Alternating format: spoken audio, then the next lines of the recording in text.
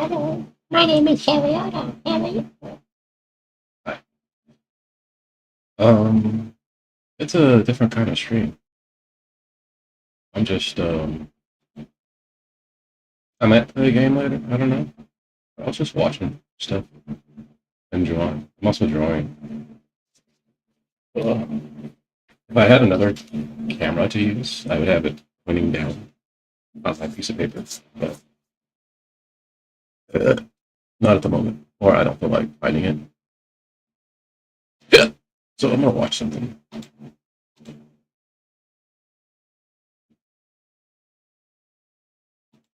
Can't you see this is an American base?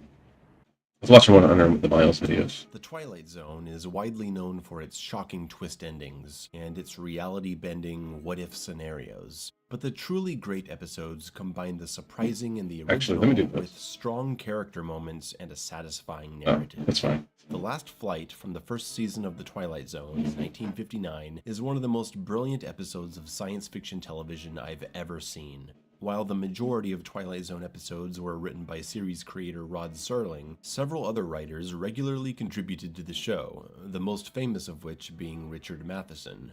He's an incredibly well-respected author whose career spans decades. He's responsible for so many classic stories. I Am Legend, What Dreams May Come, The Legend of Hell House, and A Stir of Echoes, which is a personal favorite of mine because I love the movie adaptation with Kevin Bacon. I used to watch it with my mom all the time. It was kind of our movie. Many of Matheson's That's a cool movie. I like stories it. were turned into Twilight Zone episodes, and his Season 1 story, The Last Flight, is simply a masterclass in storytelling. Unlike some episodes that were only based on Matheson's short stories, The Last Flight was actually written by Matheson for The Twilight Zone. Matheson's episodes not only tend to be more compelling stories, but they have better dialogue and even better direction and camera work sometimes.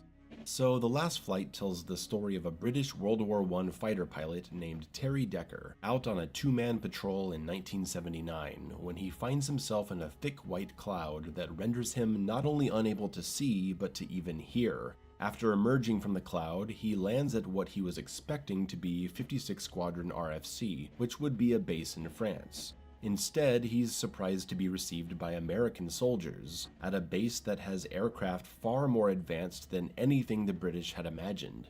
Can't you see this is an American base? But all this? We had no idea you were so advanced. A Major Wilson insists he comes with him, as Terry admires the amazing technology of this American base, and expresses what looks to be surprise at a female officer walking about. Terry steps into the office of Major General Harper and stands at attention. Such a display of formality seeming to kinda put off the general. Harper smiles, not really knowing what to think of what he sees before him. Upon asking Terry who he is, Terry responds, Second Lieutenant William Terence Decker, sir, Royal Flying Corps. You mean Royal Air Force? No, sir, Royal Flying Corps. Harper wants to know why he's here and why he's dressed in this costume. Is there an air show in town? Are they filming a movie? Terry apparently has no idea what these things even are. This leads to an awkward silence, followed by Major Wilson asking Terry for the date. He says, March the 5th, 1917. It's March the 5th, 1959, Lieutenant. Terry is trying to process this insane information, knowing that they aren't joking. He takes a seat to process it all. Has he really jumped forward in time? Terry approaches the window and looks up at the cloud he came from, recounting how he couldn't hear his engine, like he was caught in a vacuum. He remembers an old story the soldiers used to tell, that of a French fighter pilot who disappeared in a similar way.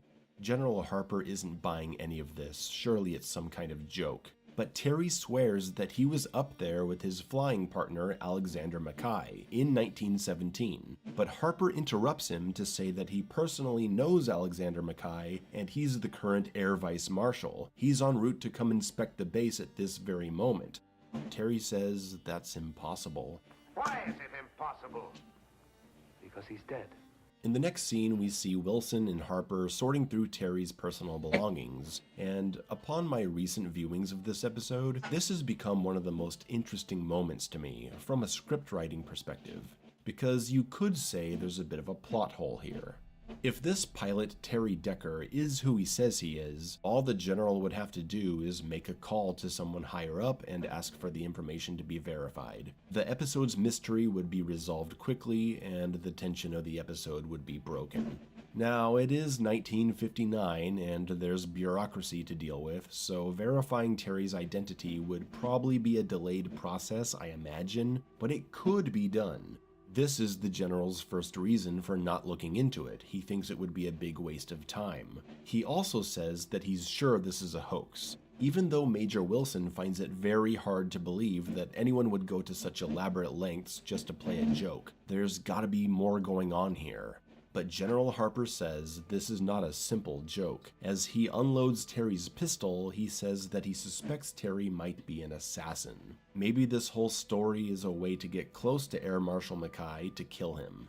Wilson dismisses the idea, saying that if he wanted to kill Mackay, he wouldn't have left his pistol in the plane, he would have carried it with him. And Terry sounded genuinely shocked when he heard Mackay was coming to the base. It just doesn't make sense.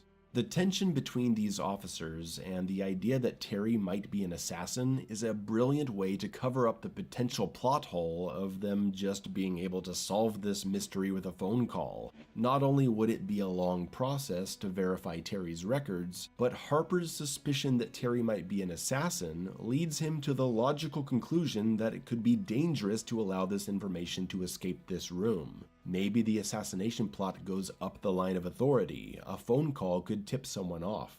It's a beautiful and subtle way of keeping logical consistency for this fantastical premise. I only really picked up on it around the third time I watched it, but it's so smart. It's these kinds of details that set Richard Matheson's stories apart from those of other writers. So Terry is being held as a prisoner, and knowing that Mackay is on the way, he protests against the idea of seeing him. But Wilson wants to get them together, and after a short bit of arguing, Terry agrees. Wilson inquires more about the white cloud, and the unbelievable idea that he could be from the past. Terry becomes agitated by all the questions and takes a seat. He starts reminiscing about Mackay, his friend and flying partner. He refers to him as Old Lead Bottom, a name given to him by the other pilots after he got wounded in the ass during a flight over German lines.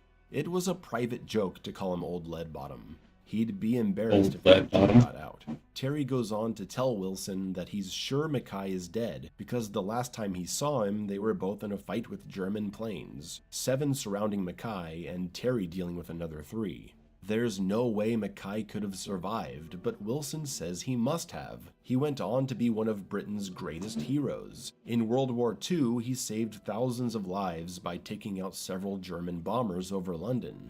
This news sets Terry off for some reason, and he tries to escape. He's stopped, and now he's gotta unburden his soul. He simply can't bear to face Mackay when he comes, because he'll know Terry for what he truly is, a coward.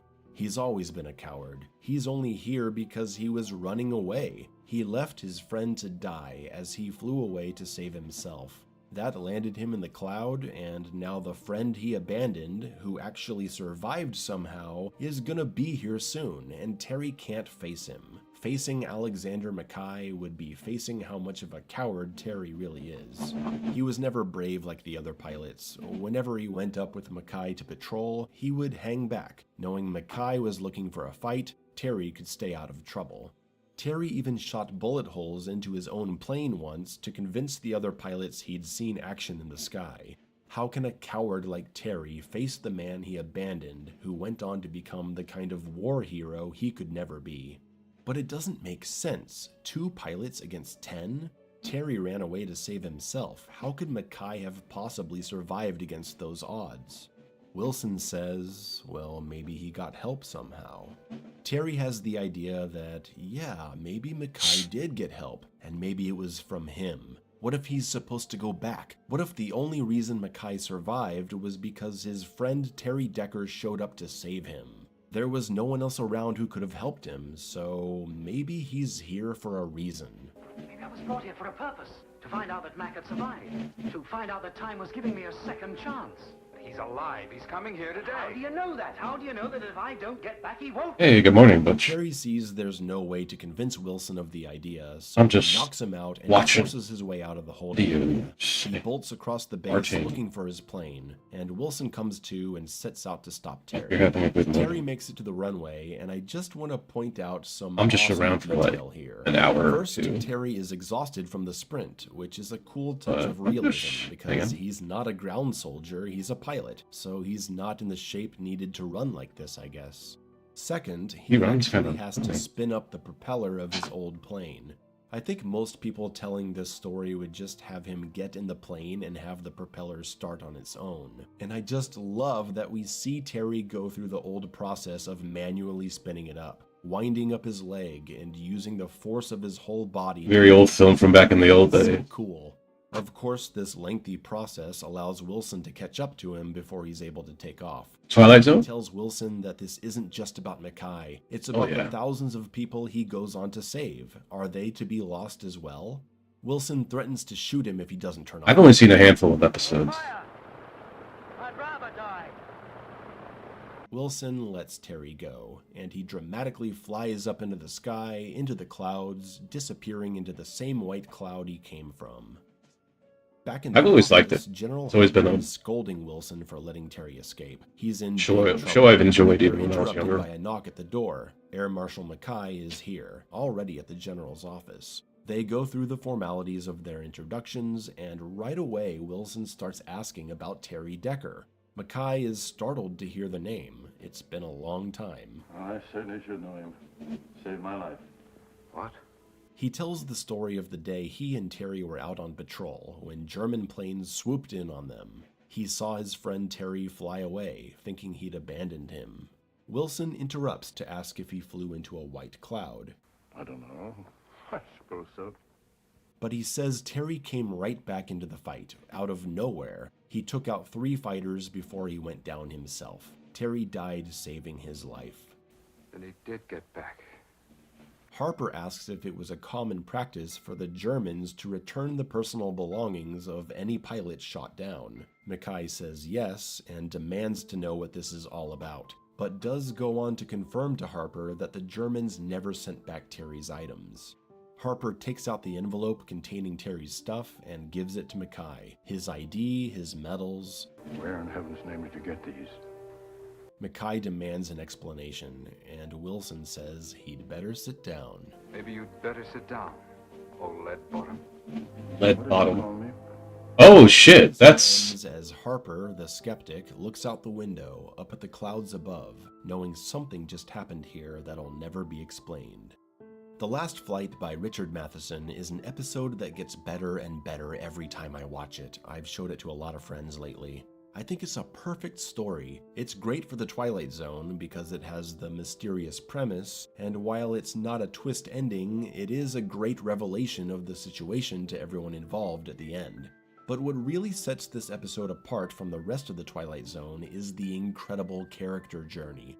The Last Flight isn't just about a crazy phenomenon, or a message about society, or a twist ending. It's about a man dealing with a lifetime of cowardice, fighting against the skepticism of the officers that hold him in captivity, and coming to the realization that he must finally be a brave man, that it is his fate to save his friend, and therefore save thousands. Fear be damned. A lifelong coward fights his way out, swinging his fists, facing a potential bullet in the brain before he takes off, saying he'd rather die than continue being a coward and go against his fate as being Yeah, I'll have to watch this one. his friend.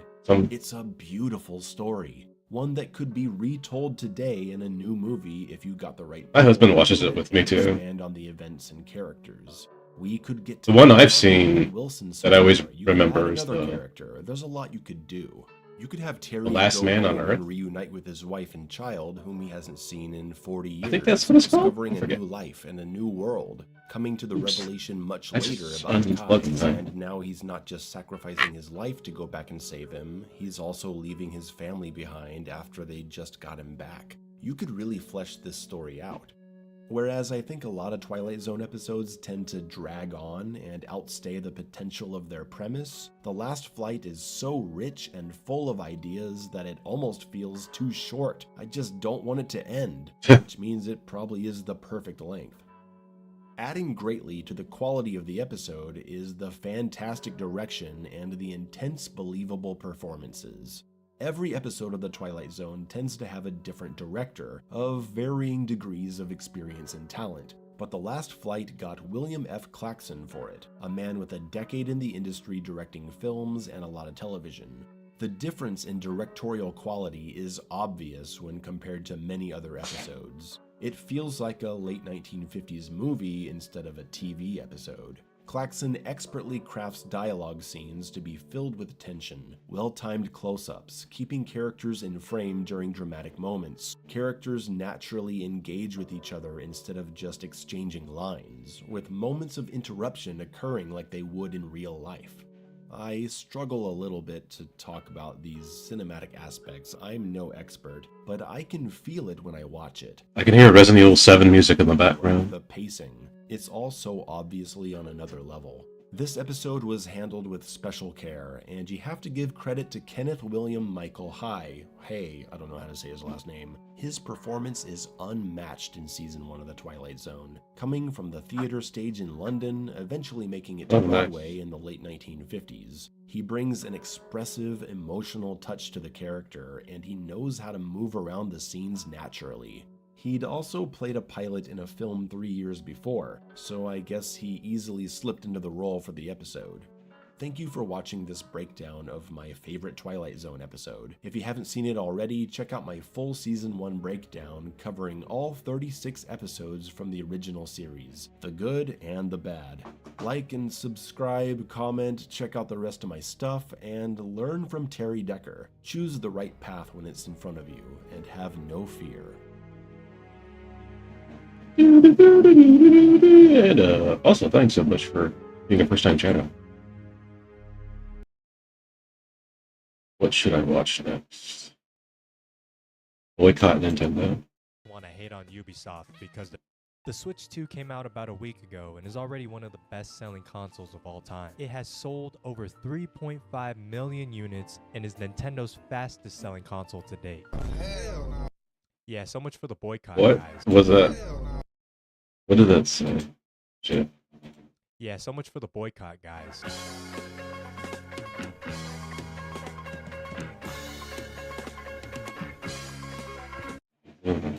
I just want to point out that majority of Nintendo's customers are grown-ass adults, so naturally I would expect these people to want more as consumers. But apparently, they'll just eat anything Nintendo feeds them. They'll ignore all of the mediocre and overpriced products as long as Nintendo gives them more Mario and Zelda. Oh my god, is that a Nintendo alarm clock? $100? Oh, I wish I could give them more money. I love Nintendo. I saw a Piranha Plant webcam that really sucked. And it was like way more Keep in mind, though, than a normal will webcam. get more intense the longer it takes for you to get up.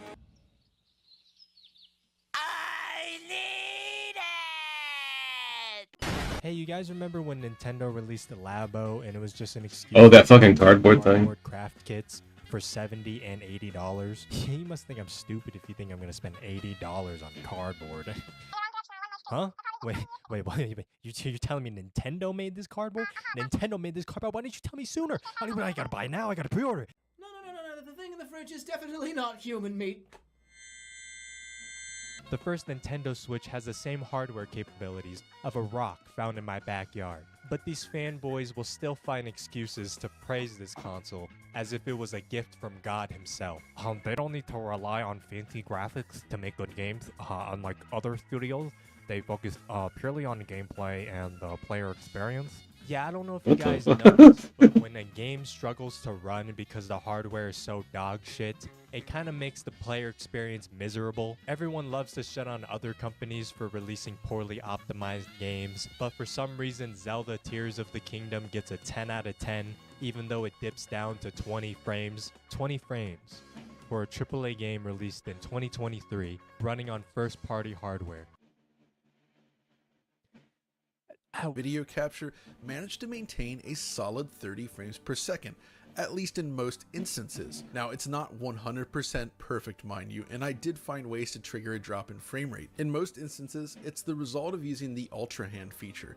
When you first toggle this in a busy area especially, the frame rate is sure to dip. I still don't have a Switch 1. Drops straight to I just kind of stopped buying Nintendo products me of more old a school while games back. in some ways. I think the GameCube was my last. I had a Wii actually. I got a Wii for really cheap, but I don't have it anymore. School games that ran like shit because they were old. Bro is saying that like it was an intentional design choice.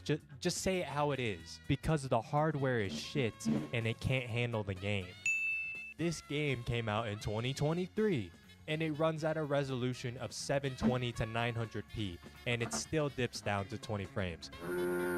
How is this acceptable? I guess a game running like shit is only acceptable if Nintendo made it. Not only that, but it's the same map as Breath of the Wild. Again, I'm just confused because other companies would be getting so much shit for pulling something like that. This may be the same map, but it in no way feels repetitive.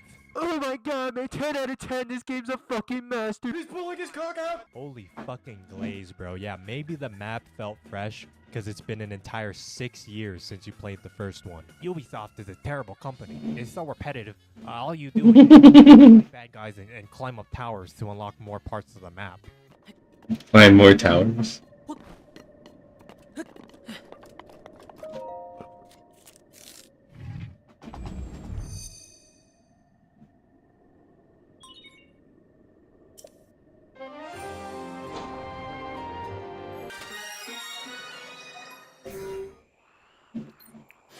The last Zelda game I played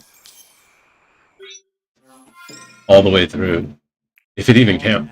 Extra ass cutscene, bro. So if it even counts, is fucking update my map. Yeah, I just love doing a bunch of different shrines with slightly different puzzles. I had a friend who was really who might still be into Nintendo, but we played Four Swords Adventure all the way through. Oh wow, that was the last Zelda game I went through, but Ocarina was probably the last one I actually went out of my way to play and beat. They can use actual technology. Here, Nintendo. My problem is like the stories aren't connected, and they're always using Link as the same character. They're not a small indie studio. Most of the time. They're a multi-billion-dollar company. And I just find it hilarious because some people genuinely view Nintendo as a friend instead of a greedy corporation trying to siphon money out of their wallets. I've seen a few posts like these where people had to scrape whatever money that they could find just to save up enough to buy a Switch 2. And listen, I'm no financial advisor, but if you're struggling to save up enough to even buy a Switch 2, you probably shouldn't be buying a Switch 2. You should probably, you know, put that in your savings somewhere. Again, not a financial advisor, but it just seems like, you know, the responsible adult thing to do. But why not just give more money to Nintendo, man? You know, just fucking at this point, just fucking give them your house or whatever. Struggling to make ends meet, to pay rent at my 1-bedroom apartment, and I'm eating canned beans and rice every day, breakfast, lunch, and dinner. But you know what? Switch 2. That's more important. I will skin a homeless and beans and rice. Sell his skin on the black market. I can eat that. So I can get a Switch 2. Yeah, man, I gotta play that new Mario Kart World, man. You know. No, I couldn't buy Nintendo constantly and eat canned beans and rice. The only fucking new game you can play on this. This is the greatest Mario Kart ever made, man. But I could eat canned beans and rice to save money. That's how good this game is. I could see that as a realistic. But instead of being canned, how about in a box and fresh? I love the open world mechanic and the free roam. I really like how you can drive from one track to the other, and the graphics are gorgeous. My personal favorite Mario Kart. Brother, the game came out one day after you posted this. Holy one day, bro. Bro is shaking his controller, doing air tricks on the meat, bro. Like, I don't even understand why you need a Switch 2 that badly right now. There's, like, literally nothing to play on this thing. I think it stems from most of these fanboys being sad in their current life. They think of the better times growing up playing on the old Nintendo consoles. An evil, cold-blooded Nintendo knows this and utilizes nostalgia to take advantage of these people. The Switch 2 has a better display than the OLED Switch 1. When this I love that meme of Luigi. Hadn't even been released yet. Like, bitch, how are you claiming these things when the fucking console isn't even in your hands yet? Which brings me to my next point. Cold-blooded Nintendo. The Switch 2 should have had an OLED display. There's a lot of cope going around saying the Switch 2 display looks better than the OLED Switch 1. Like, sure, in certain scenes, it might look better, but overall the contrast is going to be better on an OLED. Oh, but the Switch 2 has HDR. Yeah, the Switch 2 has HDR. But have you ever thought of OLED plus HDR? Has that ever crossed your stupid fucking head? This thing should have just came with all of the bells and whistles. But no, Nintendo's gonna release an updated OLED version a couple years later so they can swindle more money out of these people. Oh, but an LCD panel keeps the cost down. Bro, Nintendo is greedy. They don't care about keeping costs down. They're literally charging you to upgrade your Switch 1 games to Switch 2. I have to pay another $10 just to play the upgraded version of a game I already paid $70 for. Upgrade now for improved frame rates and resolution, faster loading times. Okay, hold on.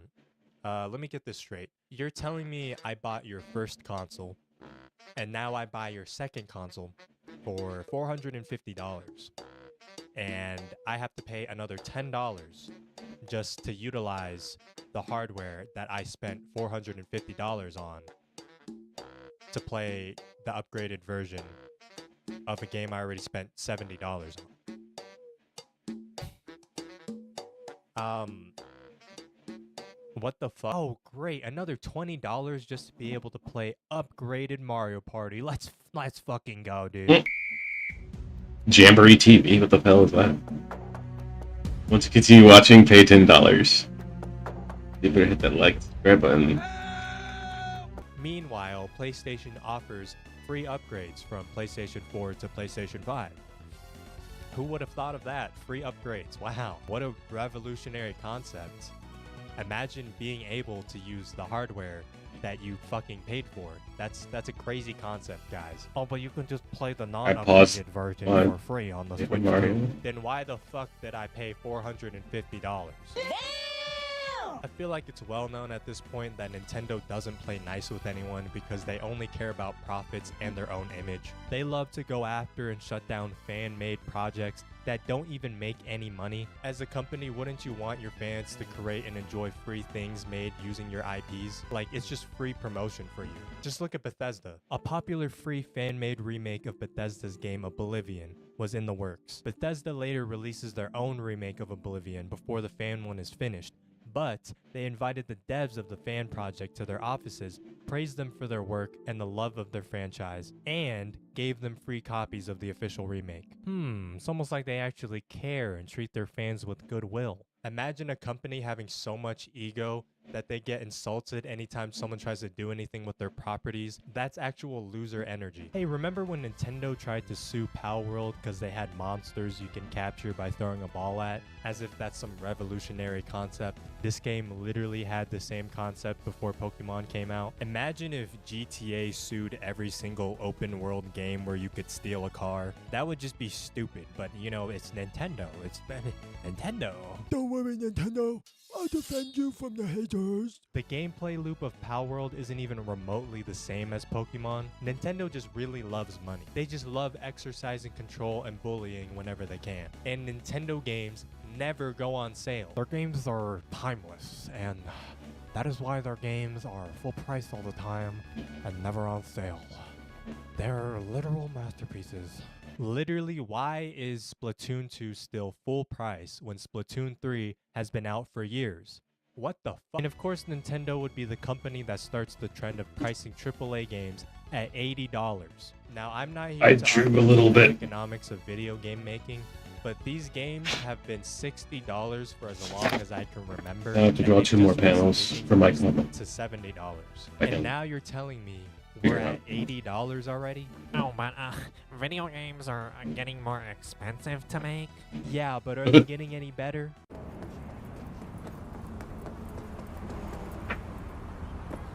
Hey, look. Comment called Furries Hate Me. And what about DLC? Microtransactions? What about the monthly subscription service you need to play online? Those anti-consumer practices are still commonplace, and they have the nerve to increase the base price of the games. And speaking of online subscription services, Nintendo Switch Online is horrible. Playing Smash Online is the equivalent of watching a slideshow presentation, and you gotta buy a separate Ethernet adapter add-on just to get any decent connection because Nintendo couldn't be bothered to include that in the base system of the Switch 1, unlike their competitors. Wow, We can finally talk online using a Nintendo system. What? Xbox has had this feature for over 20 years. But finally, thank you, Nintendo. Thank you. You Fucking Gohan from GT. You finally added a fucking feature that has been on every single modern day system. Thank you. I actually appreciate that they showed the video lag in the screen sharing during game chat versus showing pre-rendered video, making it look smoother than it actually is. A level of transparency that most companies don't adhere to. What the fuck does it matter though? Like what? What does that matter though? They're showing you it looks like shit, so that means you're gonna eat the shit? What? I also love how this welcome tour game, which is essentially an interactive manual on how to use your Switch 2, is not even packaged with the Switch 2. They charge you a separate $10. What? Of course, You need to pay money for a fucking tutorial? To create their own application specifically to listen to Nintendo music because they don't want to share and put it on fucking major streaming platforms like every other goddamn company because they want all the control. Control. Nintendo is lazy. I'm not saying they have to reinvent the wheel or anything, but for how much praise Nintendo gets, you would think that they would be doing some crazy shit in the gaming industry, but they're not. They're just doing the bare minimum. Let's take a look at the Mario Party franchise. The first Mario Party to come out for the Switch was god-awful. The game lacked aspects of competitiveness and RNG mayhem that made the older titles fun. Random changes that people didn't like were added, like not being able to roll a 10 with normal dice, and special character dice, which discourages you from playing the actual character you want because certain characters have better dice than others. Why? They also forced you to use motion controls because a lot of the mini games depended on it, and of course in classic Nintendo fashion, there's no option to turn it off. I'm so glad that I bought the Nintendo Switch Pro controller for $70 just to not be able to use it with this fucking game that Nintendo literally made. You God. Not only that, but there were only 4 boards. 4 boards. $60 for a new Mario Party game on the most popular Nintendo console to date, and they only had 4 boards for it. Not to mention they look lifeless and have terrible layouts. At least they had 80 minigames though. But oh my goodness, they ended up releasing another one, which did away with all the shitty features people disliked, and this time it had 5 boards. Wow. And 100 mini games. Except they're all remakes from the previous Mario Party entries. That'll be another $60, please. But oh my, what's that? Is that another Mario Party game? This time with all of the stuff people originally wanted in the first place? The first actual good Mario Party game for the Switch? 3 games and $180 later. They finally got it down, guys. Great job. Thank you, Nintendo. Except this version has the least amount of minigames compared to the last 2 entries, with only 78 in the main game mode, with only 63 total if you decide to turn off motion controls, because Nintendo can never do anything right. Okay, maybe I was being a little too harsh here. You know, Nintendo is still a small indie company, and you know, they're still trying to figure out the small indie company Mario Party games. I mean, this series has only been around for like 20-something years, so they haven't had quite enough time to perfect the formula yet, you know. Let's just let them keep cooking. Like, how do people shit on all the yearly released sports games, but every Pokemon game entry has people losing their minds? Only recently have people actually started growing a brain to start criticizing their laziness. And I know Nintendo doesn't directly own or develop Pokemon games, but they publish them. And the fact that they allow the developers Game Freak to create such mediocre Pokemon games tells me how lazy Nintendo is as well. They could easily intervene or delay the product, but see no need to because they know Pokemon will just print them infinite money. It's literally the highest grossing franchise of all time worldwide. Why make any actual improvements when you have no competition and you can just get away with releasing slop? The Pokemon franchise has been suffering from a lack of innovation for so long that adding an open world became something people were excited for. Yep. Yeah, you know, that feature that's been popular in modern gaming for like 20 years. They're just finally now getting to it. Except the open world looks like this.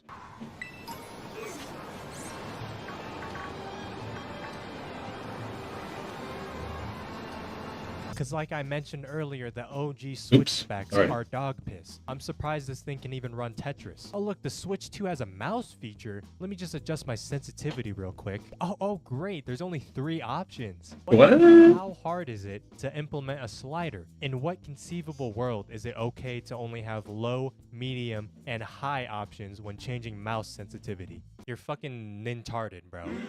Classic Nintardo. Fucking stupid. And we still don't have any background themes for the Switch. It's gotten to the point where people make their own mock-up versions because they're so desperate. Honestly, I don't understand why Nintendo hasn't done this yet, other than the fact that they're lazy, because really it's just free money. You know, people are more than willing to pay for background themes on their Switch. Are you telling me to make money from setting background for Switch? Yes, please. I want to buy Switch backgrounds, please. I love money. But with all that being said, I will be buying a Switch 2 because I fucking love Nintendo. I'm so excited to see Mario's nipples in 4K. Damn, Mario. You got them pepperonis on you. You're a plumber, right? I got some pipes on you. Oh my god, what the fuck?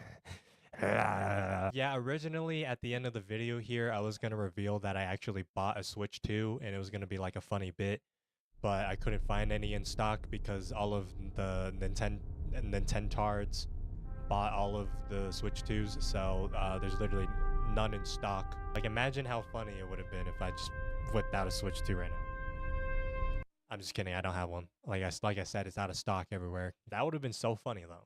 That would have been hilarious. Again, I don't have one.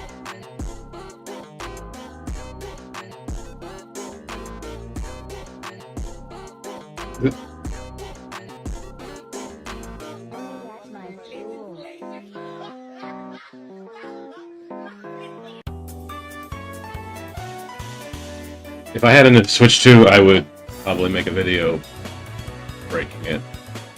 Just to get people angry. I would totally do that. I hate Nintendo sometimes. Not totally, but I do hate what they do. I do want to go to Super Nintendo World, or whatever it's called. Because it's like, I'm near, or I am in Orlando. So, I kind of want to go check it out. What the hell?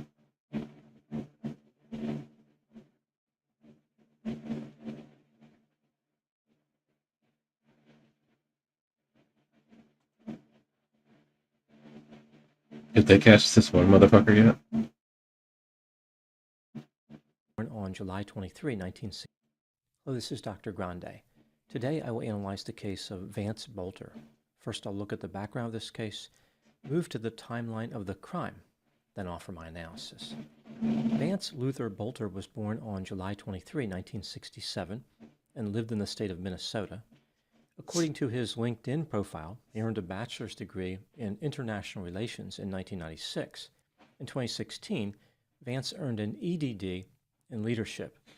An EDD is a Doctor of Education. It is a professional doctorate typically designed for those aiming to work in K-12 settings or at teaching-oriented colleges and universities. Outside of these settings, the degree tends to have limited applicability and is not particularly flexible in terms of broader career options. One could argue this was reflected in Vance's career trajectory. The same year he graduated with his doctorate, Vance started working as a general manager at a 7-Eleven convenience store. Yeah. Vance engaged in volunteer activities, which may have made better use of his degree. For example, in 2016, he was appointed by former Governor Mark Dayton to serve on the Governor's Workforce Development Council, and in 2019, Vance was appointed by Governor Tim Walz to the Governor's Workforce Development Board. In 2021, Vance became the CEO of a company called Red Lion Group. Supposedly, this was based in the Democratic Republic of Congo. What? It's not clear if this was a real company or not. On his LinkedIn page, Vance indicated that he was hoping to get back in the food industry. There's so much maybe weird shit that goes on with people. As a CEO. From August 2023 to February 2025, Right. he worked for a funeral services company. As of June 2025, Vance Bolter worked for a company called Praetorian Guard Security Services.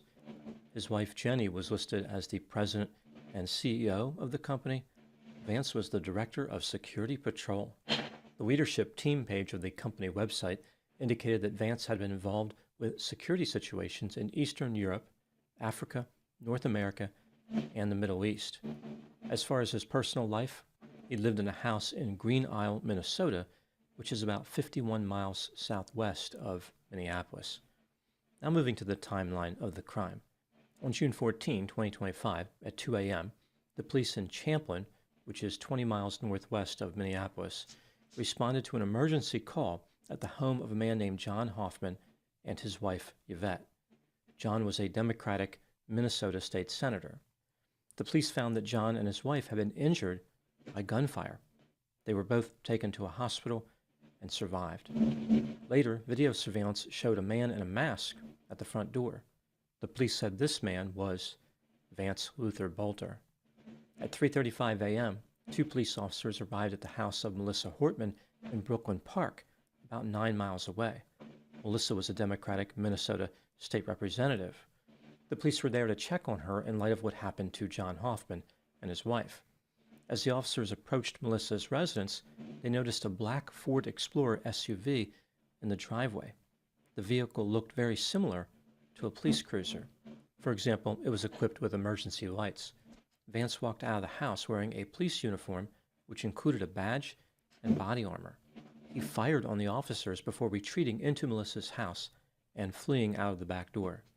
The police returned fire, but Vance was able to escape. Officers discovered that both Melissa and her husband Mark had been struck by gunfire. Neither one of them survived. A massive manhunt for Vance Bolter was initiated. Here is what the police found during the course of their investigation. At 6:30 a.m., Vance arrived at a house at 4830 Fremont Avenue North, where he occasionally stayed in order to be closer to work. He had a second police-style vehicle parked behind this house. The window was broken. This makes it seem like Vance broke into the vehicle to retrieve something he wanted, perhaps something to aid in his escape. His roommates texted him and received a text back. Vance said, quote, "I made some choices, and you guys don't know anything about this, but I'm going to be gone for a while, maybe dead shortly, so I just wanted to let you know I love you guys both, and I wish it hadn't gone this way," unquote. Inside the vehicle that Vance left in the driveway at the home of Melissa Hortman, the police found a manifesto containing almost 70 names of people Vance wanted to murder. The list included John Hoffman, Melissa Hortman, Governor Tim Walz, and Lieutenant Governor Peggy Flanagan. Many of his targets were individuals who supported abortion rights. Also in the vehicle, the police found flyers containing the words, "No Kings." This is an anti-Trump group which had planned a protest in the area on the same day as the shootings. As far as any connection that Vance may have had to John Hoffman and Melissa Hortman, they both served on the workforce development boards with Vance.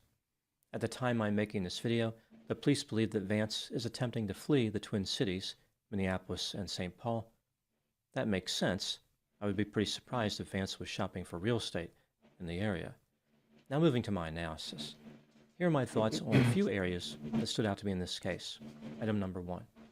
The security company where Vance worked as the Director of Security Patrol offered 3 services: residential security patrols, uniformed armed security, and event security services. On the website, there were images of a man in police-style gear and an SUV that looked like a police cruiser. Evidently, having this SUV resemble a police cruiser was not an accident.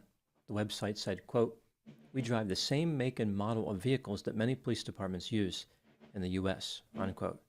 The company offered membership plans charging Yeah, that is crazy. A lot of these security companies random armed have patrols a week and vehicles that look exactly like cop visit cars, 8 times. and it's like fucking. It's not clear if Vance was It's actually trying to weird make money with this sometimes when you see business, them. or if this was just an excuse for him to purchase and outfit vehicles to simulate police cruisers.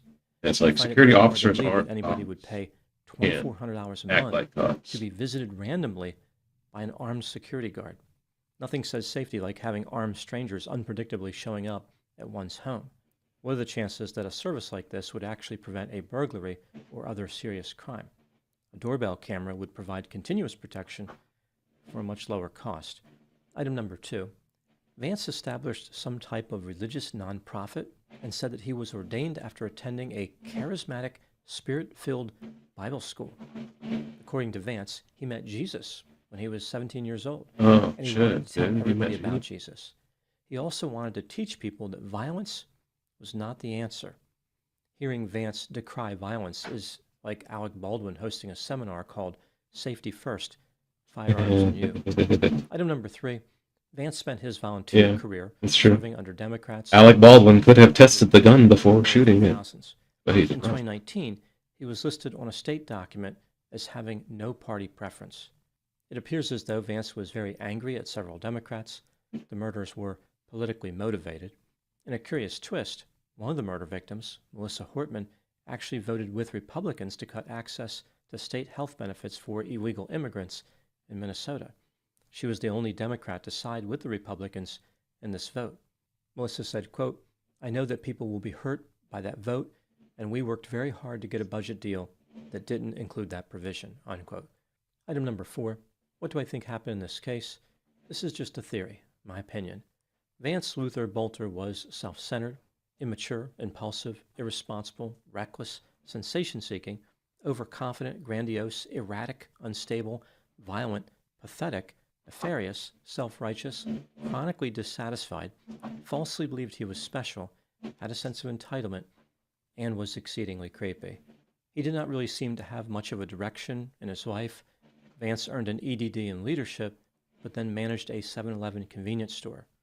The only leadership he was demonstrating was leading customers to the rotating hot dog display. At some point, Vance became frustrated over politics in the United States and was having financial problems. Feeling powerless to make the changes he wanted and becoming increasingly desperate to create a legacy consistent with his grandiose vision of himself, Vance decided to murder people who had different opinions than he did. His arrogance pushed him to make his mark on society, even if by causing death and destruction. The plan that Vance developed was to make one of his security vehicles look like a police cruiser, drive around to the homes of politicians who he hated, and shoot them to death. He was hoping to kill almost 70 people, but was interrupted by the police after wounding 2 and killing 2. Vance somehow escaped from the police, but there is really nowhere he can hide for long. He has no intention of being captured and has probably accepted that death is the likely outcome. Vance was willing to make Probably just gonna shoot himself in the head. at the outset of his Or whatever the hell. adventure. Those are my thoughts on the case. You're not gonna get away, so... Thank you so much for watching. I'll talk to you soon.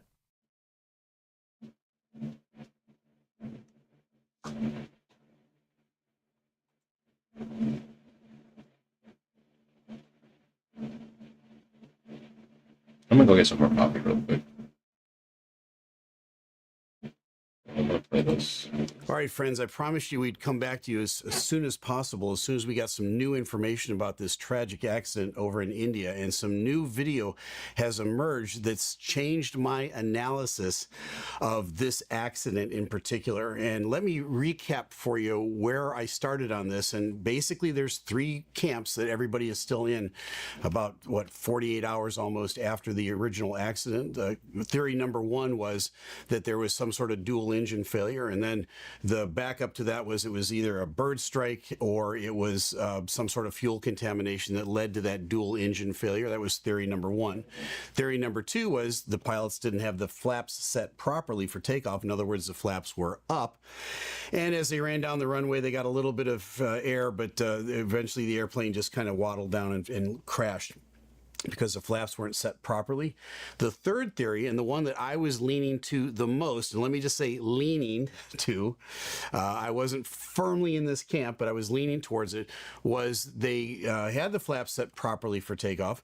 When they rotated, everything was normal. At the time that the pilot flying would ask for gear up, the other pilot mistakenly grabbed the flap handle and prematurely raised the flaps. That was, at the time, the thing that seemed most evident to me, because the landing gear stayed down for the entire duration, short as it would be, for this flight.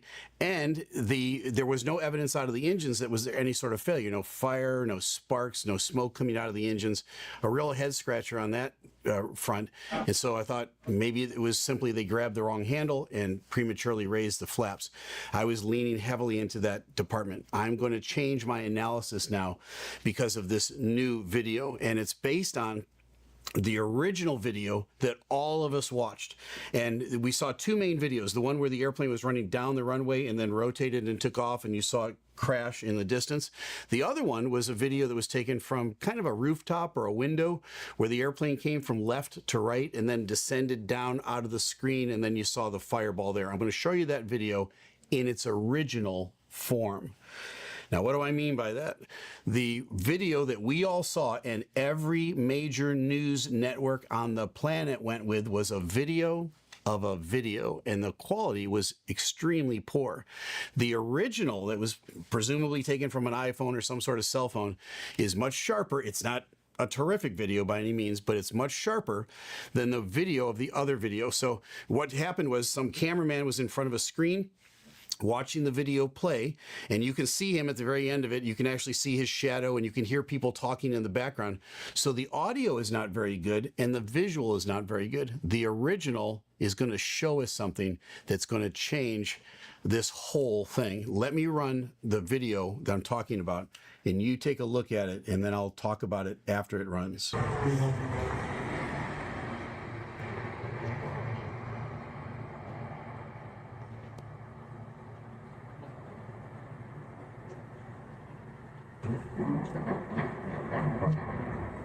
Can you hear how crisp that is? You didn't hear that. You didn't hear the actual crash on the original video. You could see it, but you didn't hear it. Why? Because there was people talking in the background. This original is much sharper. Now you're looking at it going, well, I've seen that a bunch of times. You haven't seen it this clearly a bunch of times. Now, I want to run it again, and we're going to zoom in on something, and I'm going to show you something and explain it, because this is a total game changer. I'm going to rewind a little bit. Pilot flying would ask for gear up. The other but eventually the airplane just kind of waddled down and crashed because the flaps weren't set properly.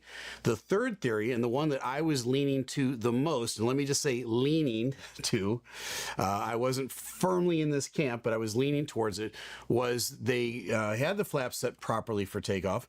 When they rotated, everything was normal. At the time that the pilot flying would ask for gear up, the other pilot mistakenly grabbed the flap handle and prematurely raised the flaps. That was, at the time, the thing that seemed most evident to me, because the landing gear stayed down for the entire duration, short as it would be, for this flight. And there was no evidence out of the engines that was there any sort of failure. No fire, no sparks, no smoke coming out of the engines. A real head scratcher on that front. And so I thought maybe it was simply they grabbed the wrong handle and prematurely raised the flaps. I was leaning heavily into that department. I'm going to change my analysis now because of this new video, and it's based on the original video that all of us watched. And we saw two main videos, the one where the airplane was running down the runway and then rotated and took off and you saw it crash in the distance. The other one was a video that was taken from kind of a rooftop or a window where the airplane came from left to right and then descended down out of the screen, and then you saw the fireball there. I'm going to show you that video in its original form. Now, what do I mean by that? The video that we all saw and every major news network on the planet went with was a video of a video, and the quality was extremely poor. The original that was presumably taken from an iPhone or some sort of cell phone is much sharper. It's not a terrific video by any means, but it's much sharper than the video of the other video. So what happened was some cameraman was in front of a screen watching the video play, and you can see him at the very end of it. You can actually see his shadow, and you can hear people talking in the background.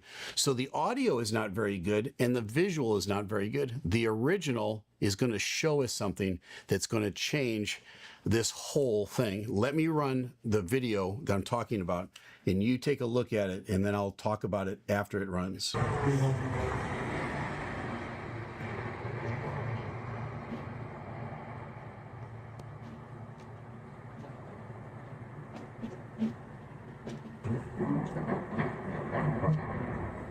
Can you hear how crisp that is? You didn't hear that. You didn't hear the actual crash on the original video. You could see it, but you didn't hear it. Why? Because there was people talking in the background. This original is much sharper. Now you're looking at it going, well, I've seen that a bunch of times. You haven't seen it this clearly a bunch of times. Now, I want to run it again, and we're going to zoom in on something, and I'm going to show you something and explain it, because this is a total game changer.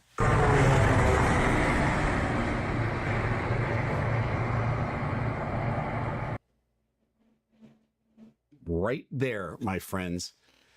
Take a look. We've circled it for you. Now, a lot of people have been talking about the theory that the Rat had deployed. What's a Rat? It's a ram air turbine.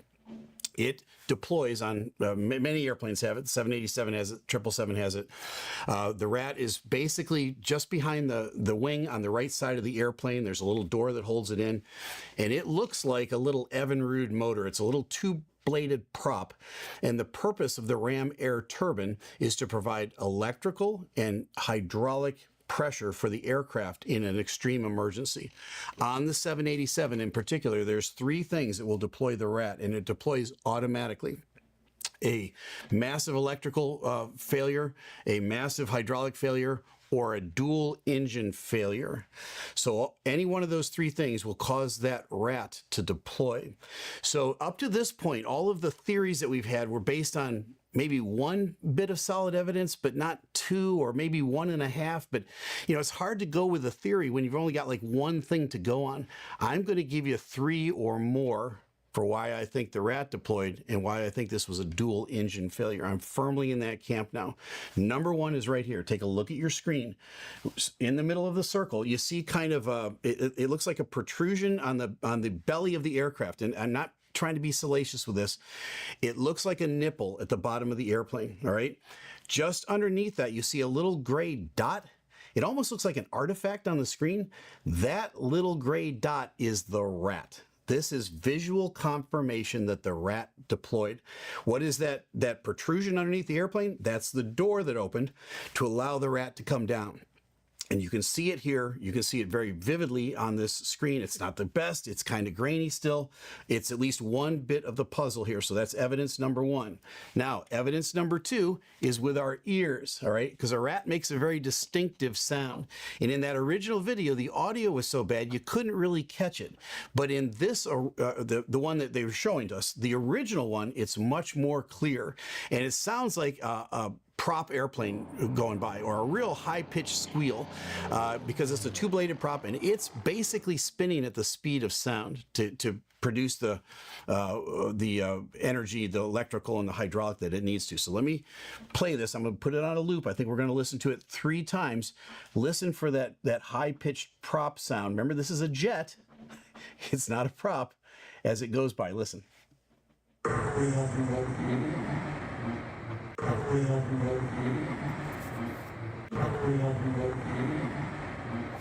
Okay, it sounded like it, if you weren't looking at it, it sounded like a single engine prop airplane just flew by.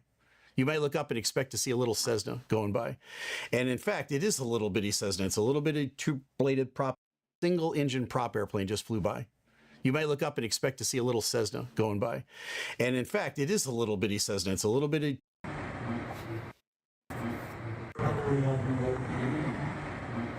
Okay, it sounded like it, if you weren't looking at it, it sounded like a single engine prop airplane just flew by. You might look up and expect to see a little Cessna going by. And in fact, it is a little bitty Cessna. It's a little bitty two-bladed prop that's spinning as fast as it possibly can. Now, the Rat was originally designed, and it's on all these airplanes, as the last resort, the absolute last resort. It's assuming that there's going to be basically a dual engine failure at altitude. Let's say you're at 30,000 feet, both engines flame out for some reason. You start descending down, you're looking for a suitable field, you're out of hydraulics and you're out of electric because both of your engines have stopped running. Maybe the auxiliary power unit isn't running, but it's not going to get you any thrust either.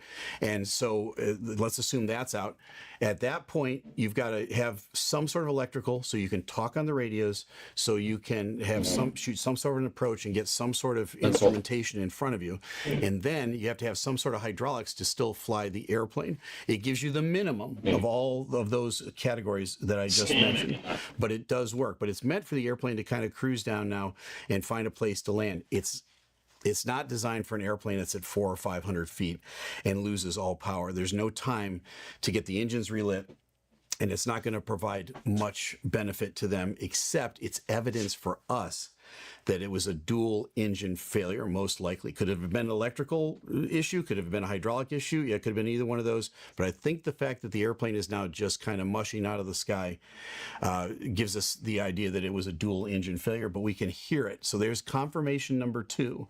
We've got the visual that we can see the rat deployed. We can hear it with our ears. And let me just give you one more confirmation on that, because there was a Japan Air 787 that landed in an emergency with the rat deployed. So you can hear one, because you can see this clearly. So let me run that for you and listen to it.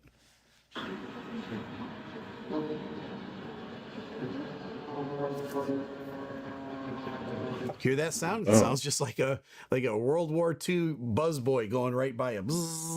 It sounds like a little Cessna. And so we can see clearly on that airplane the rat is deployed. This one, the Air India, not so much, but it's grainy and it's in a distance.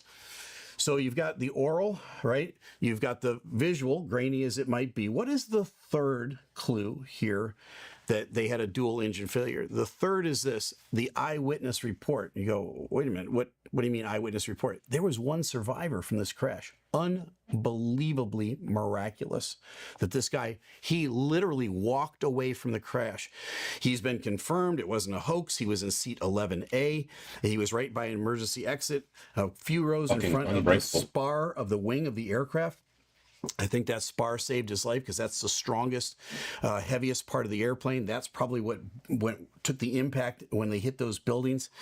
He was in his seat. He didn't go unconscious. He gets out of, he opens up the door and he jumps out of the airplane, right? And he's literally walking to the hospital after that. They've talked to him, and he said just prior to the crash, he heard a loud bang and the lights flickered on the inside of the airplane. Now that bit of evidence itself, it's not all that compelling, because you go, the guy's been through a really traumatic thing. Where it usually is, like in the cabinet behind the water fountain. It could have been he hit something. It's the Amazon one. The airplane did. That's the most unreliable, an eyewitness. But we need to combine that now with the visual on the rat being deployed, the oral that we heard the rat and when it went by briefly as it was, and now we've got a guy saying he heard a loud bang and the lights flickered. What would cause that? The deployment of the rat. And then it's going to take over electrical and hydraulic. And as it does that, the lights in the airplane would flicker. So there's the third bit of evidence. What's 3.5 or the fourth? I've heard, but I haven't heard the ATC audio yet, but I've heard reports that the captain got out a Mayday call, and when he did his Mayday call, he said they were losing thrust or something to that effect.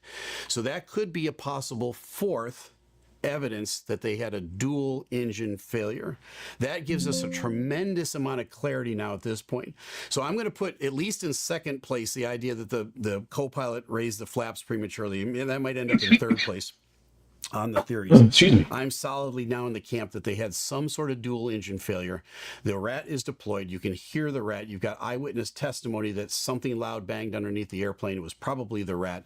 With all of those things being said, I think it's pretty clear. It gives us a lot of clarity. Let me put it that way. It gives us a lot of clarity. And at the same time, it sends us completely back to square one. Why is that? Because we have no idea why both engines on a 787 would flame out right after rotate. No clue whatsoever. There is a thing called Aviation Herald. They came out with a report now over in India.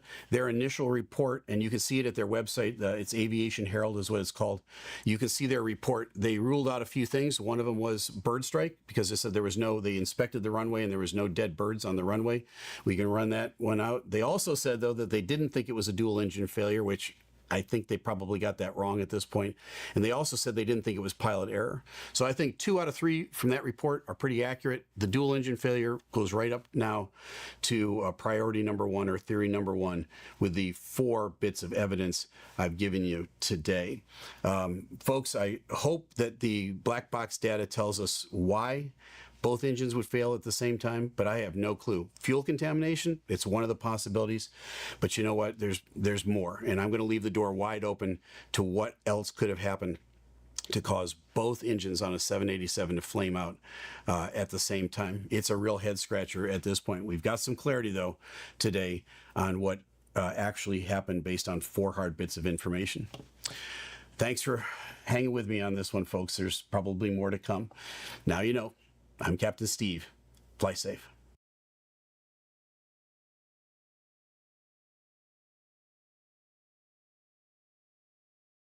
NBC News learning of a very close call for 2 passenger jets, a United plane and a SkyWest plane, taking off on parallel runways in San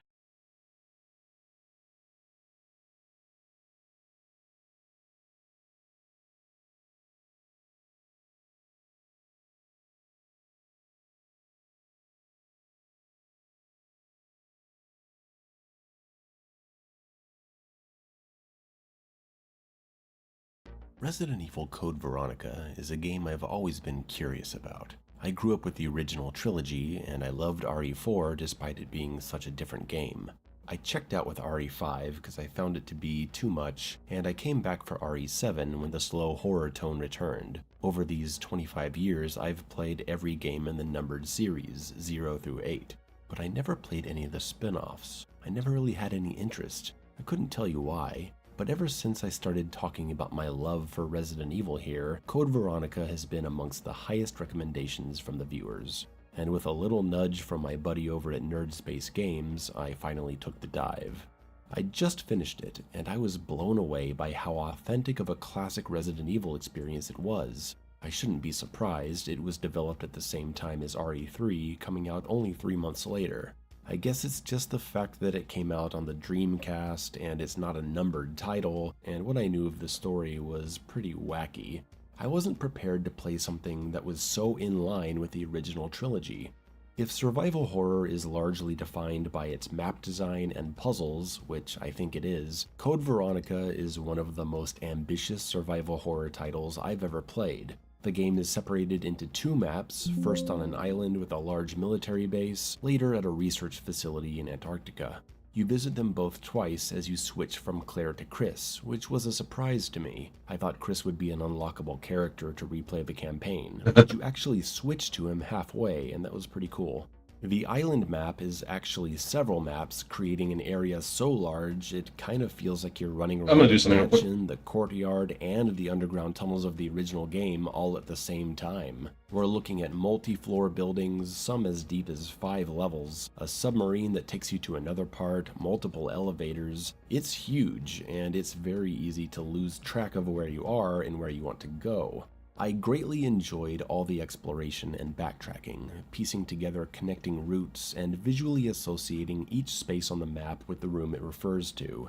But I also feel like if the maps are going to be this big and have so many puzzle locations that you have to revisit, some multiple times, the game really would have benefited from a Silent Hill style map that makes note of important locations. Silent Hill maps are complex enough to need those notes, telling you this is where the clock was, this is where the puzzle box was. It would have saved on a lot of unnecessary feelings of where the hell was that thing I saw 2 hours ago? Or if not points of interest, they could have given each room a name.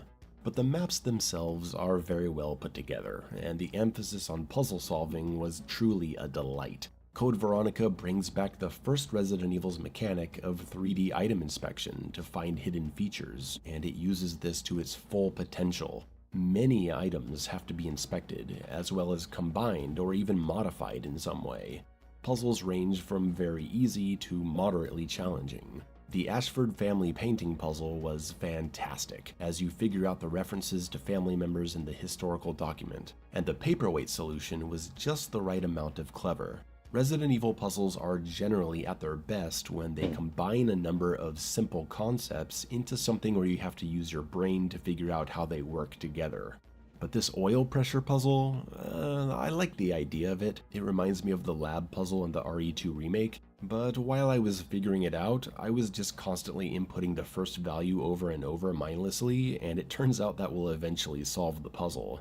So, looks like we've discovered the ancestor of Village's infamous piano puzzle. Thank God this isn't representative, as the rest of the game is filled with so many quality puzzles appropriate to a Resident Evil game. I have to admit, though, that these locations just don't really stick with me. Compared to the iconic Spencer Mansion, the RPD, the streets of Raccoon City and the Clock Tower, the Guardhouse, the RE2 Underground Labs, Code Veronica's military base, while being well designed in terms of gameplay, is far less compelling. I'm not ruling out the power of nostalgia, but it's just so normal. It doesn't have many standout musical themes for the rooms, and artistically I find it to be fairly bland.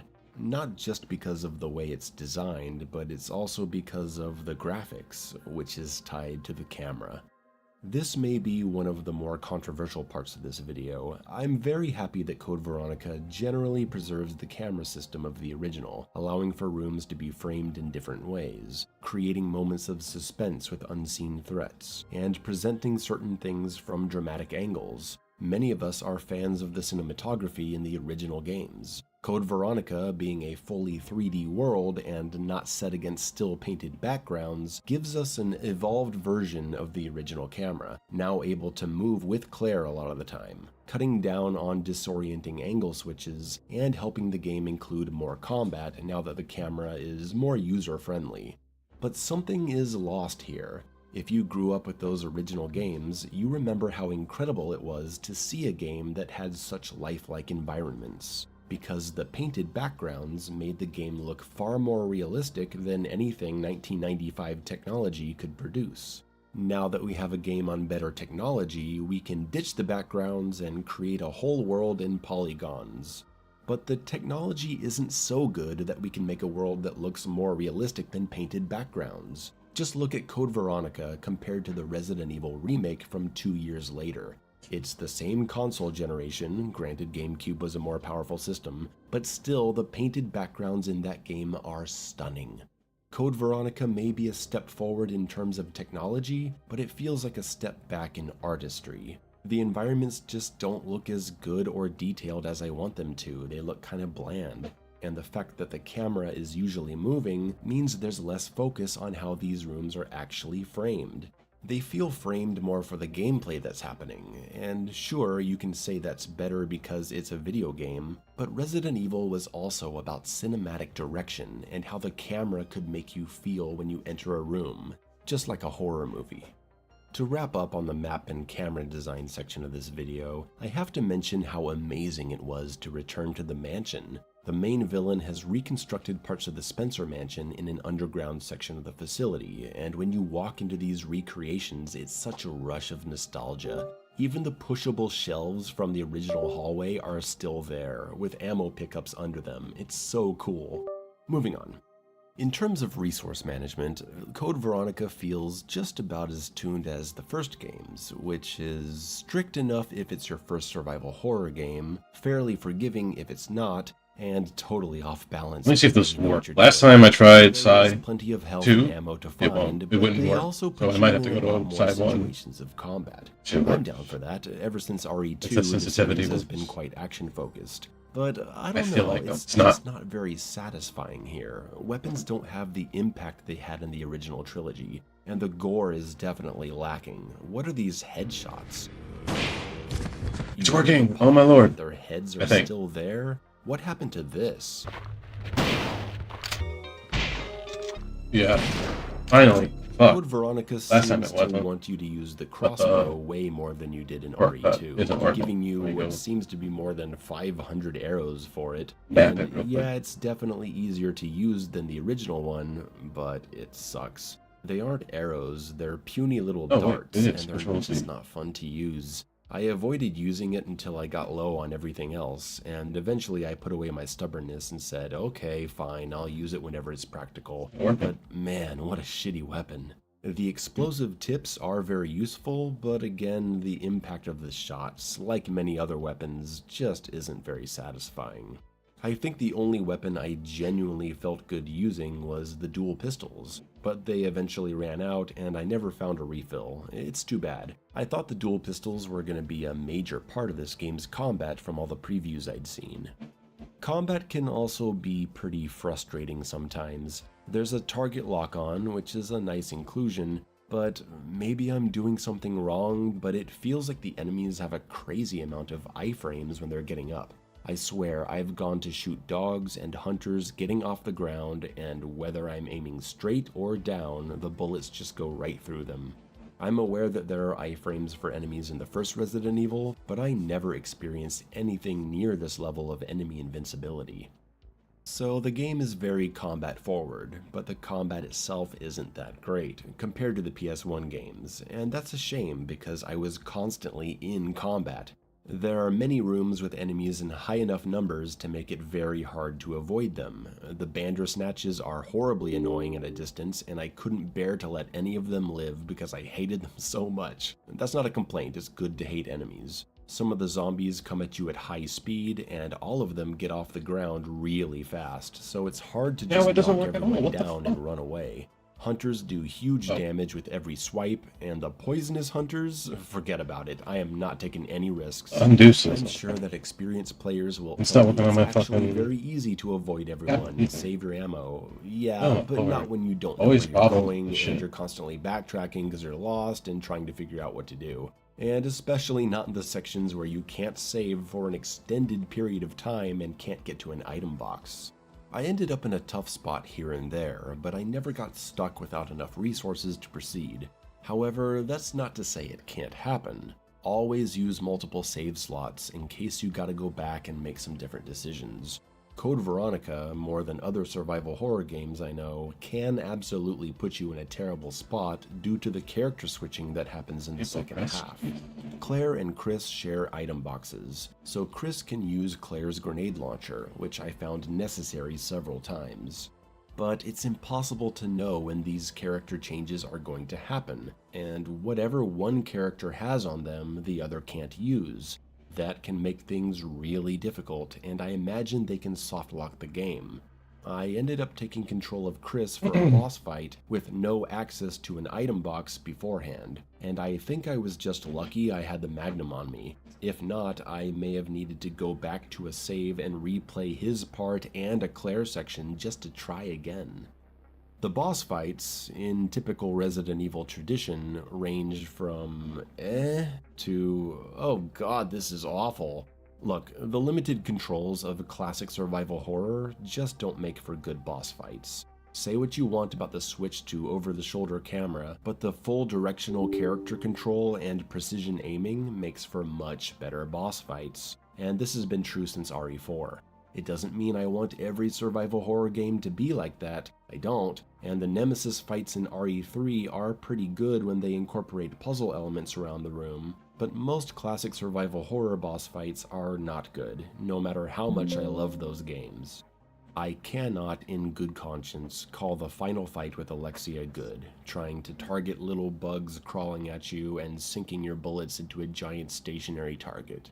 I cannot call the Albinoid boss fight in the pool anything other than what it is, the single shittiest moment in Resident Evil history. Shit, yeah. I read that even though he electrocutes you if you step in the water, which kept me from going in, you can actually make it to the center and grab the item and get out. Well, good to know. Too bad I already took 5 years off my life trying to kill it. Fighting the tyrant on the plane is just plain annoying. Giant hitbox on his swipe, what a pain in the ass. I have read that some people actually like the Nosferatu fight, and I just can't see why. Terrible analog stick aiming on a sniper rifle in the fog while avoiding a poison wall, huge melee swipes that can knock you off the building for an insta-kill. Nope, no thank you. I love the monster itself, the way it looks, how you find it frozen in the ice later on, and the lead up to him. Reading about Nosferatu and seeing him locked up legitimately got me excited to meet him. And that's where I'm going to transition into the storytelling of Code Veronica.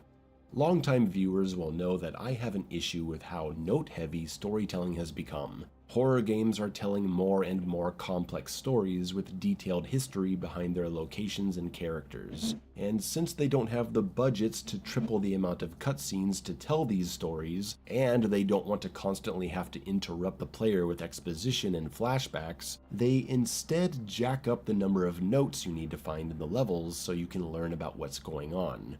In recent years, it's gotten out of control. We are far from the days of classic survival horror titles that had occasional notes scattered about. Now when you play a game like Tormented Souls or Signalis, it's like you're assembling a damn novel. Code Veronica, thankfully, hits the sweet spot.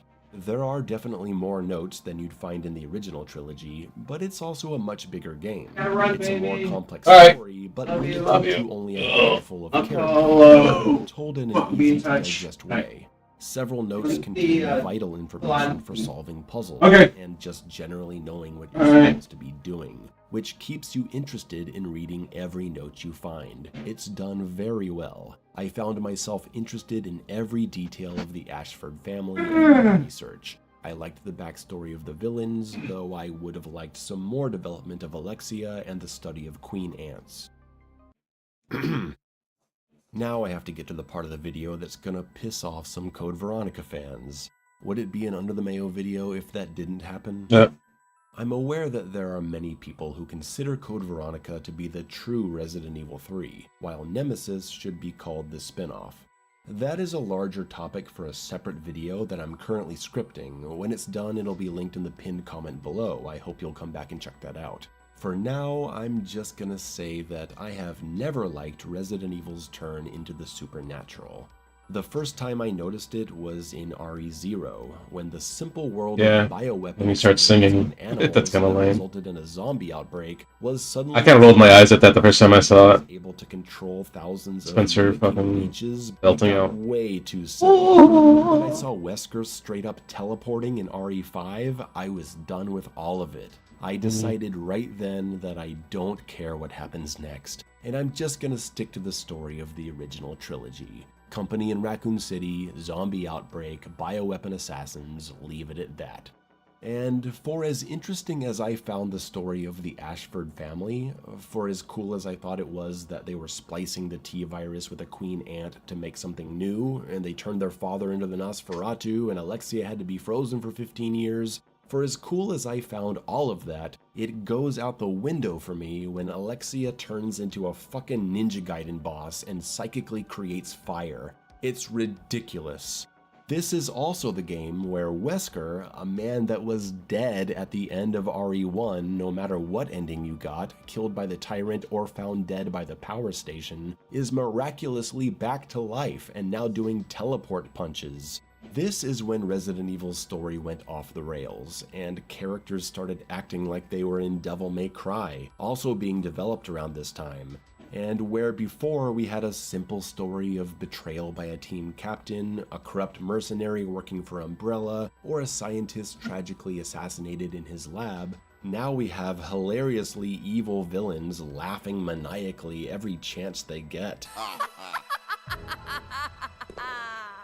I so want to. If you're gonna go over the top, go all out. Go totally nuts like RE4. At least RE4 doesn't try to be a classic Resident Evil game. If you're gonna change the tone, make the rest of the game complement it. That's why I respect RE4. I don't think Code Veronica benefits from any of this, and it certainly doesn't benefit from Steve, who is the most obnoxious character in the entire series. Whoa, Steve. Don't try to kiss Claire while she's unconscious. Shut up! I don't want to talk about it! So yeah, I do actually like the main story being told in Code Veronica, but I think the supernatural aspect was a huge mistake, and I find the inclusion of Wesker to not only be completely unnecessary, but also the point where the series jumped the shark.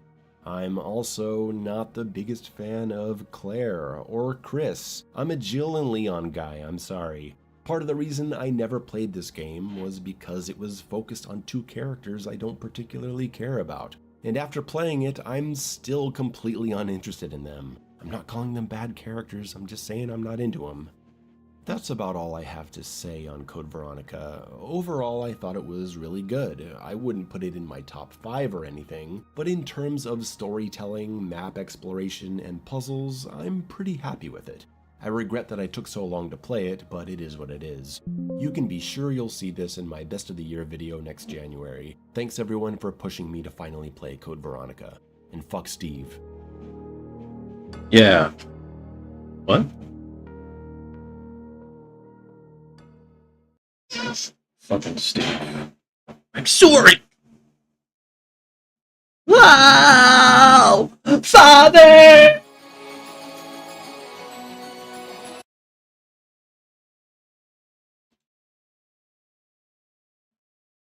I'm sorry.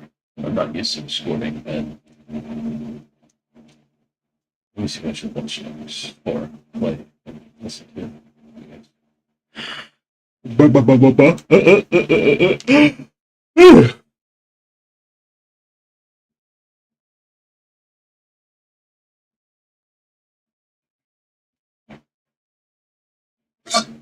Excuse me. Did you ever notice how the Resident Evil 2 remake from 2019 is full of yellow paint telling the player what to do? It's everywhere, yet people didn't complain about it. Today, if a game uses yellow paint, they're crucified for it. Final Fantasy VII has yellow paint, oh my god. Stalker 2 has yellow paint, oh my god. So if people are freaking out about it now, but no one cared 5 years ago, Games are woke. what changed? First, we're just way more aware of it now. Developers were starting to use yellow paint as a guiding color without us consciously noticing what they were doing. I never noticed it happening in RE2 Remake, despite the game being plastered with it. It's on the ladders, it's on the boards, it's on the locker you have to move in the beginning, it's on the C4 placement upstairs, it's on the parking lot access terminal, it's highlighting the basement power panel, it's holding up the key on the whiteboard, it's covering the stepping box and leading a trail through the window, it's covering the west side door control, it's on the chains you have to break with the pliers, it's on the water valve to put out the fire. Going back to RE2 Remake now, the yellow paint is painfully obvious. But in 2019 we weren't on the lookout for it yet.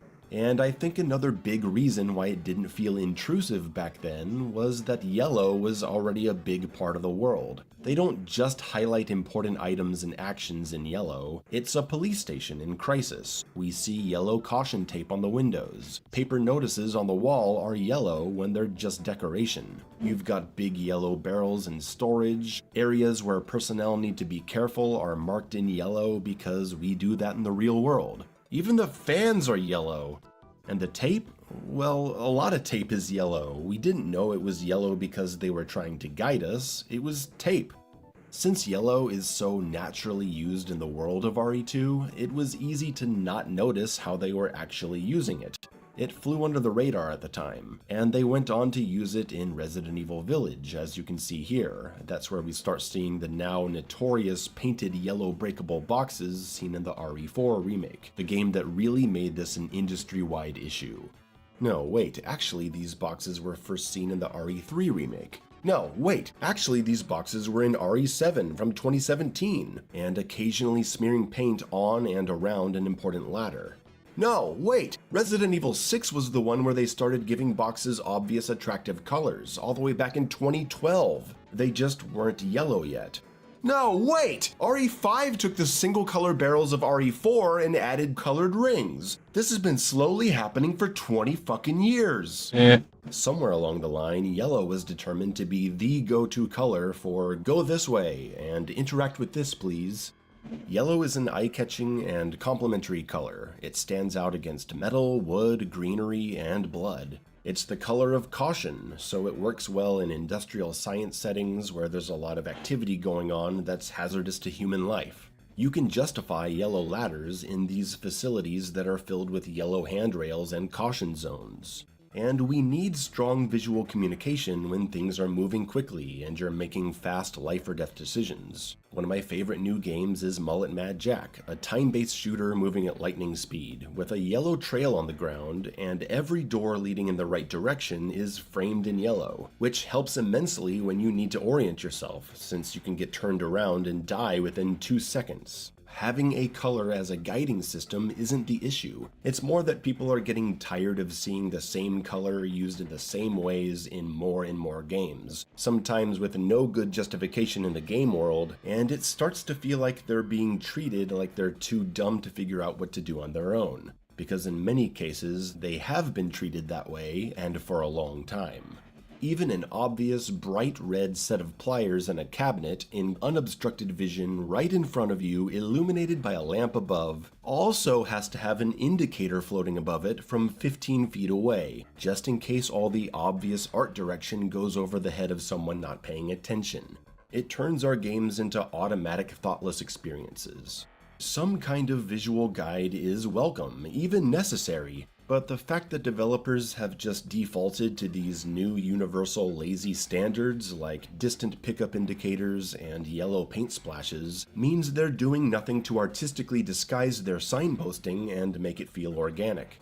Yellow in modern Resident Evil games went from a color being used both in the natural game world and as a guidance tool to hundreds of appearances of big, ugly, obvious paint splashes on barrels and boxes and ladders, with no context for why it would ever be there. The developers were done pretending, and done trying to blend their guiding yellow color into the game's aesthetic. The infamous tweet from FP Aesthetics about this needing to stop set the game design world on fire, creating a gaming public that's now hyper aware of this overused crutch, and bringing out armies of defenders claiming that anyone who is against this simply doesn't understand game design and playtesting, as if we were all stumbling. I always thought there should be an option for the to turn it invention of off. yellow paint. Not that I I'd have thought a this was problem just with an it, isolated event in but RE4. I do notice it a lot. But seeing how widespread it is, It's distracting. I can't stop thinking I don't about like the it, poor personally, design but- mentality this practice actually reflects. In 5 years, it's just like we went an from option. RE2 Why does it genuinely have to making be an there, effort like, to hide what they were by doing force? and hardly anyone noticing or taking issue with it, to games just plopping in yellow paint with no thought put into it because that's just what you're supposed to do now. And now every time a game comes out with yellow paint to guide the way, whether it's Dying Light 2 or Final Fantasy VII or Horizon Forbidden West, it becomes the target of mockery. Resident Evil 4 Remake is a game that has a pretty good sense of forward motion, with a few parts of more open exploration. You have a well-designed map to help you establish your location and your way to go. The level design is fairly intuitive, rewarding curiosity, but also having a smooth flow. So it's disappointing that a game so well crafted, a remake of a classic game from 20 years ago that never needed blatant and lazy player guidance, also splatters this bizarre yellow paint on all the breakable objects and on several progression points. It was the yellow ladders that seemed to spark the biggest outrage, though the interactable objects got their own hate. When the action is fast, the player is moving around a lot, looking left and right and making quick shots, it can be important to have obvious indications for life-saving resources or options. A brightly colored glowing pickup will draw your attention in the madness and change your next navigational decision. The slower a game is, the less dramatic the visuals need to be, generally, as the player has more time to take in what they see and they're making fewer decisions per second. We also have to take into account the graphical realism that games are striving for these days. AAA and even some lower budget titles want their games to look as real and serious as possible, often filled with more and more environmental detail and clutter, which results in developers needing to create a stronger contrast for things that are actually interactable in some way. If there are 20 different kinds of boxes in your game, and only 2 of them are breakable, how do you signal that to the player? Well, apparently by slapping yellow paint on them. The original Resident Evil 4 never needed this silly level of hand-holding, as they trusted players to simply break the barrels and boxes they found as they played. They have a look to them that makes them stand out a little as something you could interact with, without some dumb, obvious method of signposting. This makes me think of the old fixed camera Resident Evil games, which had two ways of letting you know something was important. First, since the backgrounds were 2D rendered paintings, any collectible item like ammo, health, or puzzle items naturally stood out because of them being 3D rendered models. They didn't logically mix with the world, so you knew you could pick them up. Second, since the games used fixed camera angles, they could draw the player's attention to important items through intentional camera direction, just like a movie's framing of a particular scene can make you focus on what the director wants you to think about as you're watching. In the absence of intentional camera direction and the contrast of 3D objects on 2D backgrounds, games can still make interactable objects eye-catching with the right coloring and texture. If you need to foolproof your game, you can have a pop-up tutorial that tells players to try to break different objects to find important resources. Now they know to think about this stuff. Or you can naturally show the player how the world's interaction works in a scripted event or a cutscene. Imagine a zombie stumbles in, attacks Leon, and Leon kicks him away. The zombie falls into a breakable barrel, revealing ammunition. No tutorial prompt or obvious visual indicator is needed. My favorite example of this is in the Dead Space remake, when Isaac picks up a fire extinguisher in this cutscene and uses it as an explosive against a necromorph, and you can actually use these at any moment in the game. So are we to simply accept that just because Resident Evil 4 Remake has more lifelike graphics, that yellow paint must be added to all the breakable crates and barrels? I don't think so. Because while I'm willing to admit that contrast might be needed to draw attention during intense moments of combat, a lot of these breakable items are found outside of combat, and they have the same obvious obnoxious signaling. This is where it starts to feel particularly condescending, and worse, immersion breaking since the graphics have become so realistic. There's a visual contradiction occurring when the game world is made to be as real and high detail as possible, while part of the world is constantly yelling at us that this is a video game and we need to make sure that players don't miss these barrels over here. People tend to hear this complaint as an outright dismissal of the concept of visual guidance, and it's not. Like I said, camera direction, items having a unique look to their models can serve to guide players. Just giving items a clear, distinct look in a realistic world can draw your attention. No one complained about a lack of visibility on the items in the Resident Evil 2 remake, a game going for a dark and realistic look. We spotted the green herbs just fine. Oh wait, even the herbs have yellow paint on them? Oh, for fuck's sake.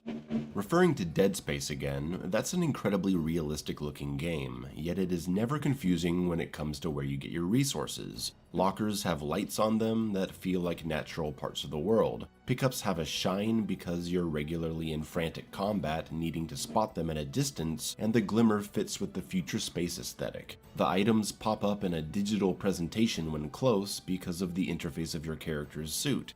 All these visual indicators make sense in the world of Dead Space. We are pro visual indicators here. But if there was a gnome that appeared next to every important interactable object, jumping up and down and pointing at it, we would find it distracting, and insulting, and lazy. Because the inclusion of yellow paint is not one of creative design, it's one of failure. They designed their game in a way that led playtesters to constantly fail and not notice what they were supposed to interact with. So they just slap on a trendy solution that everyone else is doing and call it a day.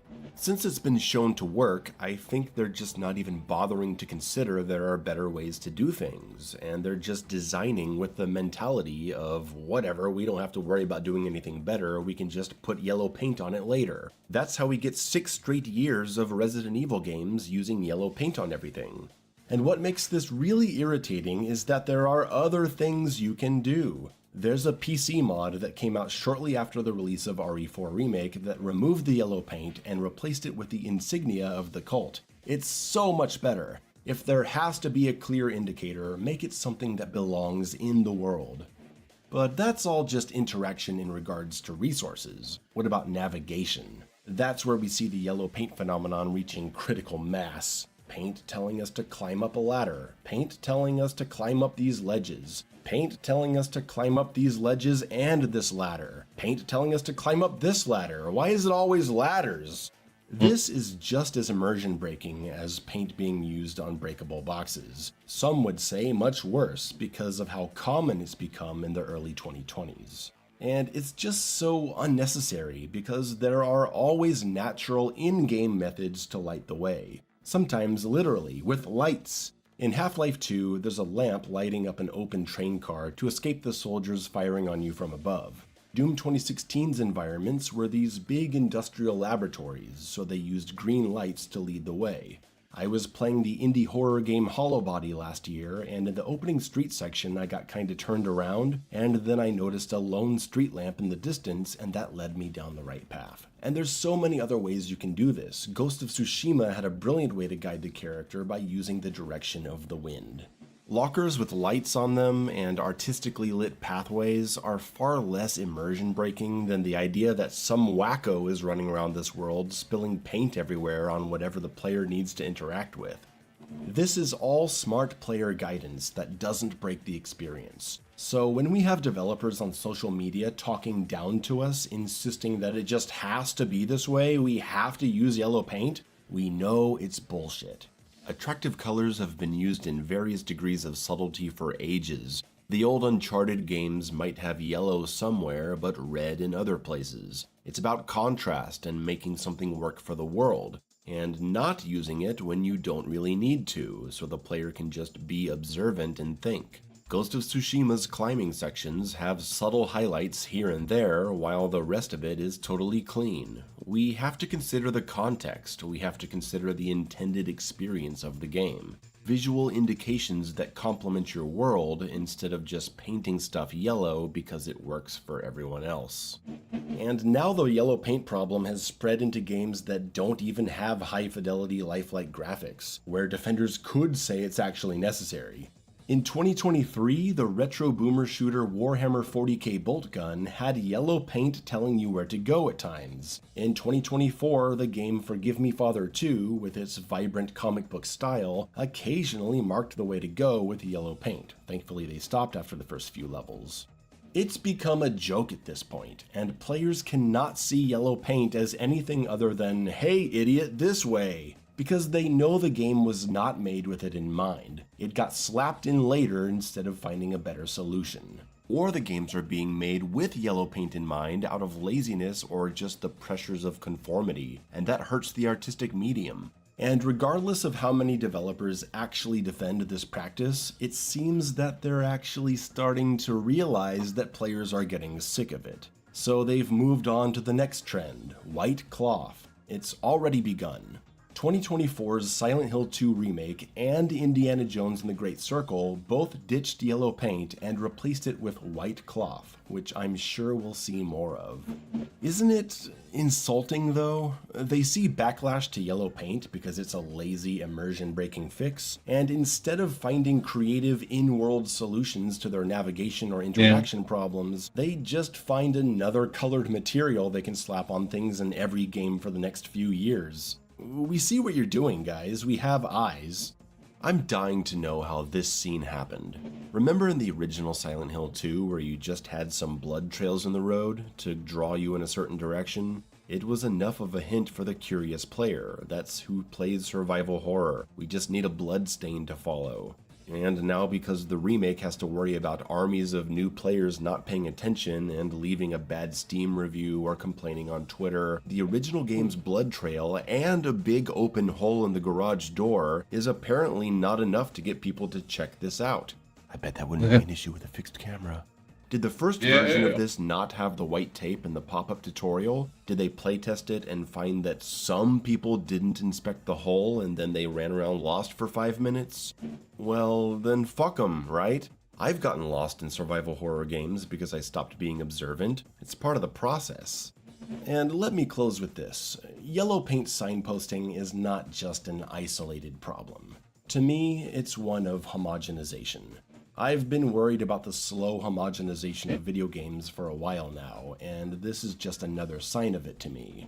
I see how you can't make a AAA horror game without an over-the-shoulder camera perspective making them all play the same. I see the same colored rarity systems where everyone automatically knows what color upgrade to go for. I see the same lock-on, roll, parry, no animation cancel style melee systems. For a solid 15 years, we saw nearly every shooter have a cover system and auto-regenerating health. Thank God we broke from that.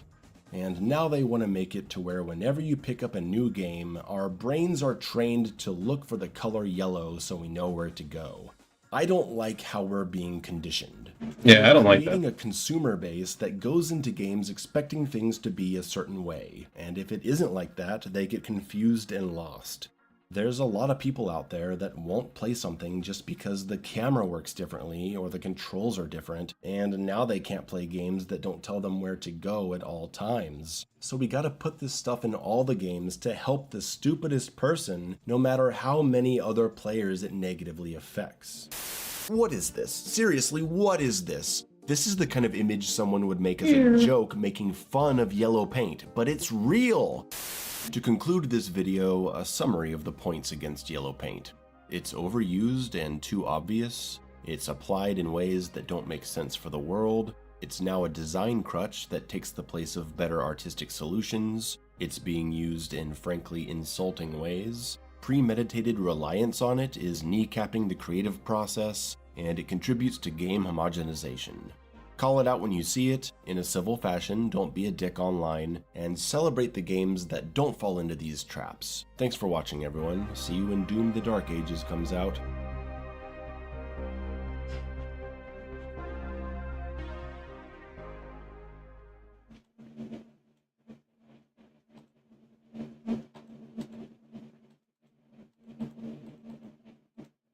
Busy day, hey? Yeah, it is. Yeah, everyone loves the plane, no? Yeah. They can't get enough of it. And the problem is like we are a bit far away from everywhere, right? Yeah, that's right. So you see people all come all the way here just to be with you guys. There you go. Yeah. That's why we're trying to keep going and keep everybody keep going. happy. Keep everyone smile. Yeah, Always exactly. smile. Yeah, always smile. Yeah. Of course, it's gonna be smiling. Hey, how are you? Hello.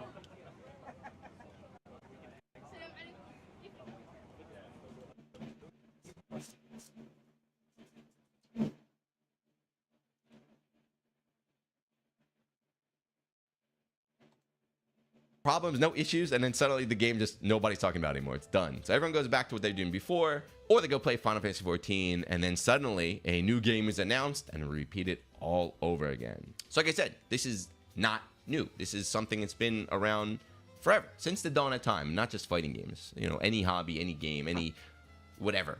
And I've been a part of it too, you know? I liked it. It's fun to get excited for new things, right? It's fun to consume product. There's nothing wrong with that. The issue is, like I said before, that oversaturation, right? This is how it felt before. This is how it feels now. This is the vibe I've been getting recently, and it's just getting worse. Yes, the fighting game market is very, very, very crowded right now. And it feels like every day, every week, there's something new that you are supposed to be excited for. And I tried, you know? So I always kept an open mind, right? Even if something didn't seem that interesting to me, I'd be like, you know what? Maybe it could be better on release. I'll give it a shot. I'll try it out. I'm done. I'm done. I'm done. If something doesn't look interesting to me, I'm not interested, right? That's it. I'm not keeping an open mind. I'm not getting excited for anything. Here, I'll give you my chart. This is the old chart. This is the current chart. This is my chart. This is my chart here, okay? So just off the top of my head, right? We got Street Fighter, Tekken, Grand Blue, Fatal Fury, right? That game got hyped up for over a year. People told me it's gonna be the savior, the best new game. How's that doing? Net Impact, right? Net Impact. 2XK have been following for like 10 years. We got that Injustice game. We got Marvel out of nowhere. Remember we had that Bleach game. We had Dragon Ball Sparking. They said that was going to be the future. CO is happening right now. There might be an announcement this weekend. Evo is in 2 months. You know Evo is going to drop all sorts of stuff, but that's just off the top of my head. There's a ton of stuff I'm forgetting too, because I can't remember it all, right? And it just keeps growing and growing and growing, and it's too much. So why I'm making this video is not just to get it off my chest. You know, I'm done. I'm tired of this, but a very, very common comment I get in all these recent videos I put out is that you should be happy. Like, you should be grateful. You should be excited for a new thing. Like, why are you upset? You should be excited for a new thing. That's how I used to feel too. So I used to feel that way, you know, back in the day when fighting games were still quite niche. Now we're still niche, don't get it wrong, but compared to back in the day, we had no idea what the future was, right? We're like, this could be the last one. Like, damn, I guess this might be it. This could be the last fighting game, man. We don't know if we'll ever get another one. But it's not like that anymore at all. You know, we have been taken over. We have millions and millions and millions of dollars flowing in. We are one of the faces of sports watching right now. You know, every industry is trying to capitalize on the hype, the community that we build up. So we're getting all this just kind of slop just thrown at us constantly. And I'm like, we don't need it. That's what I'm saying. We don't need it. It's not even good slop, right? It's not even interesting slop. We're just getting stuff thrown at us left and right, and it's going to keep going, keep going. So if you want to be excited, that's fine. I'm not saying don't be excited. I'm not saying we don't need any more new fighting games. I'm just saying, like I mentioned at the start, this is my dire entry. I'm done. I'm done pretending to be interested. Not pretending, but I'm done trying to force myself to be interested. From now on, whatever you put out, I don't care. Unless you get me excited right off the bat, I don't care. I'm going to wait till it comes out. I'll give it a try if I want to. We'll see what happens from there. But I'm breaking free. That's it.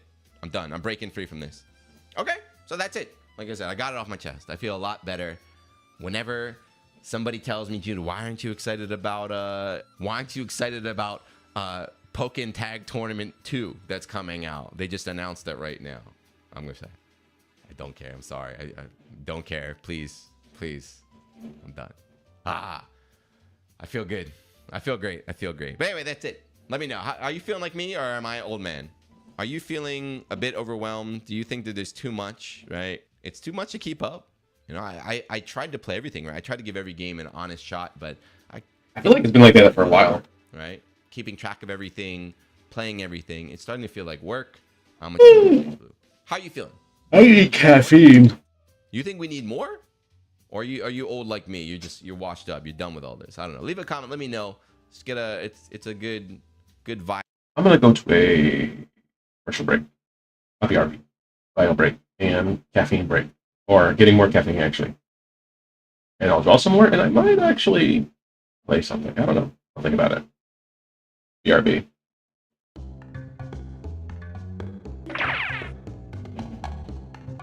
You choose her. Actually, She's one cool, calm, DK. Donkey Kong. He has no style. He has no grace. This Kong has a funny face. He can handstand when he needs to and stretch his arms out just for you. Inflate himself just like a balloon. This crazy Kong just digs his tune. DK. Donkey Kong. DK. Donkey Kong. DK. Donkey Kong is here. He's back again and about time too. And this time, he's in the mood. He can fly real high with his jetpack on. With his pistols out. He's one tough Kong. He'll make you smile when he plays his tune. But gremlins beware, cause he's after you. DK. Donkey Kong. Finally, he's here for you. It's the last member of the DK crew. This Kong's so strong, it isn't funny. Can make a gremlin cry out for mommy. Can pick up a boulder with relative ease. Makes crushing rocks seem such a breeze. He may move slow, he can't jump high, but this Kong's one hell of a guy. Come on, Cranky, take it to the fridge. Walnuts, peanuts, pineapple smells. Grapes, melons, oranges, and coconut shells. Oh yeah, walnuts, peanuts, pineapple smells. Grapes, melons, oranges, and coconut shells. Oh yeah, walnuts, peanuts, pineapple smells. Grapes, melons, oranges, and coconut shells. Oh yeah, walnuts, peanuts, pineapple smells. Grapes, melons, oranges, and coconut Oh yeah, walnuts, peanuts, pineapple smells. Grapes, melons, oranges, and coconut shells. Oh yeah, walnuts, peanuts, pineapple smells. Grapes, melons, oranges, and coconut shells. Oh yeah, walnuts, peanuts, pineapple smells. Grapes, melons, oranges, and coconut shells. Oh yeah, walnuts, peanuts, pineapple smells. Grapes, melons, oranges, and coconut shells. Oh yeah, walnuts, peanuts, pineapple smells. Grapes, melons, oranges, and coconut shells. Oh yeah, walnuts, peanuts, pineapple smells. Grapes, melons, oranges, and coconut shells. Oh yeah, walnuts, peanuts, pineapple smells. Grapes, melons, oranges, and coconut shells. Oh yeah, walnuts, peanuts, pineapple smells. Grapes, melons, oranges, and coconut shells. Oh yeah, walnuts, peanuts, pineapple smells. Grapes, melons, oranges, and coconut shells. Oh yeah, walnuts, peanuts, pineapple smells. Grapes, melons, oranges, and coconut shells. Oh yeah, walnuts, peanuts, pineapple smells. Grapes, melons, oranges, and coconut shells. Oh yeah, walnuts, peanuts, pineapple smells. Grapes, melons, oranges, and coconut shells. Oh yeah, walnuts, peanuts, pineapple smells. Grapes, melons, oranges, and coconut shells. Oh yeah, walnuts, peanuts, pineapple smells. Grapes, melons, oranges, and coconut shells. Oh yeah, walnuts, peanuts, pineapple smells. Grapes, melons, oranges, and coconut shells.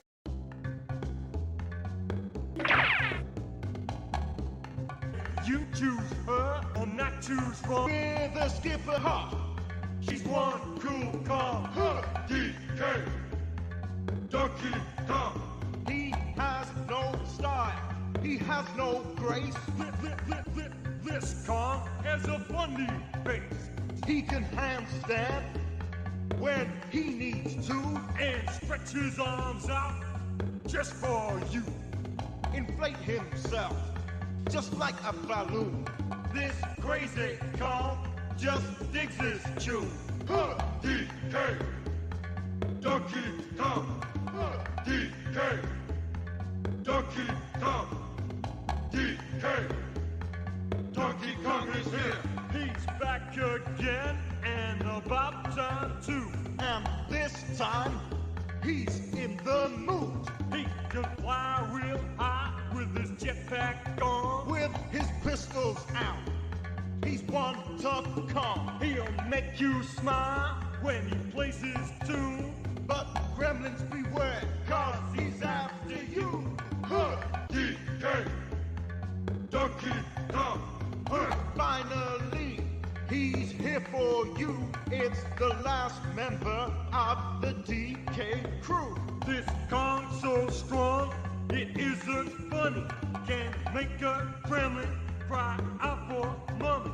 Can pick up a boulder with relative ease. Makes crushing rocks seem such a breeze. He may move slow, he can't jump high, but this Kong's one hell of a guy. Come on, Cranky, take it to the fridge. Walnuts, peanuts, pineapple smells. Grapes, melons, oranges, and coconut shells. Oh yeah, walnuts, peanuts, pineapple smells. Grapes, melons, oranges, and coconut shells. Oh yeah, walnuts, peanuts, pineapple smells. Grapes, melons, oranges, and coconut shells. Oh yeah, walnuts, peanuts, pineapple smells. Grapes, melons, oranges, and coconut shells. Oh yeah, walnuts, peanuts, pineapple smells. Grapes, melons, oranges, and coconut shells. Oh yeah, walnuts, peanuts, pineapple smells. Grapes, melons, oranges, and coconut shells. Oh yeah, walnuts, peanuts, pineapple smells. Grapes, melons, oranges, and coconut shells. Oh yeah, walnuts, peanuts, pineapple smells. smells. Grapes, melons, oranges, and coconut shells. Oh yeah, walnuts, peanuts, pineapple smells. Grapes, melons, oranges, and coconut shells. Oh yeah, walnuts, peanuts, pineapple smells. Grapes, melons, oranges, and coconut shells. Oh yeah, walnuts, peanuts, pineapple smells. Grapes, melons, oranges, and coconut shells. Oh yeah, walnuts, peanuts, pineapple smells. Grapes, melons, oranges, and coconut shells. Oh yeah, walnuts, peanuts, pineapple smells. Grapes, melons, oranges, and coconut shells. Oh yeah, walnuts, peanuts, pineapple smells. Grapes, melons, oranges, and coconut shells. Oh yeah, walnuts, peanuts, pineapple smells. Grapes, melons, oranges, and coconut shells. Oh yeah, walnuts, peanuts, pineapple smells. Grapes, melons, oranges, and coconut shells. Oh yeah, walnuts, peanuts, pineapple smells. Grapes, melons, oranges, and coconut shells. Oh yeah, walnuts, peanuts, pineapple smells. Grapes, melons, oranges, and coconut shells. Oh yeah, walnuts, peanuts, pineapple smells. Grapes, melons, oranges, and coconut shells.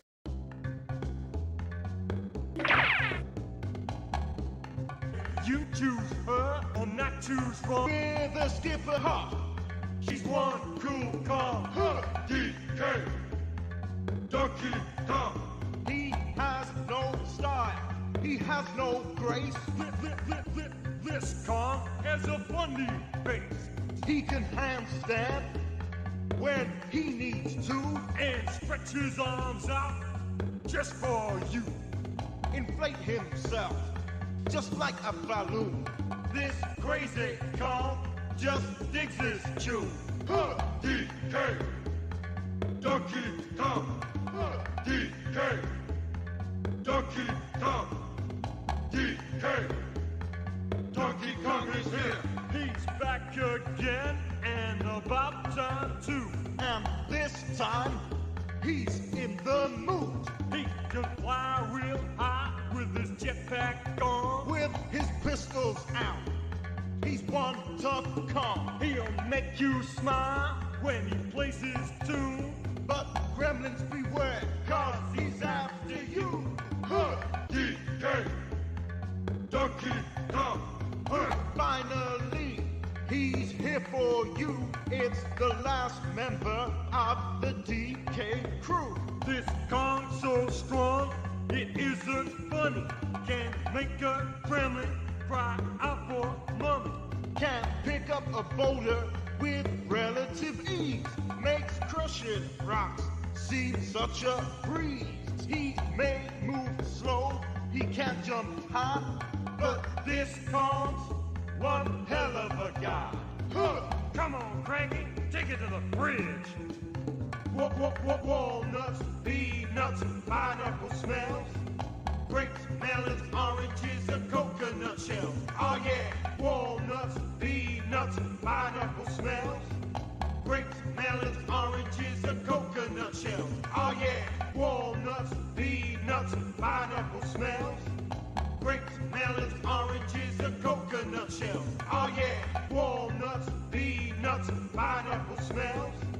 Grapes, melons, oranges, and coconut shells. Oh yeah, walnuts, peanuts, pineapple smells. Grapes, melons, oranges, and coconut shells. Oh yeah, walnuts, peanuts, pineapple smells. Grapes, melons, oranges, and coconut shells. Oh yeah, walnuts, peanuts, pineapple smells. Grapes, melons, oranges, and coconut shells. Oh yeah, walnuts, peanuts, pineapple smells. Grapes, melons, oranges, and coconut shells. Oh yeah, walnuts, peanuts, pineapple smells. Grapes, melons, oranges, and coconut shells. Oh yeah, walnuts, peanuts, pineapple smells. Grapes, melons, oranges, and coconut shells. Oh yeah, walnuts, peanuts, pineapple smells. grapes, melons, oranges, and coconut shells. Oh yeah, walnuts, peanuts, pineapple smells. Grapes, melons, oranges, and coconut shells. Oh yeah, walnuts, peanuts, pineapple smells. Grapes, melons, oranges, and coconut shells. Oh yeah, walnuts, peanuts, pineapple smells. Grapes, melons, oranges, and coconut shells. Oh yeah, walnuts, peanuts, pineapple smells. Grapes, melons, oranges, and coconut shells. Oh yeah, walnuts, peanuts, pineapple smells. Grapes, melons, oranges, and coconuts. Me back. Hello. Hi. I just noticed this wasn't on. This camera's all fucked up. My bad.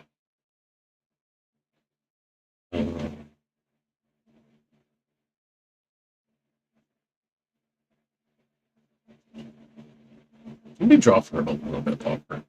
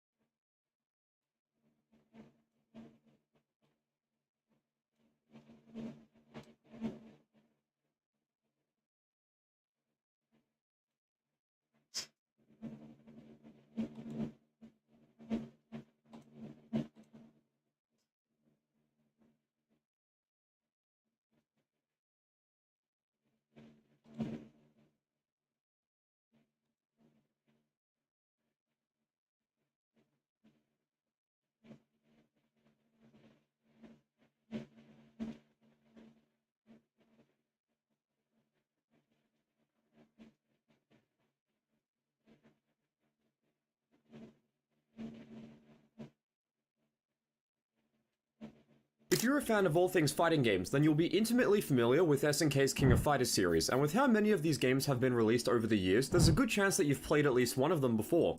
Recently, I was playing KOF 12 as a form of self-inflicted torture, and I had an idea, I had a thought. What are the King of Fighters spin-off games like? I mean, all the other big fighting game franchises have spin-off titles, and with how many business avenues SNK have explored in the past, there has to be a bunch of these games for KOF, right? Luckily for us, there are. A crap ton, in fact. So much so that I've had to narrow the list down to 4 so as to not make a 3-hour-long video. Perhaps the most interesting quality of many of these spin-off games is that they don't fit into the fighting game genre, often incorporating wildly different gameplay mechanics and visual styles from one another. After mentally preparing by taking a language course in the KOF 2002 Fightcade lobby, I think I'm now ready to tackle this subject once and for all. Let's see what we can find by analyzing some of the King of Fighters spin-off titles.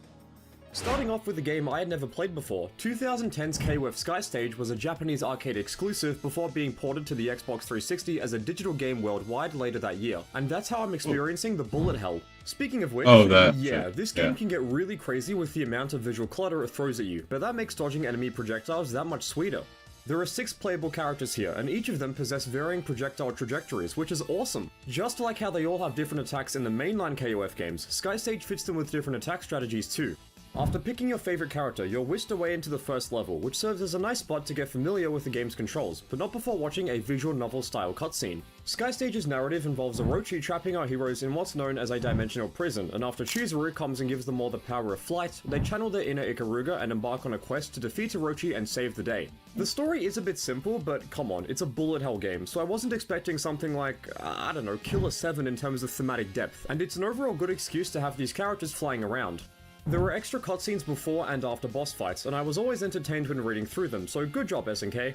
When the action begins, you can move in 8 directions, as well as shoot, drop a bomb, and even use a super attack. By defeating enemies, you build up your meter, and by charging it, you can use one of 3 supers. The more you charge, the more powerful the super will be, but as you can't attack while charging, you have to pick your spots carefully. This mechanic reminds me of charging up meter in other SNK games, and it's a great tie-in to their fighting game output. Personally speaking, I don't play a lot of bullet hell games like this, and when I was researching other games in the genre, I realized that I had only really played Ikaruga before, but I had a much greater time with Sky Stage than I expected going in.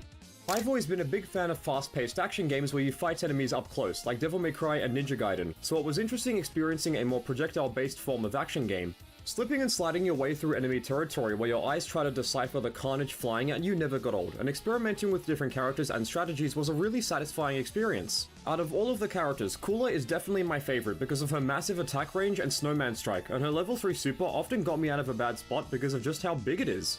If you're running low on lives, you can earn more by gaining points, and you do this by blasting the crap out of enemies. When they go down, they drop these KOF medals, and the type of medal changes depending on how close you were to them when they were defeated. Basically, the further away you are, the less points you get from collecting a medal, and this incentivizes players to try out a close-range game plan. However, being right up close to the enemy is like asking to lose some health, so a risk-reward mindset is introduced here, and with how fast the entire game moves, you don't have a lot of time to make decisions. Throughout the title's 5 levels, I was constantly on the edge of my seats, just barely making it through the seemingly endless waves of plasma the enemies were throwing at me, and it kept me hooked. When I completed the 6th level, I was under the impression that I had seen all there was to see, but then I found out that the SNK wiki claims that there is a second loop of the game, so I had to investigate. Okay, you see these little character cameos? There's one in each stage, and if you shoot the character enough times, you can collect an envelope. If you collect all the envelopes and then beat the whole game on a single credit, you enter the second loop. After doing everything I could to ensure I was getting the best possible challenge, I managed to reach the true final level, one that makes you do battle with Omega Rugal. This second loop feature is fantastic, and it provides players a legitimate reason to keep playing the game. One thing I tend to dislike about some action games is when their levels are overly long because of how many enemies there are to dispatch, with the worst offender being the supermarket level in No More Heroes 2. This level sucks, man. But the levels in Sky Stage fit into that sweet spot of being long enough to not feel anticlimactic, but short enough to not become tedious and repetitive. Overall, the gameplay systems of Sky Stage are awesome, but what also impressed me was the content on offer here. The Bullet Hell Mayhem is the title's main draw, but you can customize it in a way that fits your needs as a player. The difficulty, life count, and point requirements can be altered within certain parameters, and there's even a training option if you want to grind out sections that are giving you trouble. It's also possible to play locally with another person for some couch co-op action, and you can even go online via Xbox Live. I can't imagine that anyone is still playing this game online, but it's really cool how online play is present here in general, although I can imagine that really shoddy internet connections from back in 2010 would cause major lag on the game's dated netcode. As a small-scale digital title, there's not much for me to complain about. I really wish that Sky Stage was on PC so I could go for all the achievements on my Steam profile, but as a fun game to kill some time with when I have my 360 hooked up, it gets the job done pretty perfectly. We're off to a really good start actually, so let's see if the next game will measure up.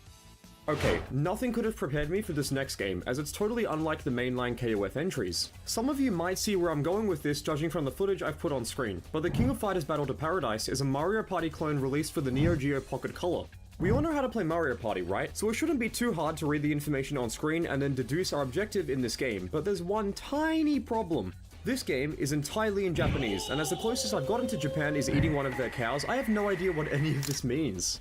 I did some research and I found out that the story involves 4 boys and girls who love KOF, and as is common in Japan, the kids then get sucked into their Neo Geo pockets to participate in a journey filled with KOF characters. Even though I can't read a lick of Japanese to save my life, I still appreciate the game's cutesy and very childlike demeanor, as it's a nice break from all the mature games I've been playing recently, and it didn't take me too long to brute force my way through the game's menus.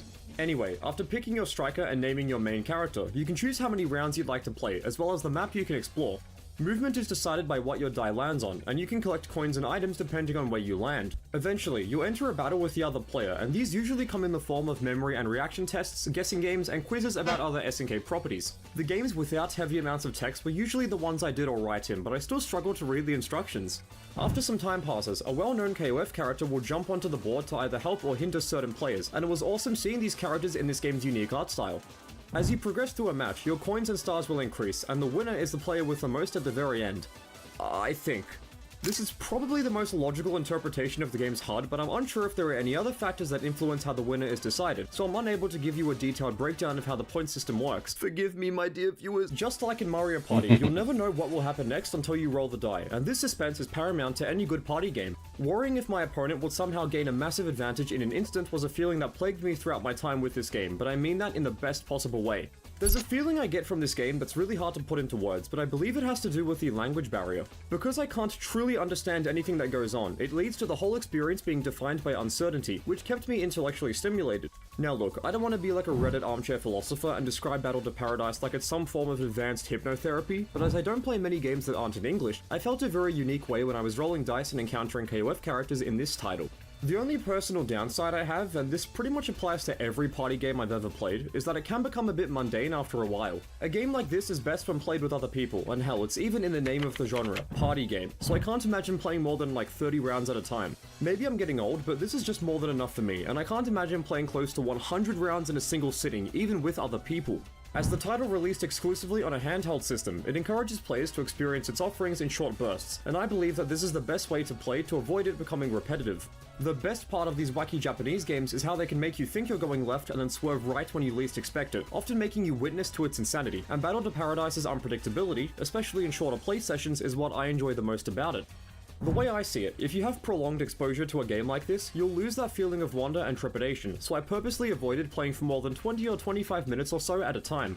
Aside from potential monotony, the only real issue I have with this game is that I really wanted to play as the KOF characters. Look, I have no problem with the kids here, okay? I'm not heartless, and I'm sure this one will graduate with a master's degree in Taylor Swift studies, but I think it would make the game an easier sell overall if the KOF crew were the actual playable characters. If this were the case, a potential mechanic would be using their individual powers to manipulate the outcome of the match in their favor. Athena could use her psycho powers to confuse the enemy into throwing low dice numbers, Kyo could burn them to steal coins, and Yamazaki would probably just stab them. Even if it didn't impact the game, he'd just do that. So I feel like it was a bit of a missed opportunity. In retrospect, I had a lot of fun with Battle to Paradise, and I hope it gets an English fan patch one day so more people can actually play it without being hindered by the potential language barrier. That's just kind of cool I right recommend there. trying it out if you like party games, and who knows, you may enjoy it even more than I did. It's time for the first fighting game off the video, so if you missed throwing out fireballs and DPs, then you won't have to wait any longer. Released for the Game Boy Advance in 2002, The King of Fighters EX Neo Blood is a port of KOF 99 Evolution, which the SNK Wiki calls a Dreamcast remake/port of KOF 99, like the original 99. As The King of Fighters is a 4-button series, it makes perfect sense to port it to the GBA, as the system itself has 4 buttons that players can use. All of the gameplay strategies enjoyed on the arcade and home console versions of other KOF games carry over here too, and this means that we're off to a pretty good start. You have access to all your character's regular and command normals from the previous entries, and they can link into special moves for some satisfying combos. On the topic of special moves, they feel as solid as ever despite the downgraded visuals and audio. Anti-airing with Rising Tackle or using Clark's Argentine backbreaker to put the fear of God into your opponent is good fun, even on the GBA, and for KOF veterans, it means that you can breathe easy knowing that your favorite character hasn't been gutted. In my view, one of KOF's greatest qualities was how its characters all serve different purposes, with gameplay diversity shining through their unique designs and animations, which fortunately carries over to Neo Blood. The only minor criticism I have so far is that some attack animation frames are missing in Neo Blood when compared to KOF 99, but with how limited the GBA's memory was, this couldn't have been avoided, and I still think the characters animate really nicely. Segueing over to the character select screen now, there are 20 fighters to choose from, with the sepia-looking column on the right containing striker characters, and we'll cover this striker mechanic in a bit. Fan favorites like Kyo, Terry, King, Leona, Mai, etc. all make default appearances in Neo Blood, although Iori and Gisao would have to be unlocked. The only newcomer is Moe, and I think she's a lot of fun, especially because her mobility options are off the hook. She has a Wrecker, a DP, and Dudley's short swing blow from Street Fighter, and when combined with the Cherry Blossom sprite art, I took a liking to her pretty quickly. Some of her moves outright mention the Kusanagi clan in their names, and with how similar her idol animation is to Kyo's, fans of that character may be interested in trying out Moe. A roster of 20 characters on the GBA is pretty darn good, especially when they control this nicely, so I have to say that the roster's completeness is my favorite feature of Neo Blood, and it only gets better when you hit the lab. Much to my surprise, the extra game mechanics here all add up to form something greater than the sum of their parts, and it made testing things out in training mode very entertaining. Rolls make an appearance, and you can input one by pressing both light attacks. Interestingly, you can also roll backwards here, and this means that you have access to a strike invincible defensive option. Not being limited to forward rolls felt weird at first, but I quickly got used to it, and it added another layer of strategy to my KOF experience. You can also press both heavy attacks on the ground or in the air to knock the enemy down, dealing respectable damage in the process. It's not entirely responsive in the air, however, as even though I would press both buttons, I would often get a regular heavy punch instead, I'm not sure why. This can also be used to get out of block stun at the cost of 1 bar, and you can also roll out with the same meter requirement. Speaking of meter, there are some really interesting uses for it in Neo Blood. In addition to supers, which function the same as in other KOF games, there are 2 installs you can enter. Counter mode lets you do more damage, as well as letting you cancel some normals into supers, although some of the supers have been slowed down here to prevent you from comboing into them, most likely for game balance reasons. It was tricky figuring out how to combo into supers with certain moves, but if you like to lab all possible outcomes in fighting games, this will definitely keep you occupied. The other install is Armor Mode, and this mode gives you super armor as well as the aforementioned damage buff. If you block a special or super in this mode, you take no chip damage, making it great to use if you're down on life, although multi-hit strikes can break through your armor. All of this is to say that KOF Neoblood is really rich in game mechanics, and we haven't even gotten to the striker system yet. Pressing light kick and heavy punch together when at least one of these orbs are present will call in your striker character. Every character performs a unique attack when summoned, and it's up to you to find one that complements your point character. Aside from the combat system, Neoblood has an acceptable amount of modes, although it's nothing I haven't seen before. Arcade mode, survival, time attack, and training mode are what's on offer here, and they provide some decent fun in short bursts. There's also a multiplayer mode that makes use of the Game Boy Advance's link cable to connect two systems, but I wasn't able to try this out. My favorite mode of the bunch was the training mode, funnily enough, as it provides players with all the tools needed to learn how to play the game, and you can even mess with the training dummy's movements, which was nice to see in an old school handheld fighter like this. After looking at it holistically, I wouldn't say that KOF Neoblood is my favorite portable fighting game ever, but it's still pretty damn good, and just like with KOF Skystage, I enjoyed it more than I thought I would going in. As the final game we'll be covering, the King of Fighters Neowave is a somewhat infamous entry in the series, as it's essentially an altered version of KOF 2002. Released for the arcades in 2004 and PS2/Xbox in 2005, Neowave is one game in the series that I've never played before, so let's get into it. For starters, there are nearly 50 characters here, with 12 of them being secret fighters who are revealed by holding R1 over certain characters. This roster is huge, and with how unique all the characters are to play, I can't lie, I'm really impressed so far. In a similar vein to Neoblood, all the characters' iconic moves are here, so I was able to have some fun pulling off deadly raves with Geese. In a move similar to Capcom vs SNK 2, Neowave contains a few game styles to choose from, and they're meant to fit the needs of specific types of players. The first of which is Super Cancel mode, and this gives you up to 3 bars of meter, as well as allowing for special cancels. You can perform regular supers with 1 bar, as well as super special moves at the cost of 2 bars, and these can really put the hurt on. You can also use a bar to perform evasive techniques when a block stun, as well as roll normally, so this style reminds me a lot of Neoblood's mechanics. The second style is Guard Break, and this is a little bit like Garou Mark of the Wolves in how it functions. When selected, you have access to Just Defend, allowing you to quickly attack out of a block. However, unlike Garou, this doesn't heal you and you can't do it in the air. My favorite part of this style, however, are the critical wires. With at least 1 bar of meter, input quarter circle forward and both heavy attacks for a strike invincible wall bounce. To top it off, it's very easy to combo off this should it connect, so if you have a hard read, go for it. You can also perform super desperation moves at any time, as long as you have the meter for it, and the inclusion of rolls helps to incorporate some defensive strategy into this style too. Finally, Max 2 mode is characterized by its raw damage output. You only have 1 bar of meter, cannot roll, and can only perform super desperation moves when your life bar is in the red, but you have increased damage and regenerating meter. Characters with strong supers can make great use of this style, as well as those with simple high damage combo routes. A universal mechanic that ties these all together is called Heat, and I think I may have heard that somewhere before. By pressing L2 when your life bar is not in the red, your character will enter this state, buffing their damage but draining their life. When combined with Max 2 mode, you can do even more damage, so if you're the type of player who likes to bully the opponent with annoying strikes, you might want to check this out. I especially like this style of play when playing as grapplers, as it makes their intimidating gameplay even more potent. Knowing that they can lose a lot of life from one command grab or combo will put fear into the hearts of many opponents, especially if you hit them out of nowhere with a big super. If I'm being honest, the style system is what I enjoy the most about Neowave, as it lets players interact with its systems in a manner that best suits their wants and needs regarding gameplay flow, as well as innovating on the series formula. Outside of the style select, Neowave doesn't really bring anything to the table that I haven't seen before in a KOF game, leading to it feeling stale after a while. Absolutely demolishing the enemy's life bar is really fun, but you can do just that in many other titles, and as far as I can tell, there are no newcomers in this game to shake the roster up a bit. I also think that the game's sprite art doesn't mesh too well with the 3D stages, and although this isn't a huge criticism of mine, I really wish the backgrounds fit in more. In addition to this, the content on offer here is also predictable, with nothing really grabbing me. It was cool going through the gallery at first, but then you quickly realize that it only contains the character renders, so if you were hoping to see concept or promotional art, then you're out of luck. I also wasn't caught by surprise by anything during my arcade mode runs, and this is comparable to Neoblood, but at least that game has the excuse of being on the Game Boy Advance. I'm aware that SNK's financial troubles in the early 2000s had significant impacts on how the company's game creation process worked, and I suspect that Neowave would have also suffered from development issues during this period. As an arcade game that you don't play for very long, yeah, I'm sure that many players were compelled to keep feeding quarters to the machine to experience all the characters and styles, but as a home console title, I hope you aren't playing it in single player, I'll say that.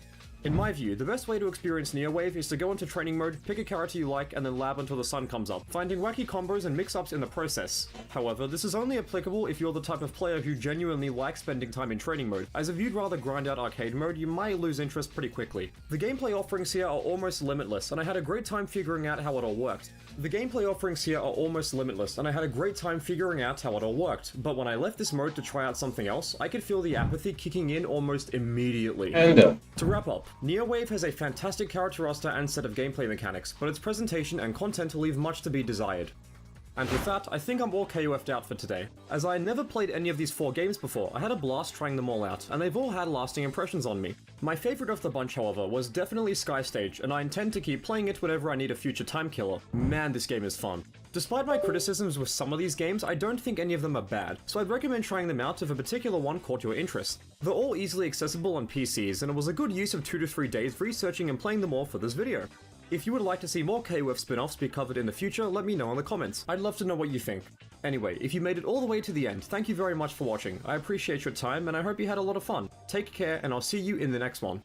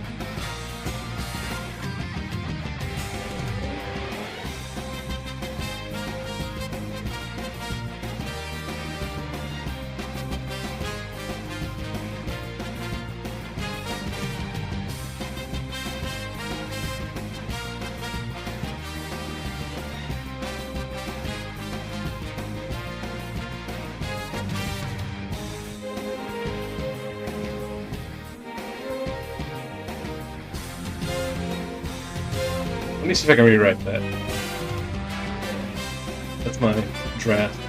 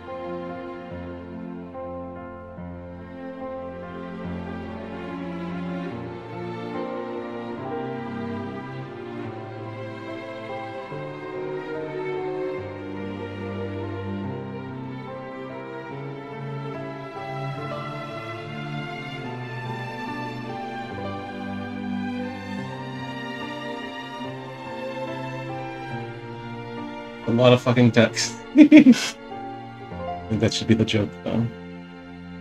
Should have it, like, explode out of the fucking panel.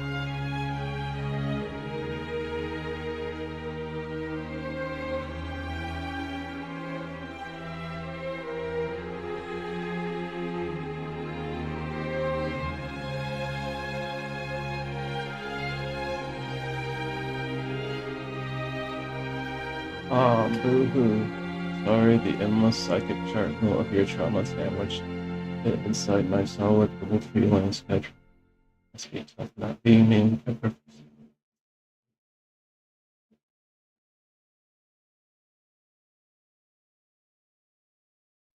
Whatever.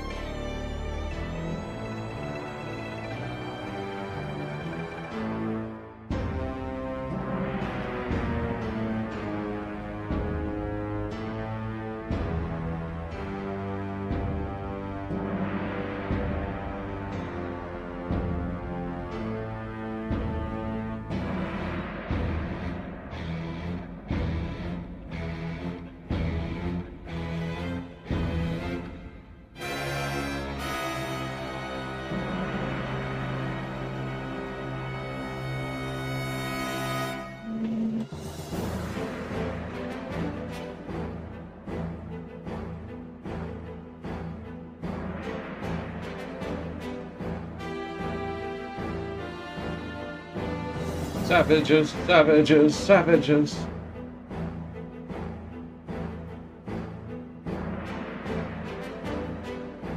Sephiroth, Sephiroth, Sephiroth, Sephiroth.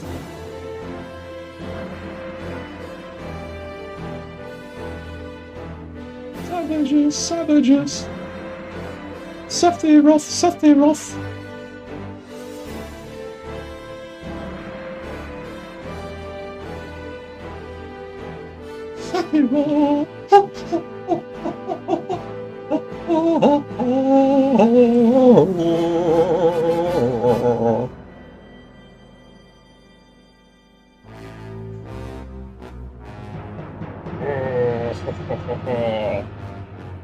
I am the evil Power Ranger.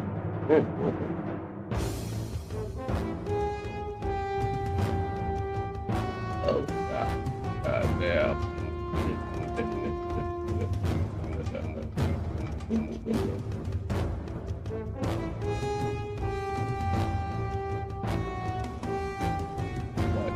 What?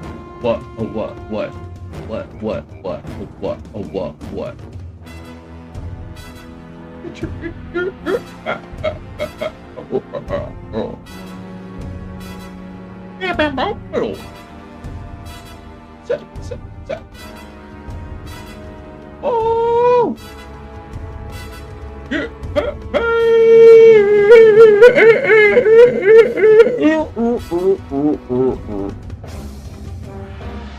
Get you.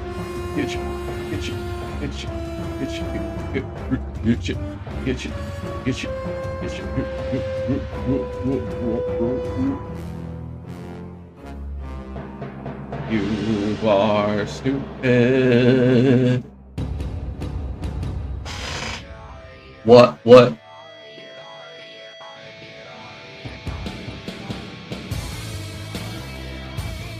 Yeah, girl. I said, girl, what? I've got that. I got your child support payment. What? Oh yeah, baby, baby. Oh.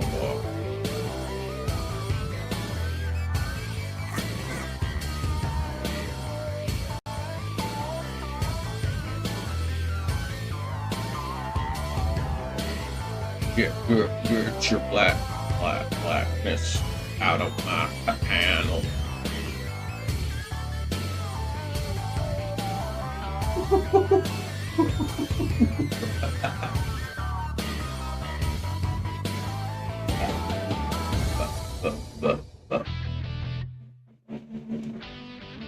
What the fuck? What the fuck? Oh, what the fuck? Boy, what? Girl, what? Boy,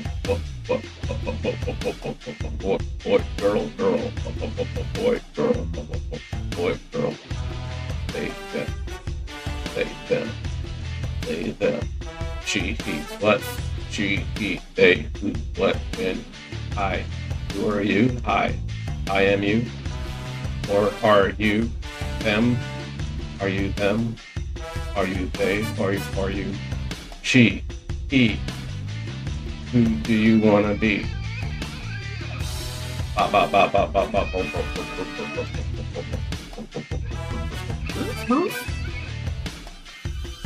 Why is the Japanese Power Ranger music so fucking good?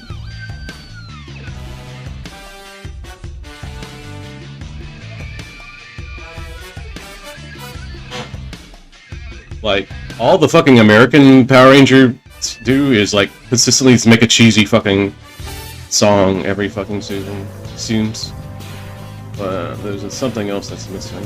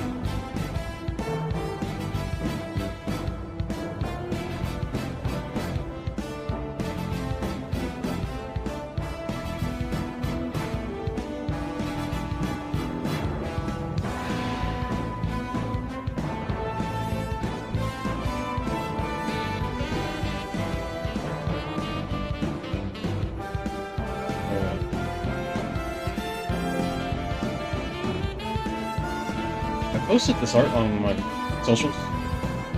Just the this work in progress of it. I'm gonna stop now. I'm gonna switch to a game. I just want to do that.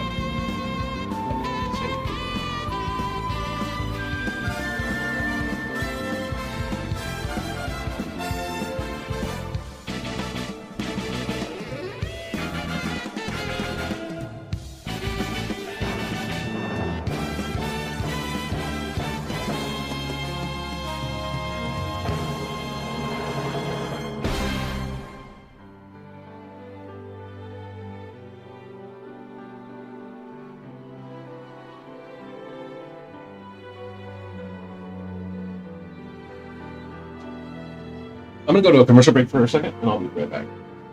Let's get a bio break for a moment. BRB. White Ranger, activate Saba, the talking saber, and follow his instructions. Tiger Sword power, now! Now you're ready to fight. And sound the call to battle. And now, really grab the power. The Power Cannon. Its 5 Powerball ammunition load is harmless to humans, but not to evil space aliens. Add even more power with the Power Gun Sword.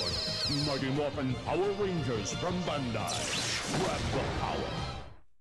And Mr. Freeze aims to chill Batman next, but not Anti-Freeze Batman. Mr. Freeze and his Ice Zapper are out of control, but Batman's ready. Freeze, Batman! Take this, hotshot! Ah! Only Batman's Ice Hammer vehicle is tough enough to drill through this ice storm. Chill out, Mr. Freeze! Now the best is hotter than ever. Batman!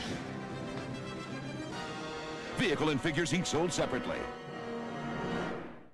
The hearts of men, the Shadow knows. The evil Khan calls on his fiendish friend Dr. Makino. But Ninja Shadow with blazing eyes has the power to stop them. Makino and Khan take off. Ninja Shadow chases them in his Mirage, each sold separately. Will they get away? Who knows?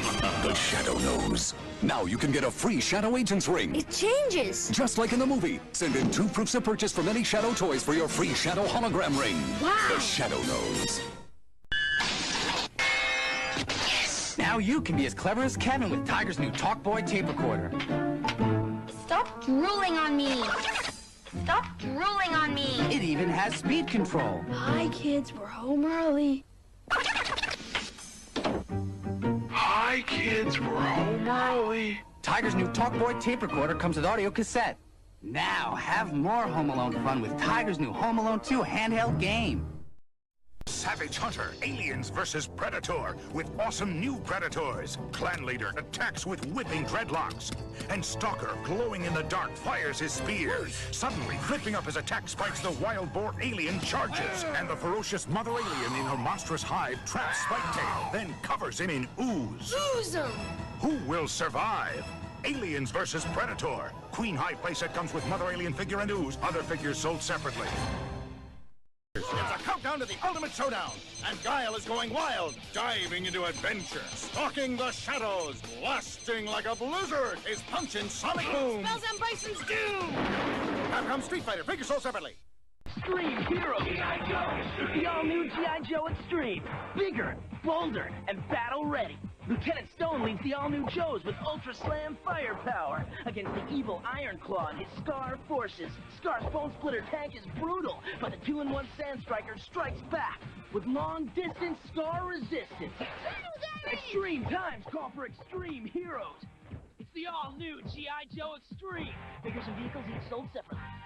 But we're gonna stop them anyway!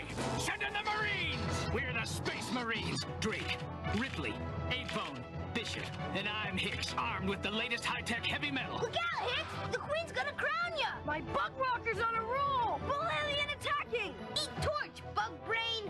Alien invasion problem? Send in the Marines! Send in the Marines! Space Marines aliens! Cool! It makes sound! Is that so?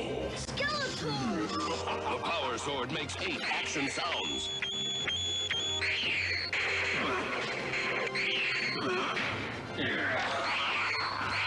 It lights up with power.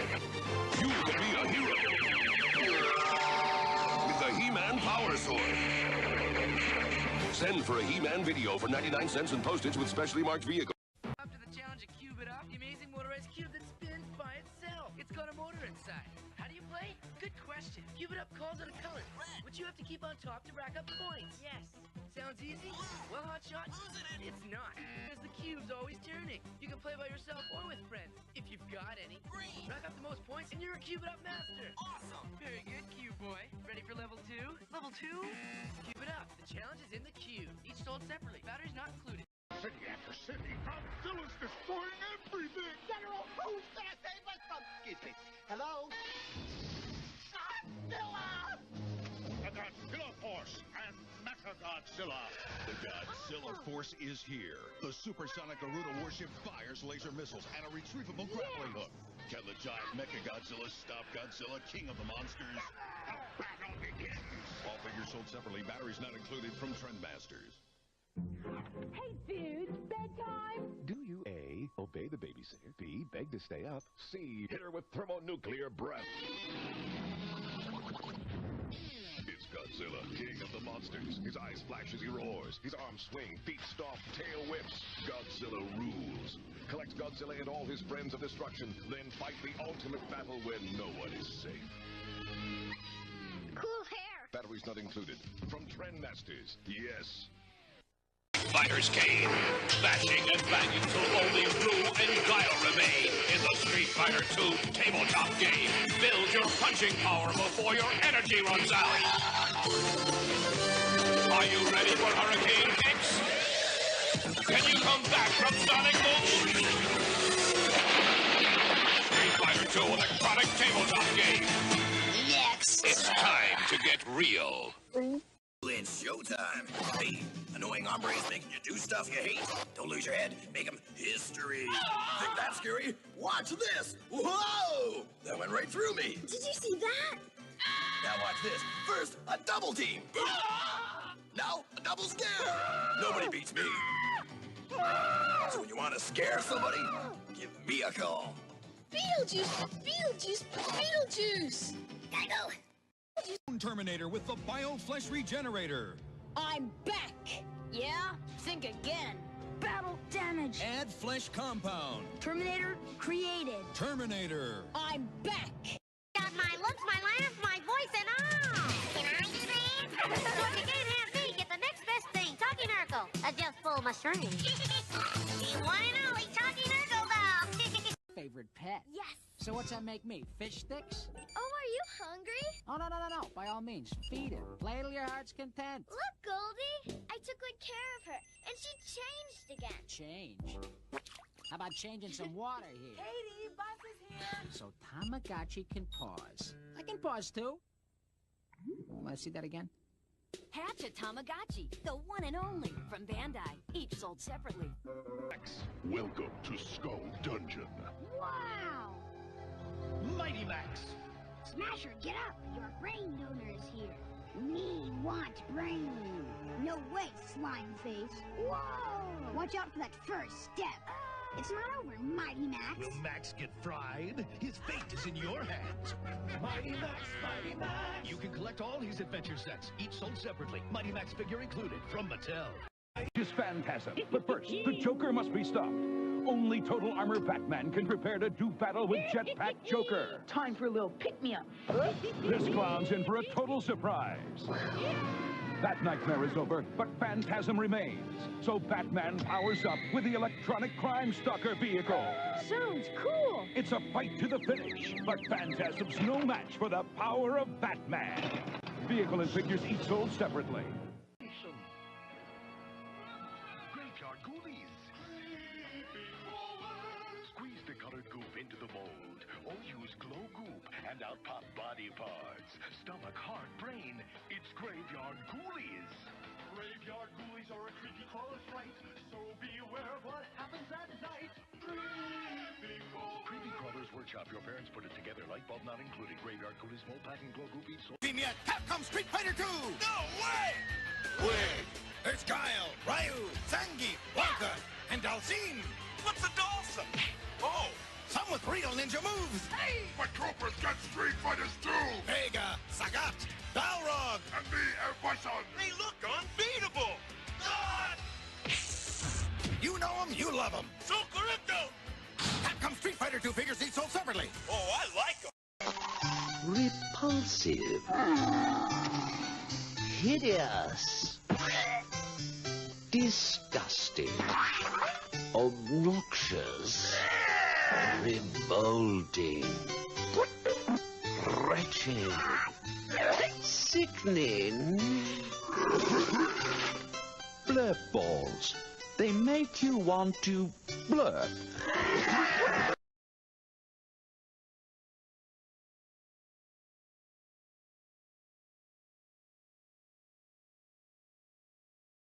White Ranger, activate Saba, the talking saber, and follow his instructions. Tiger Guard power, now!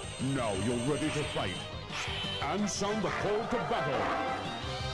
And now, really grab the power. The power cannon. Its 5 Powerball ammunition load is harmless to humans, but not to evil space aliens.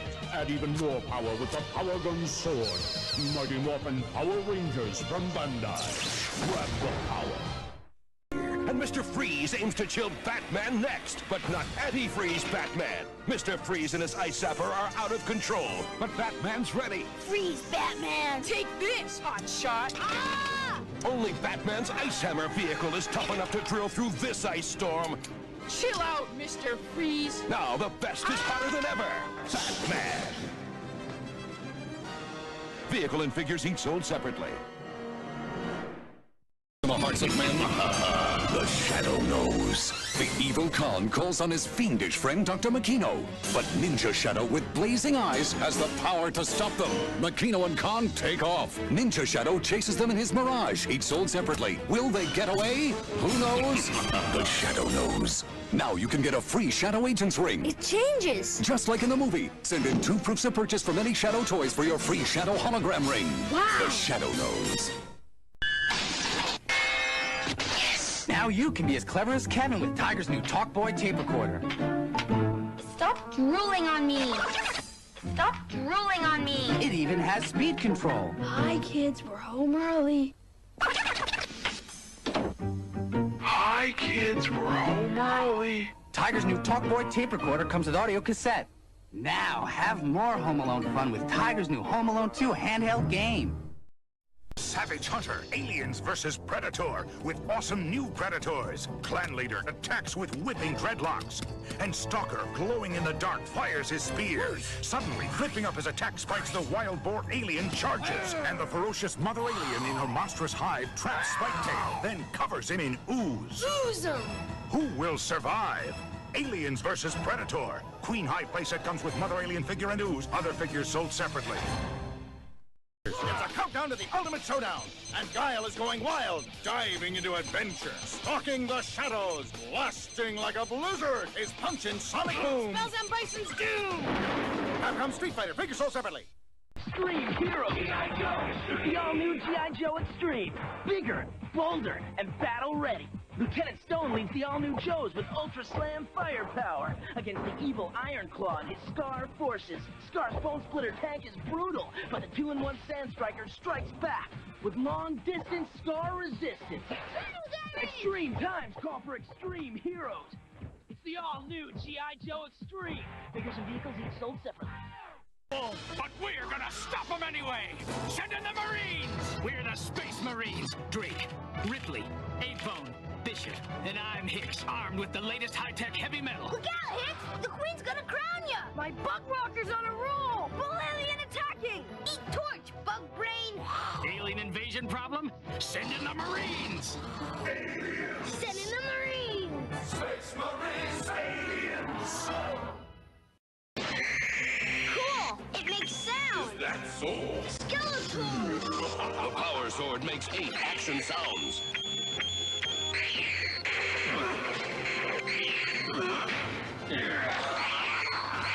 It lights up with power. You can be a hero with the He-Man Power Sword.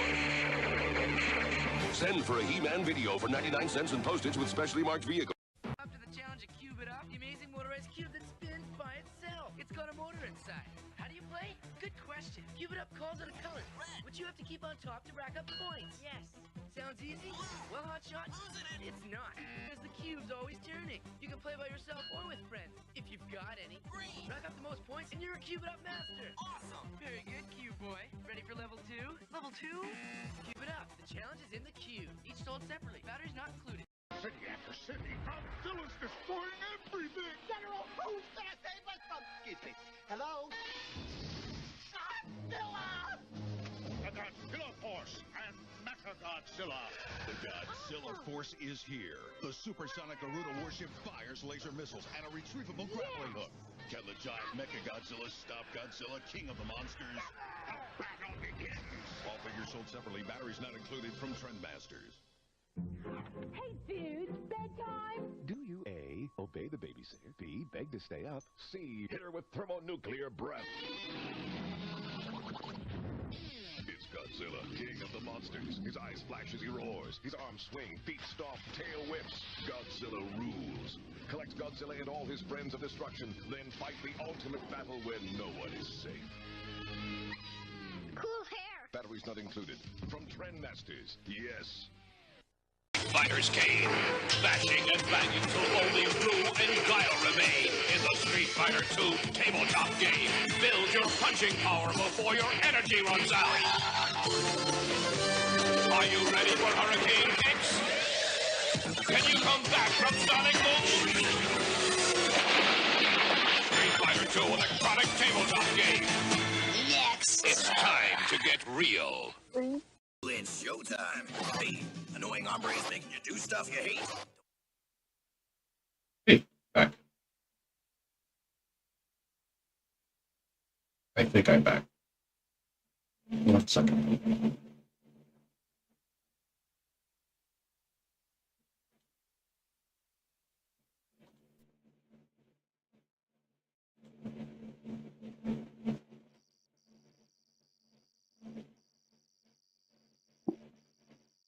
Okay.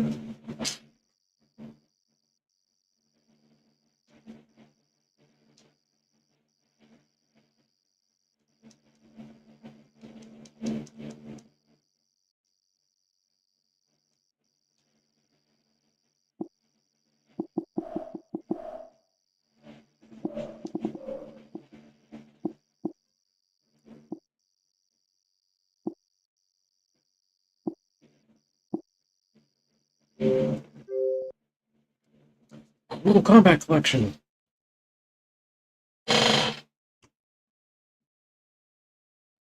I'm gonna try to play this, but I don't have working headphones for this dumb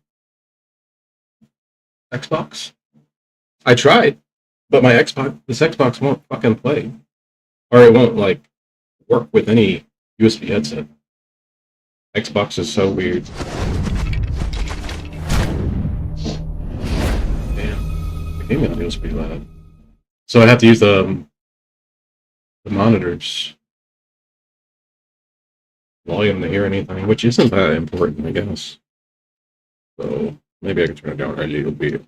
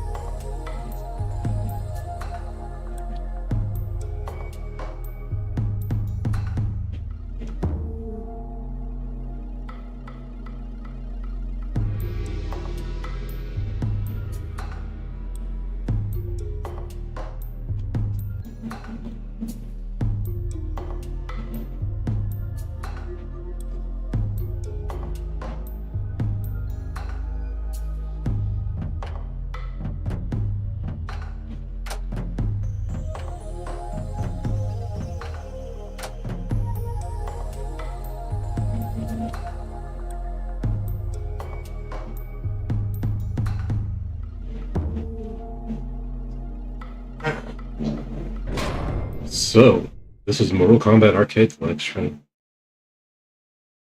I have not played it in a while. But I've been going through all my old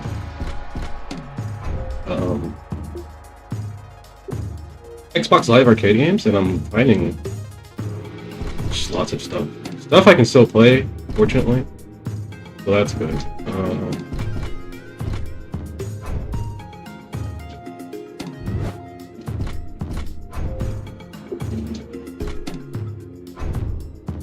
Only if we don't find anybody. Let's see. No matches now.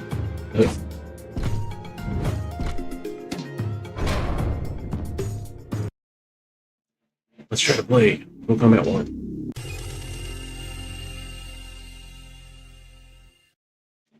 See what makes the new Mortal Kombat so shit that this is superior in every way.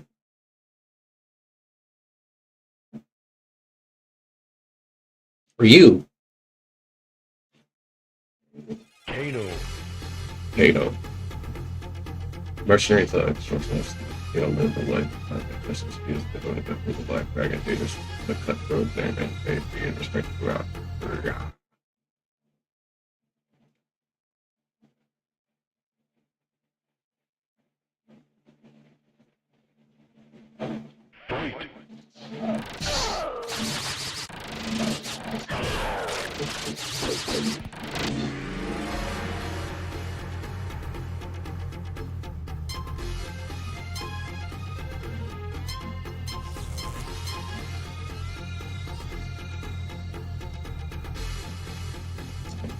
Seven characters. Oh lord, endurance matches are so crazy.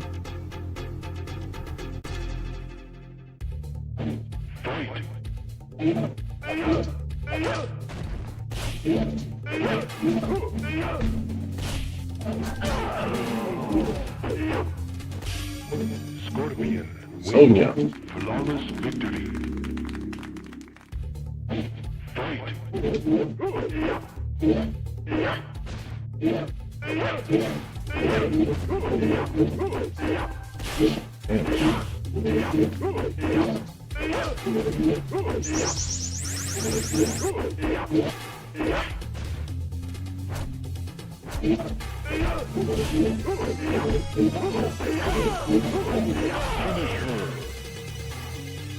Damn. It's just up. It's not complicated.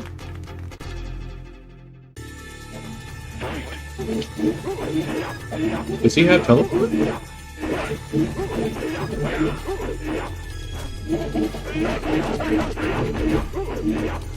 Oh, there it is.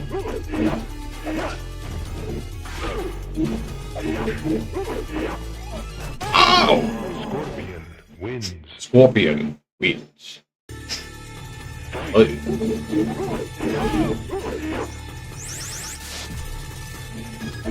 Oh, whatever.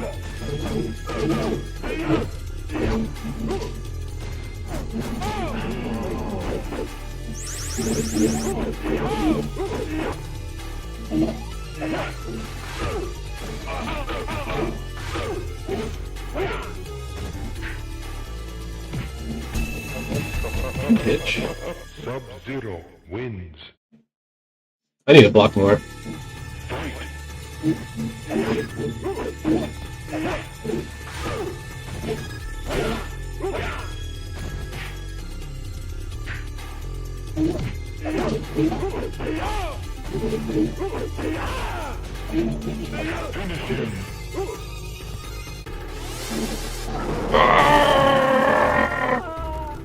Scorpion wins. Fatality.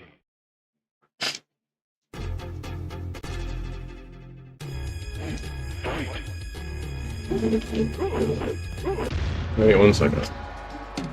We'll lower the audio a little more.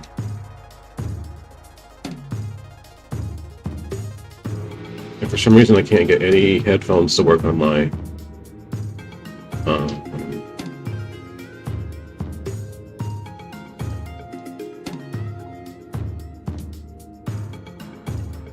monitor for some reason. Like I'll plug them in, like the audio input, but for some reason they just won't fucking play.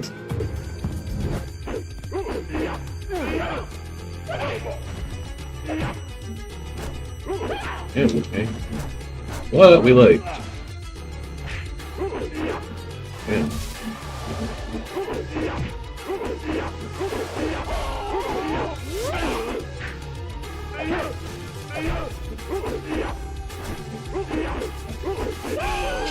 Liu Kang wins. Fight.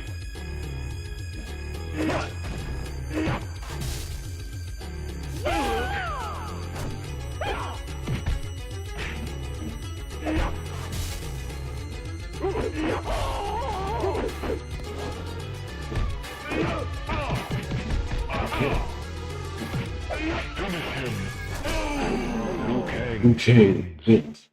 So I'll keep trying until I get sick of it. I may or may not. There's an achievement for beating the game, so I have a reason to just fucking keep trying over and over, but I do have a tolerance. These old fucking border fucking games.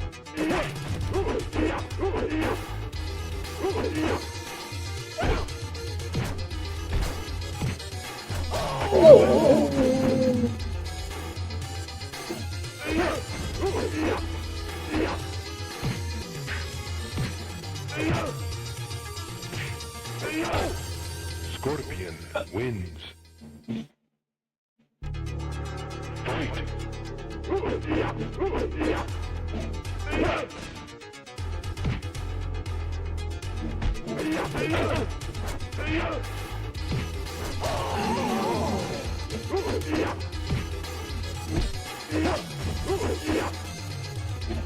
It's kind of the same with all the fighting games. It's a little bit easier in this.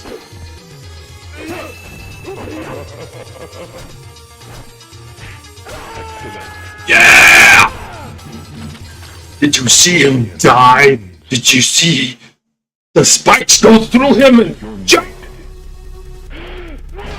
Did you? Liu Kang is dead! I shouldn't be screaming. It's probably peeking. My bad. I'll try to scream over here. Raiden sucks. Yeah, he combo that. Oh. Scorpion win. Shang Tsung's happy.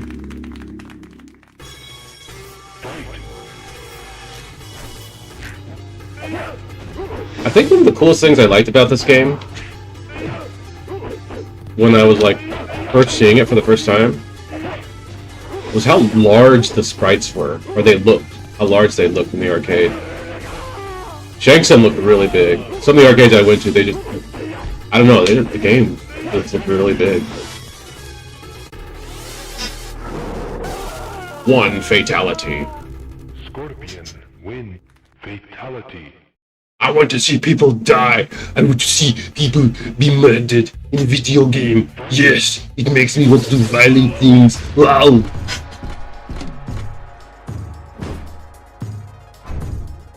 Wow. I want to run, but I can't in this game.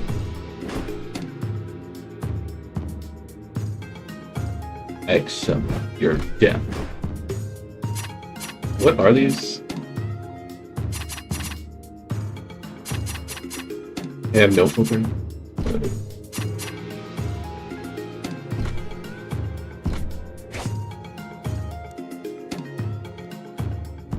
Let's look at credits. Let's look at the credits. Ew, this looks weird.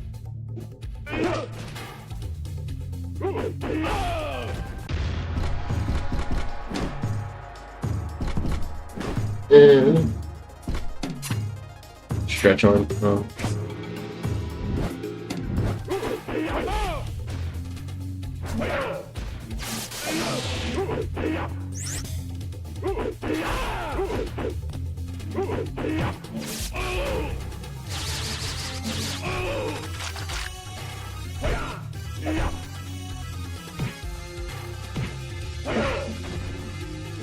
Bitch! Kano is a fork.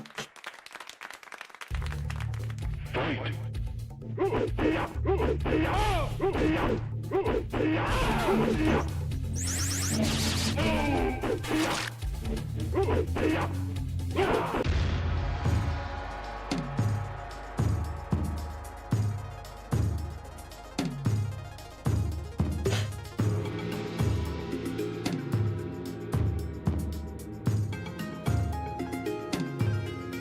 dang, the music sound is so fucking loud. Or my mic is picking it up, which kind of pisses me off.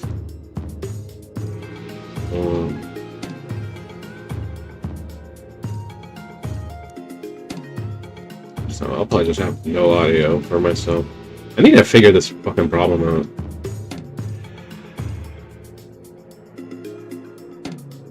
So I'd love to play the Xbox more, or find some headphones that work with the Xbox. I don't know why it's so like difficult to figure that out.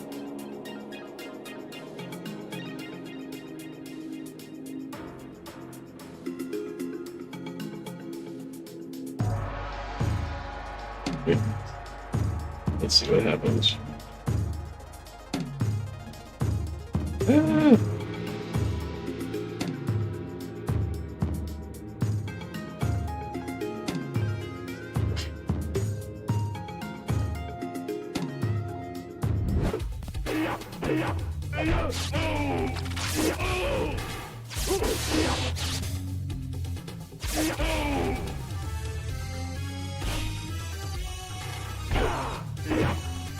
God damn, I know.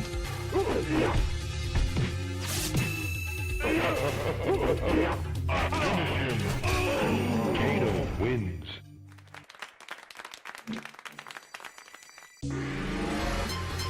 Scorpion. Fight.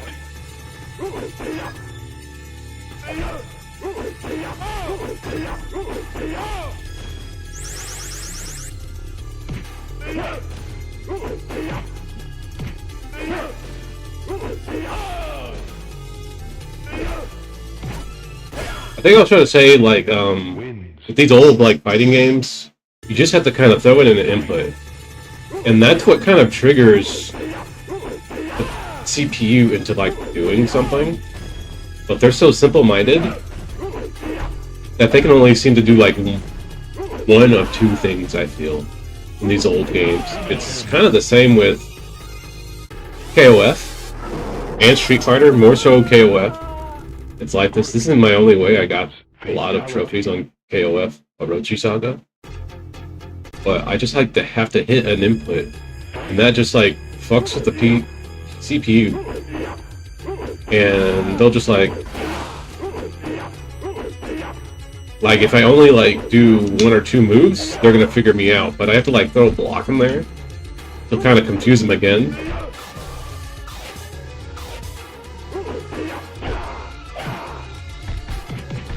But that's kind of just what block is meant for. They don't want you just like attacking you all the time. Yeah.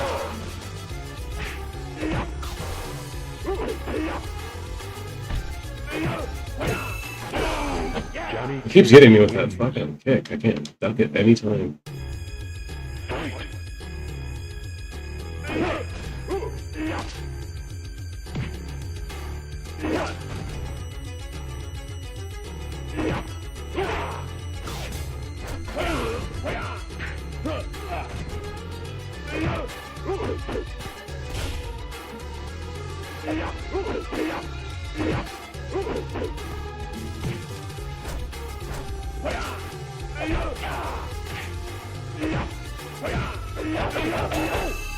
Scorpion wins. Fight.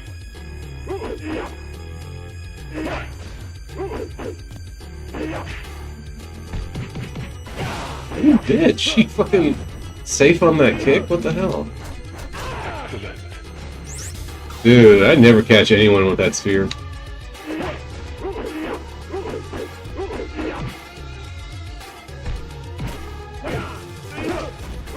Do your dumb kick. I know you want to.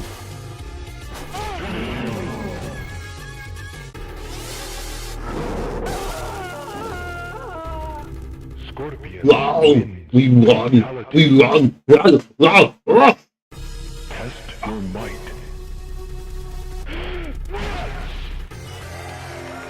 Excellent.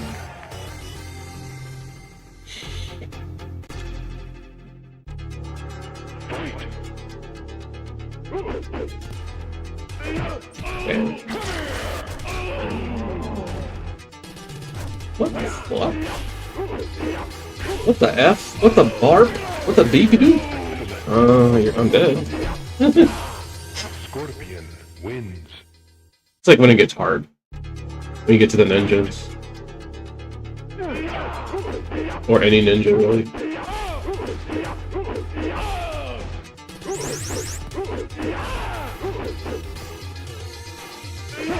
See, just throwing a block in there just made him just like, what? Go forward, because he was trying to hit me. He was trying to hit my damage, bitch. Oh, Lord. Hi.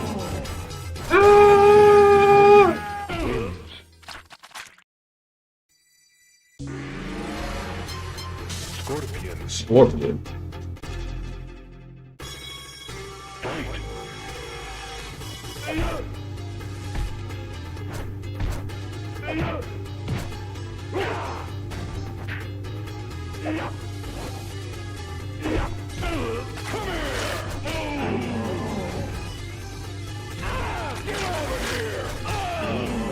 Okay.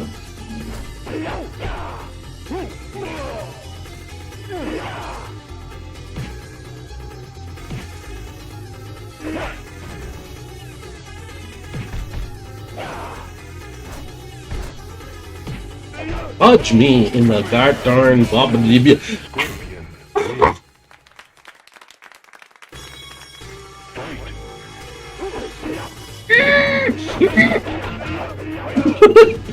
Fuck!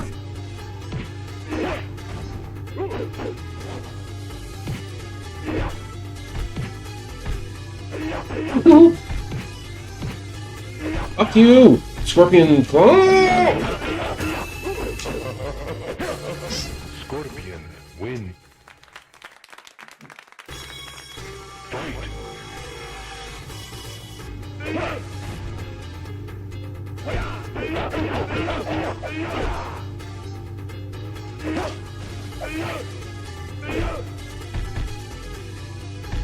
Shit. Bitch!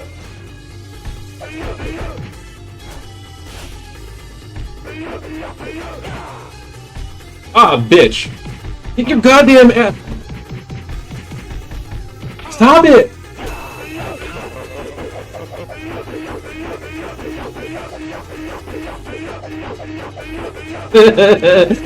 Come on, blocking you, bitch! This is stupid. They're so dumb. They're so gay. I hate you. I hate you so much.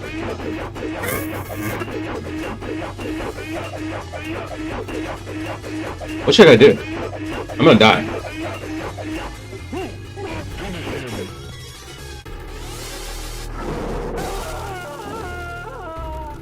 Scorpion win. Fatality. That was so clutch. Oh my lord.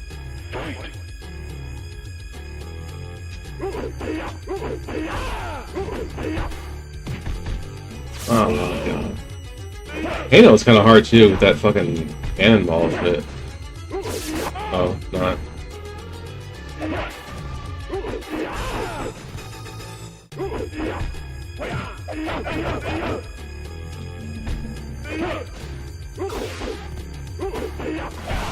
Dude, get off me, you fucking bitch.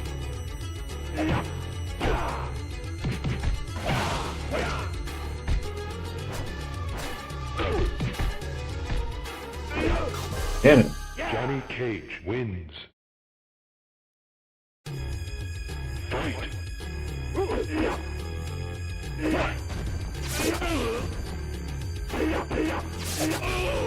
Jesus Christ. Probably lost this one. I hate how this fucking thing didn't work sometimes. It's teleport. I mean, that's like a... Is it still like that in the... I think it is in the modern games. It's teleport's still kind of... It's janky depending on where you are. Scorpion. Fight. Mm.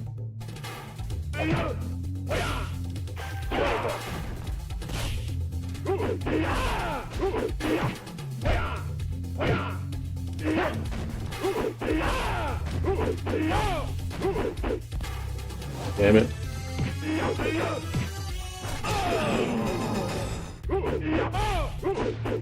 Yeah. Yeah. Yeah. Ah, damn, I could have fucking killed him with the combo. Oh, nice.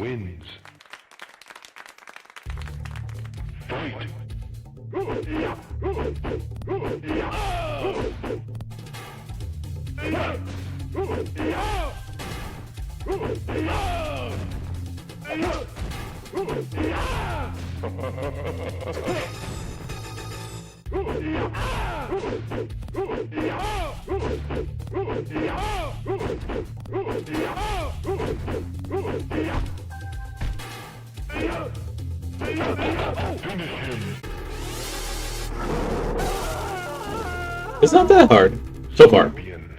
I don't know what Goro is gonna be like to me. I think Goro's harder than Shang Tsung, but from what I remember. Did I flawless block? Ah, fuck, I could have fucking uppercutted, but I was so slow. Yeah!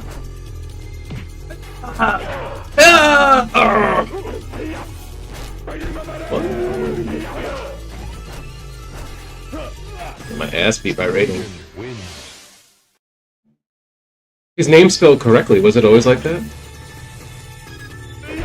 In the arcade? Or did they, like, update it? Stop it! Fuck!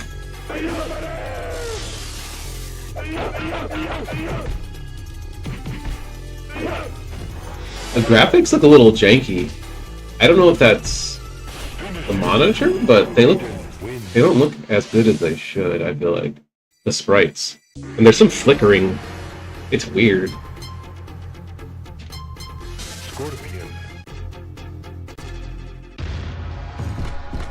Is there something on that's not... Should I turn off something? That's just cabinet. I have to have a filter.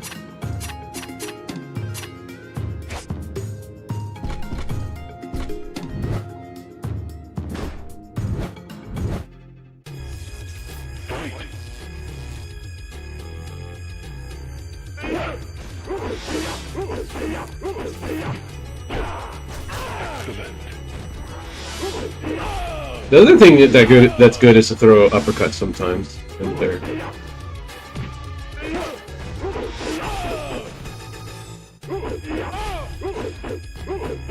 Scrub 0.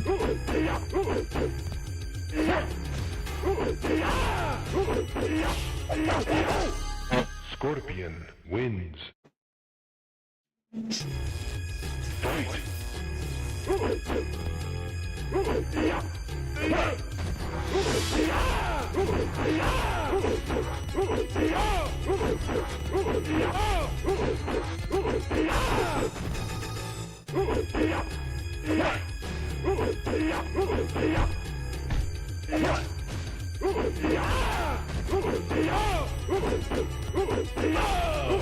And while it is on very easy, it's still fucking... They're still cheap. AI can still be cheap as hell. Scorpion wins. Fatality.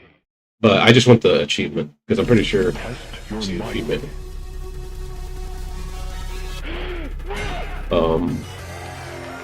Beating it on ending difficulty. Alright, one more endurance match. Oh, Lord. Okay, damn.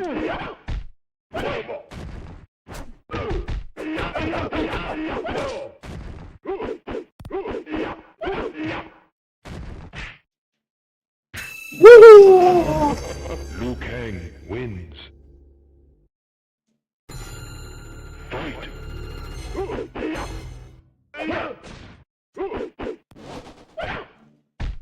Yeah. Okay, stop it. Oh, shit.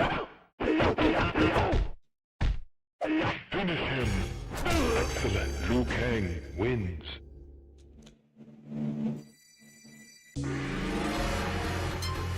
Scorpion.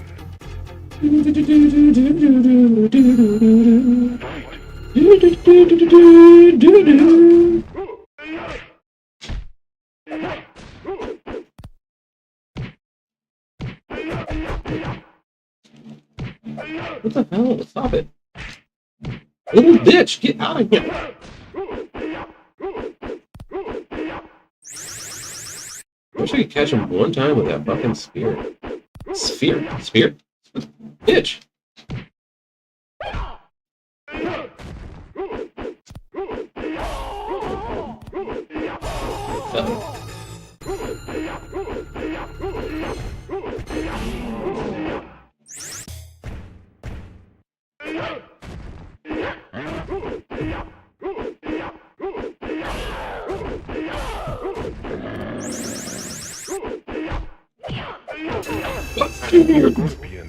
Chest. I won't say the other one. Wait.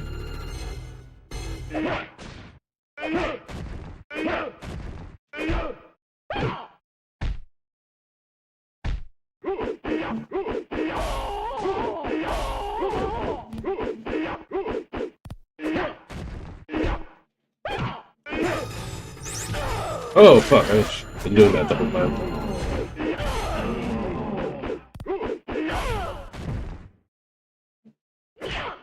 Why for you kick me?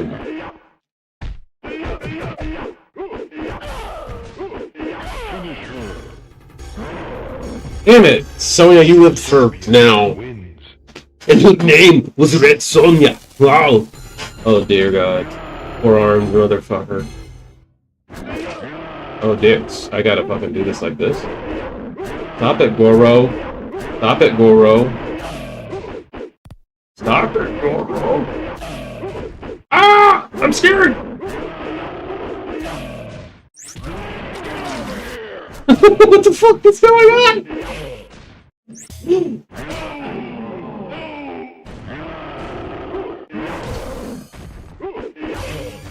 Scorpion win.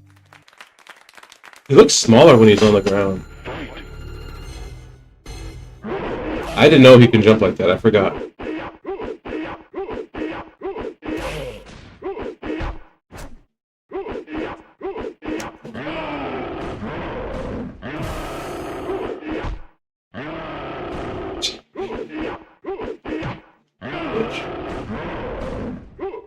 Man.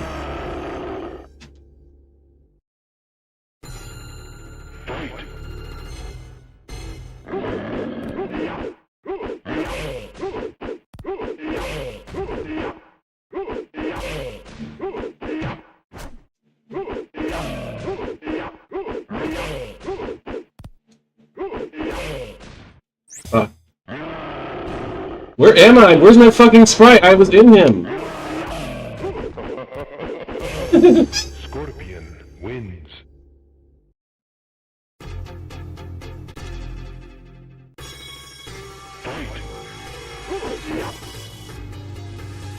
Okay. Get out of here, you fucking little bitch.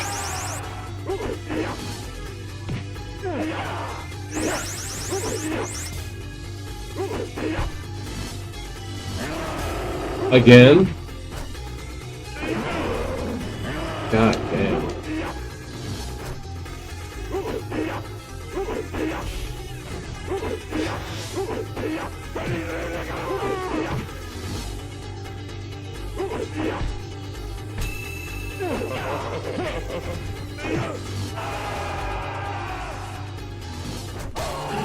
Scorpion wins.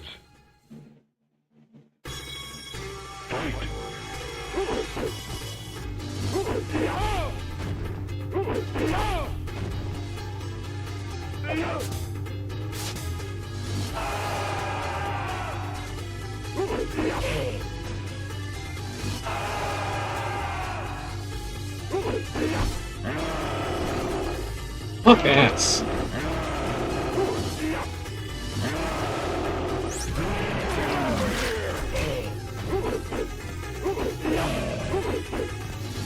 Ah, God, blah, blah, blah. Oh, Fudge! Vaginal! Vaginals! Whatever.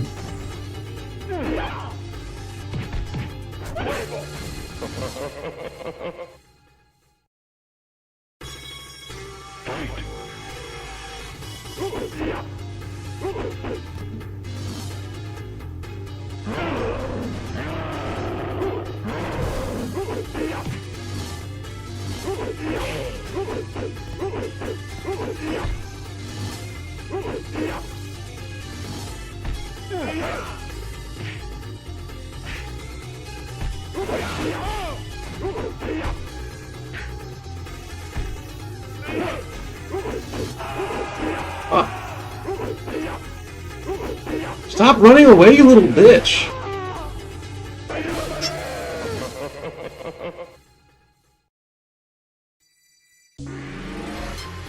Scorpion.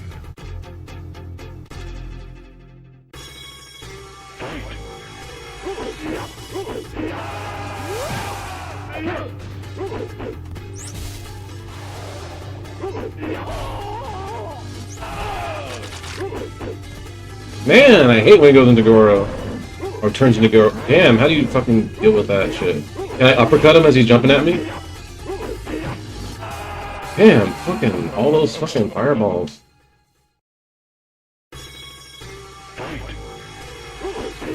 Get over here. What?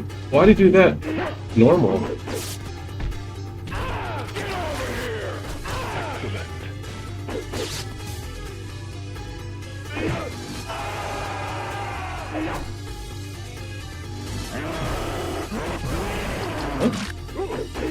I should have ran away, but I tried to fucking do spear.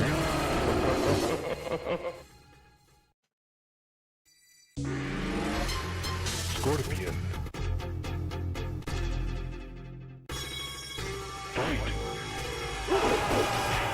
Damn. Oh my lord. It's just destroying me.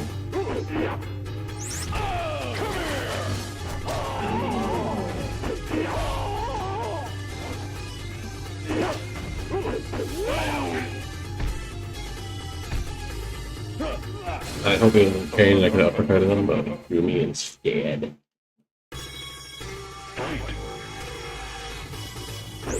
What the fuck? All you did was jump, turn into Sonya and jump.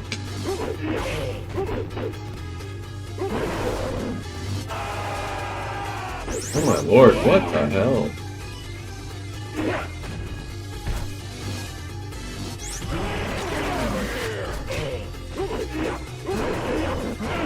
Get out of Goro's nuts. I tried to do spear, dude. I should have forgot it, damn it.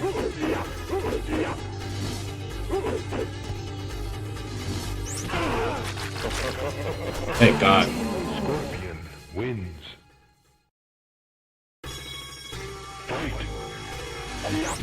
He did the exact same thing I was doing. What a bitch.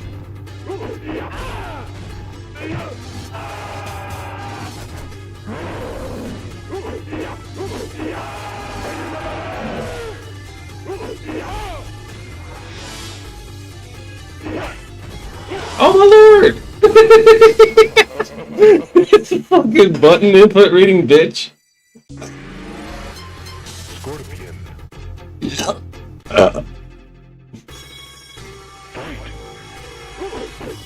Come on.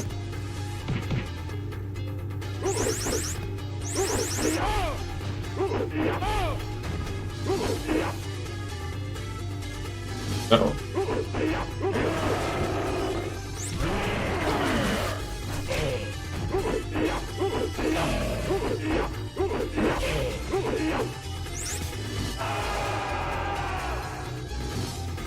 What the hell? He like froze and then grabbed me from like my sweep. You little slut bag. I hate you so much, Liu Kang.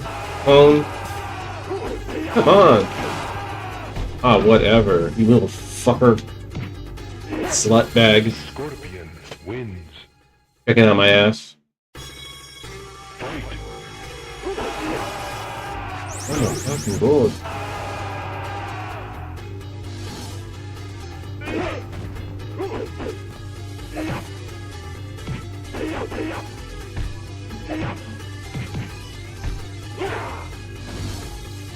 Oh, kicks.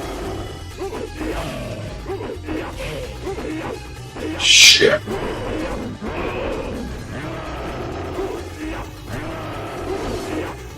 Oh my lord, full fucking screen slide.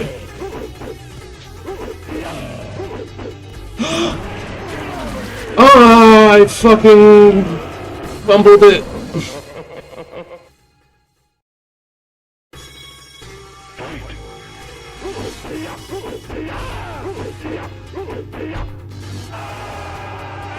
What?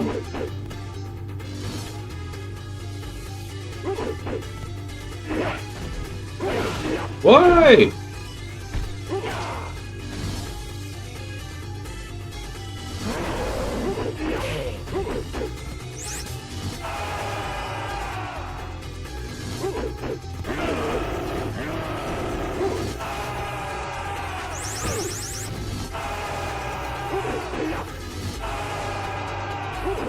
What the fuck? This isn't annoying, man.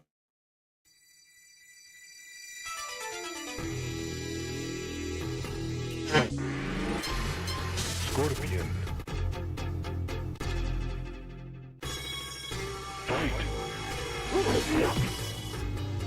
What?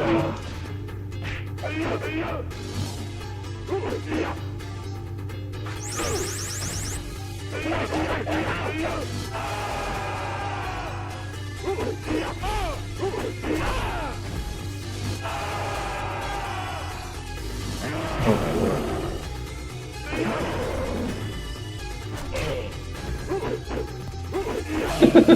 Scorpion wins.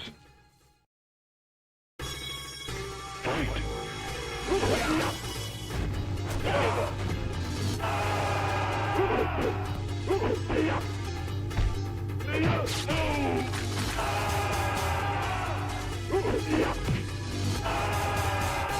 Dude, he just fucking chipped me down. His skulls. I just need a duck fight.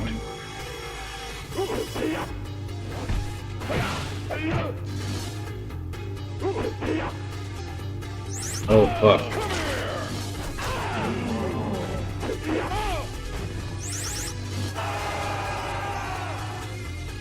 Dicks. Ah!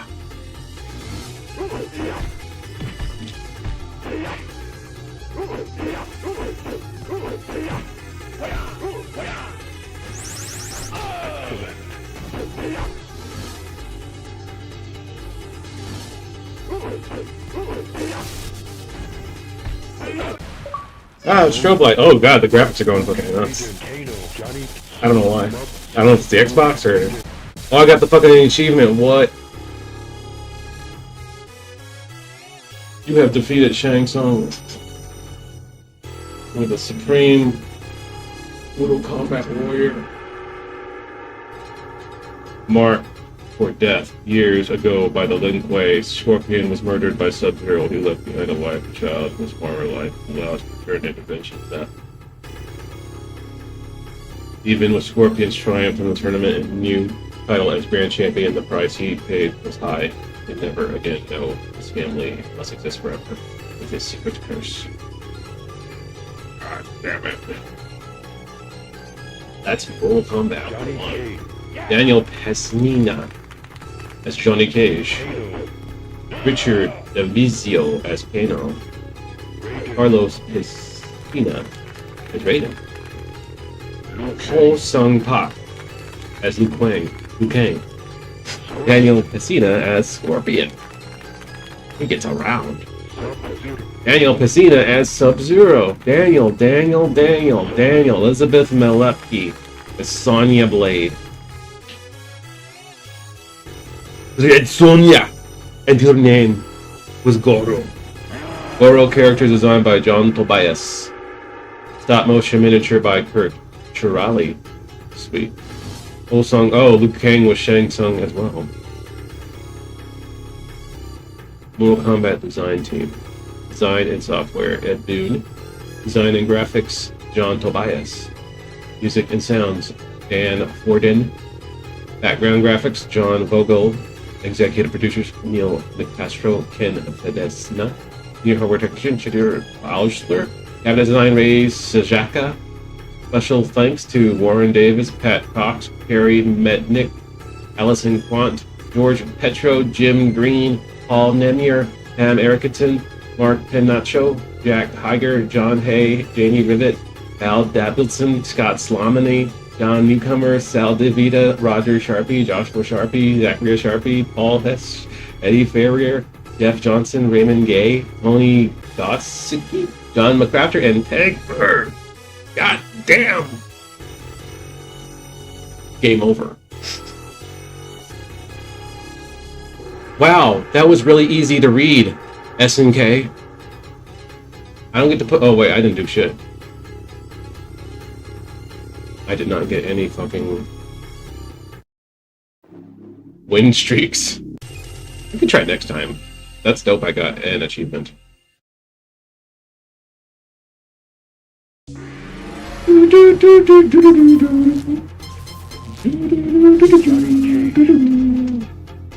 I'm not gonna play again. I'm just gonna fuck with Johnny for a second.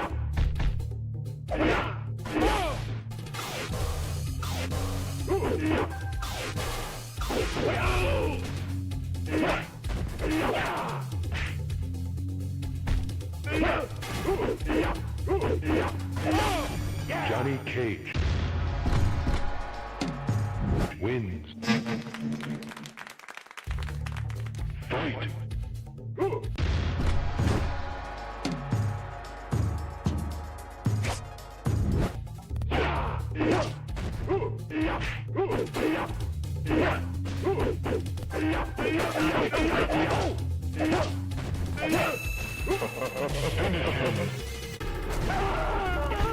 Cage wins. Fatality. Yeah! I love that. I thought that was so kid. I thought that was so cool when I was a kid, when he does that.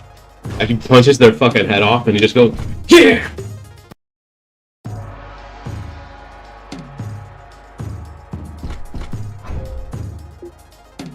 Or Milfus. Finish Mortal Kombat. 2 would be fucking hard as fuck. Ultimate MK3. This is a fun one. I had a lot of fun with the Genesis version. And Super Nintendo, but mostly the Genesis. Lifelike violence? Are you kidding me? These are video game characters. Lifelike. Okay. This looks so real. Four-armed people. Brown people. They don't give you characters? Everyone? Maybe? I don't know. I have no idea. Wait, are all the cast? I forgot how to pick Human Smoke. I don't know how to play as anybody. I do. I vaguely remember Sub-Zero, but that's who I would play all the time. Because his combos were like the easiest to remember for me. So I'd always pick Sub-Zero. I'd like to beat it with Jade. Jade's just cool to me. That's dope, they tell you everything. Downward spiral. Downward boomerang shadow tip. Jump out shield.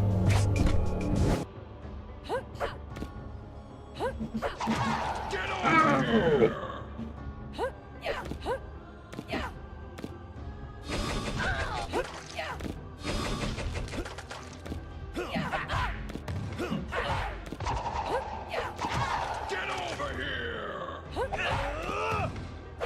Yeah.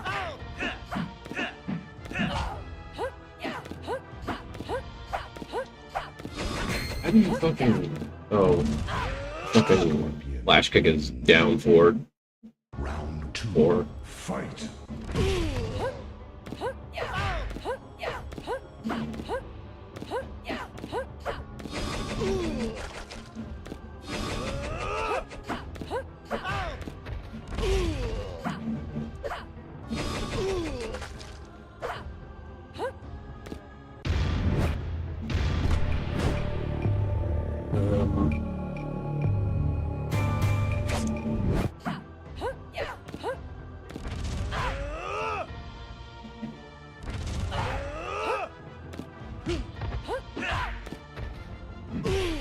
Jade wins. Round 3, fight.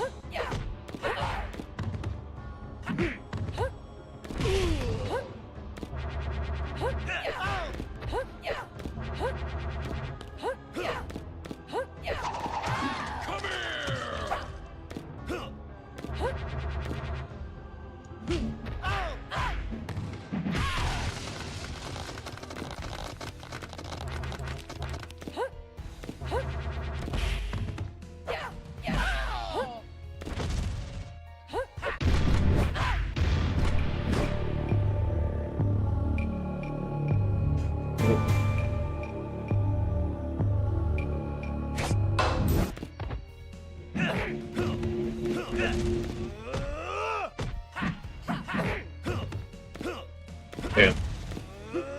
Finisher. Why didn't you mercy me? Can you mercy in this game? I forgot.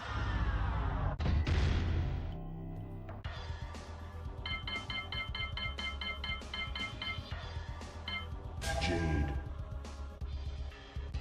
Round 1, fight.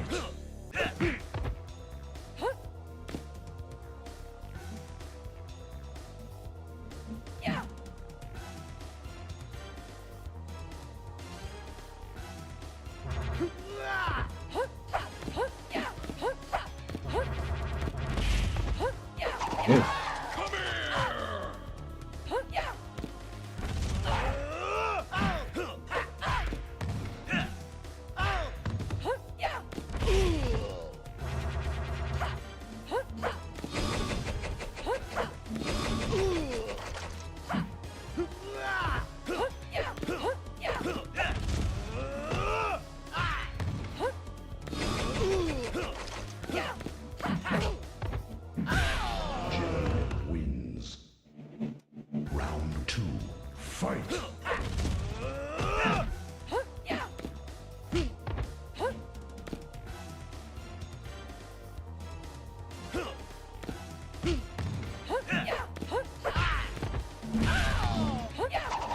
Get over here!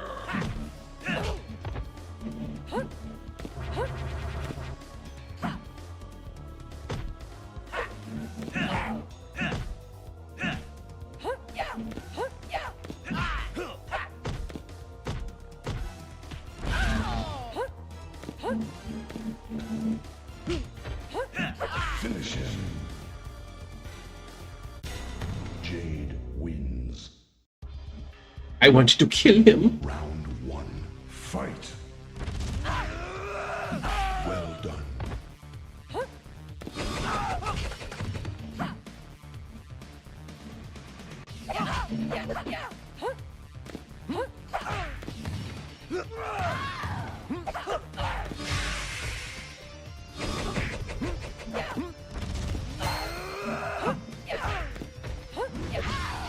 Night Wolf. Ah, that's so cool looking. Round 2, fight.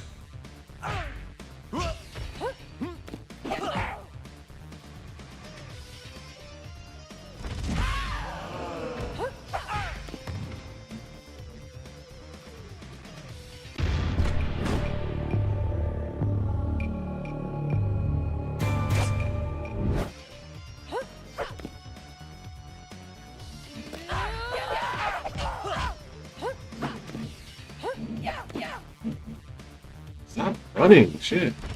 They hit within just enough distance. Oh, okay. Super Jade wins. Round 3, fight.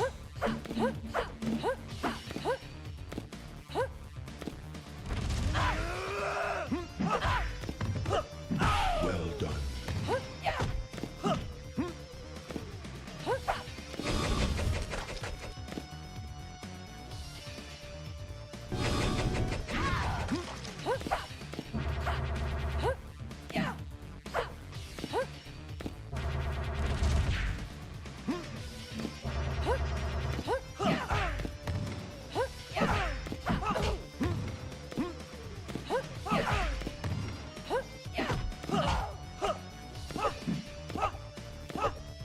Dude, what the fuck? I couldn't do it. Anything. Shit. Night Wolf. Okay. Let me go back to the my games. I should have Mortal Kombat. I might play more later. It's fun. I didn't think I was gonna beat the first one like that. I'm glad I got the achievement for it.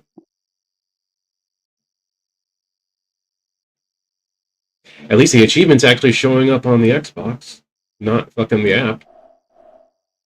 What else is there? I think just beating the games. Oh, and just doing shit. Winning a flawless victory in a rank. Oh, that'll never happen. Any of these fucking arcade, I'd have to fight. Make another account or get somebody to play with me. Play with me. Does that sound normal? Rocket Knight is a fun game, but I wish they did more with this remake or sequel, whatever you want to call it. I don't know what I want to fucking play. What can I download?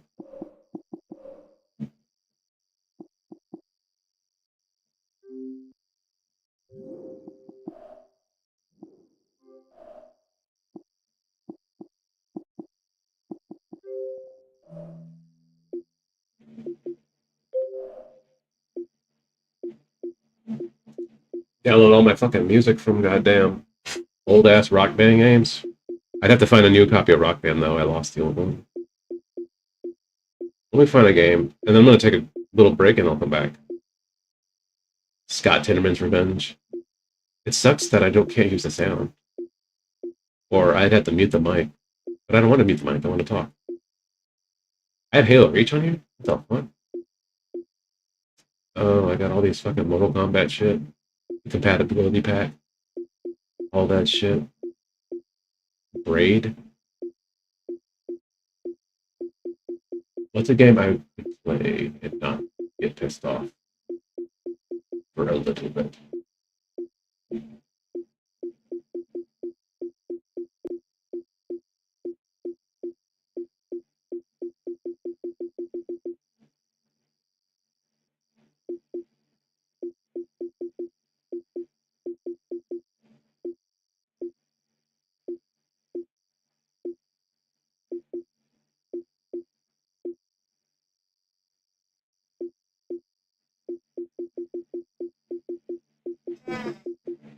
South Park, which one?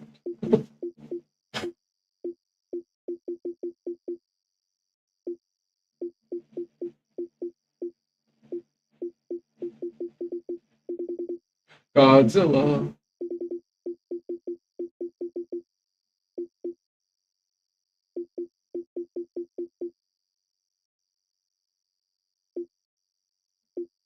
I heard Shadow Complex is really good. I never had a chance to play it yet. Facebook and Zune. What the fuck?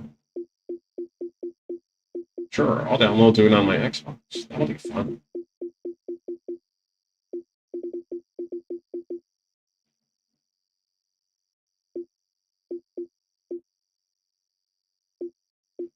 Disposable teens. What about fucking Banjo? Where's that?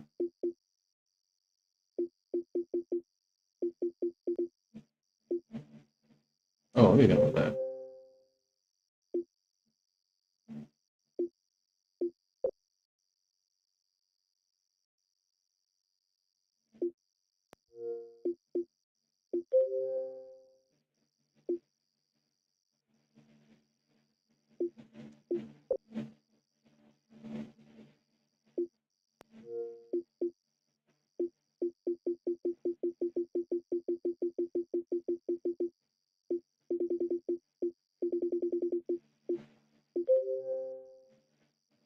I have to bio break real bad, so I'll be right back.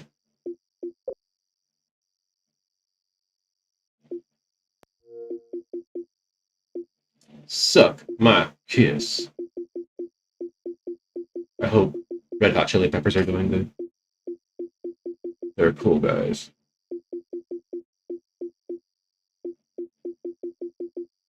Siva. Sativa.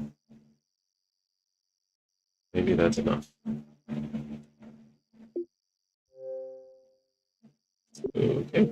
Maybe I'm downloading too much for it to handle. Too many downloads for Microsoft to handle. Yeah. I'll be right back. I'm going to go to a little commercial for a little bit. BRB. White Ranger, activate Saba, the talking saber, and follow his instructions. Tiger Sword power, now! Now you're ready to fight. And sound the call to battle. And now, really grab the power. The power cannon. Its 5 Powerball ammunition load is harmless to humans, but not to evil space aliens. Add even more power with the Power Gun Sword. Mighty Morphin Power Rangers from Bandai. Grab the power. And Mr. Freeze aims to chill Batman next, but not anti-freeze Batman. Mr. Freeze and his Ice Zapper are out of control, but Batman's ready. Freeze, Batman! Take this, hot shot! Ah! Only Batman's Ice Hammer vehicle is tough enough to drill through this ice storm. Chill out, Mr. Freeze! Now the best is hotter than ever. Batman! Vehicle and figures each sold separately. The hearts of men, the Shadow knows. The evil Khan calls on his fiendish friend Dr. Makino. But Ninja Shadow with blazing eyes has the power to stop them. Makino and Khan take off. Ninja Shadow chases them in his Mirage, each sold separately. Will they get away? Who knows? The Shadow knows. Now you can get a free Shadow Agent's ring. It changes. Just like in the movie. Send in 2 proofs of purchase from any Shadow toys for your free Shadow hologram ring. Wow. The Shadow knows. Now you can be as clever as Kevin with Tiger's new Talkboy tape recorder. Stop drooling on me. Stop drooling on me. It even has speed control. Hi, kids. We're home early. Hi, kids. We're home early. Tiger's new Talkboy tape recorder comes with audio cassette. Now have more Home Alone fun with Tiger's new Home Alone 2 handheld game. Savage Hunter, Aliens vs. Predator, with awesome new Predators. Clan Leader attacks with whipping dreadlocks. And Stalker, glowing in the dark, fires his spear. Suddenly, flipping up his attack spikes, the wild boar alien charges. And the ferocious mother alien in her monstrous hive traps Spiketail, then covers him in ooze. Ooze 'em. Who will survive? Aliens vs. Predator. Queen High playset comes with mother alien figure and ooze. Other figures sold separately. It's a countdown to the ultimate showdown, and Guile is going wild, diving into adventure, stalking the shadows, blasting like a blizzard, his punching sonic boom. Spells on Bison's doom. Capcom Street Fighter, figure sold separately. Extreme Hero G.I. Joe! It's the all-new G.I. Joe Extreme. Bigger, bolder, and battle-ready.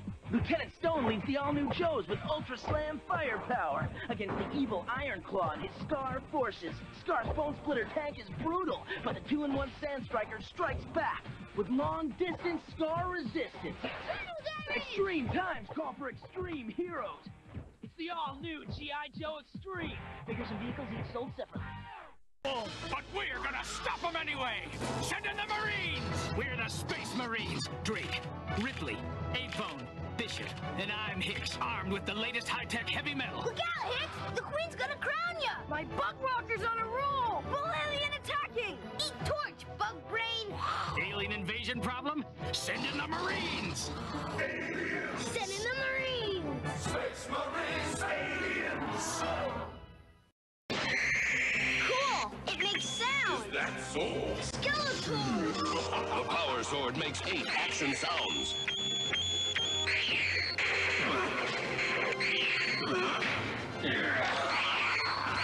It lights up with power. You can be a hero with the He-Man Power Sword. Send for a He-Man video for 99 cents and postage with specially marked vehicle. After the challenge of Cube It Up, the amazing motorized cube that spins by itself. It's got a motor inside. How do you play? Good question. Cube It Up calls out a color, red, which you have to keep on top to rack up points. Yes. Sounds easy? Well, hot shot, it's not. Because the cube's always turning. You can play by yourself or with friends. If if you've got any. Green. Rack up the most points and you're a Cube It Up master. Awesome. Very good, Cube Boy. Ready for level 2? Level 2? Cube It Up. The challenge is in the cube. Each sold separately. Batteries not included. City after city, Godzilla's destroying everything. General, who's gonna save us from... Excuse me. Hello? Godzilla! The Godzilla Force and Mecha Godzilla. The Godzilla Force is here. The supersonic Garuda warship fires laser missiles and a retrievable grappling hook. Can the giant Mecha Godzilla stop Godzilla, king of the monsters? The battle begins. All figures sold separately, batteries not included from Trendmasters. Hey, dudes, bedtime? Do you A, obey the babysitter, B, beg to stay up, C, hit her with thermonuclear breath? It's Godzilla, king of the monsters. His eyes flash as he roars. His arms swing, feet stomp, tail whips. Godzilla rules. Collect Godzilla and all his friends of destruction, then fight the ultimate battle where no one is safe. Cool hair. Batteries not included. From Trendmasters, yes. Fighters came, bashing and banging till only Blue and Guile remain in the Street Fighter 2 tabletop game. Build your punching power before your energy runs out. Are you ready for Hurricane X? Can you come back from Sonic Boom? Street Fighter 2 electronic tabletop game. Next. It's time to get real. It's showtime. Hey, annoying hombres making you do stuff you hate. Don't lose your head. Make them history. Think that's scary? Watch this. Whoa! That went right through me. Did you see that? Now watch this. First, a double team. Now, a double scare. Nobody beats me. So when you want to scare somebody, give me a call. Beetlejuice! Beetlejuice! Beetlejuice! Gotta go. Terminator with the Bioflesh Regenerator. I'm back! Yeah? Think again. Battle damage. Add flesh compound. Terminator created. Terminator. I'm back! Got my looks, my laugh, my voice, and all. Can I do that? So if you can't have me, get the next best thing. Talking Urkel. Just pull my string. You wanna know? He's Talking Urkel, though. Favorite pet? Yes. So what's that make me? Fish sticks? Oh, are you hungry? Oh, no. By all means, feed it. Play till your heart's content. Look, Goldie. I took good care of her, and she changed again. Change? How about changing some water here? Katie, bus is here. So Tamagotchi can pause. Hey, I'm back. My hair is wacky.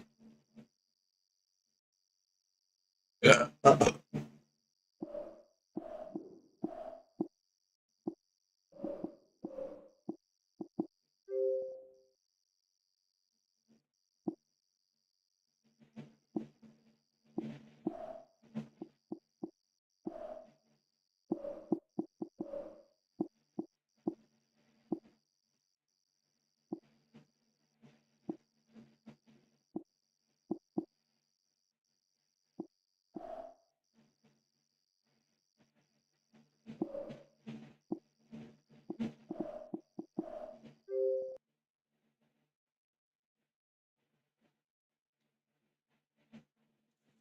I wish I could hear it.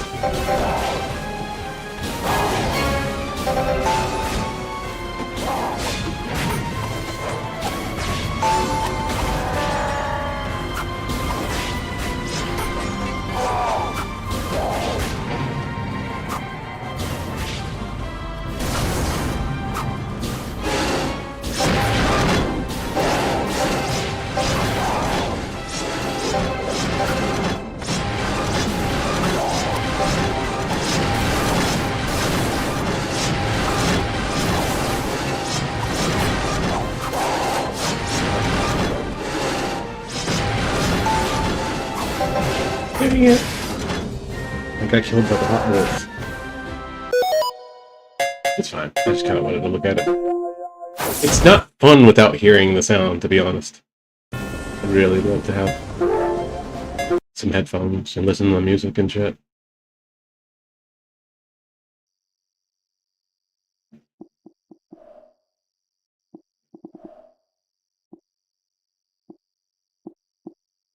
Connect Sports.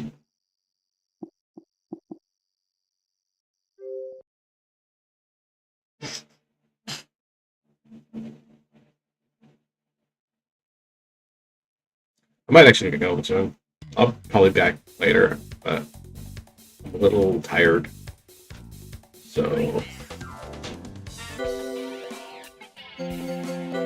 what's on here?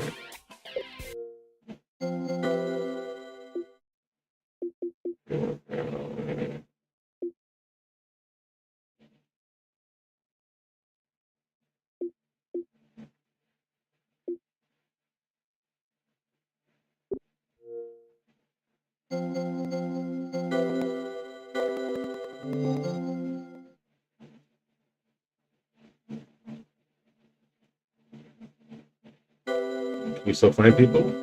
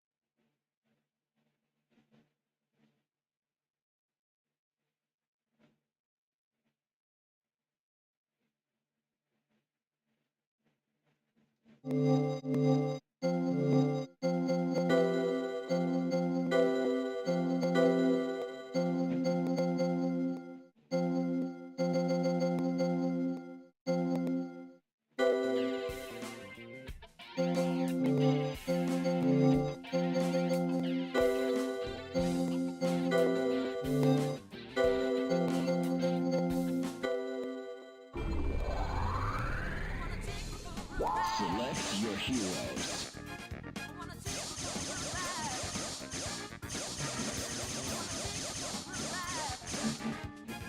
Select your assist type. Select your assist type.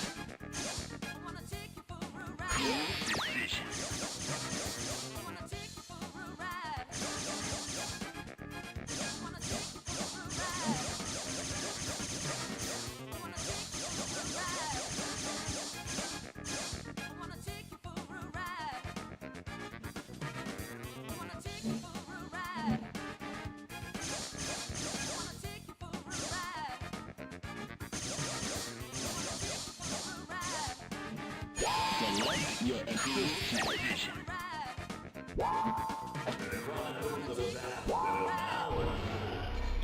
This is Marvel versus Capcom 2. I'm game set. Ready to kick butt. Engage. Sonic Boom! Sonic Boom!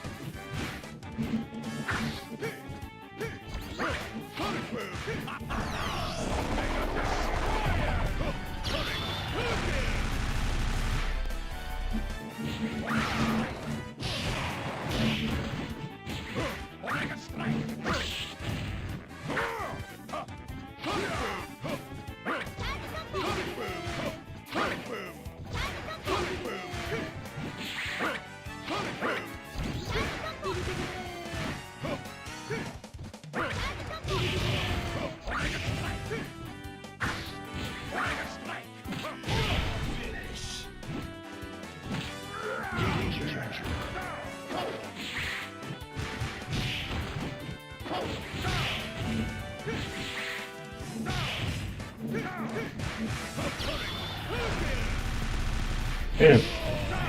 I can totally fucking guess it.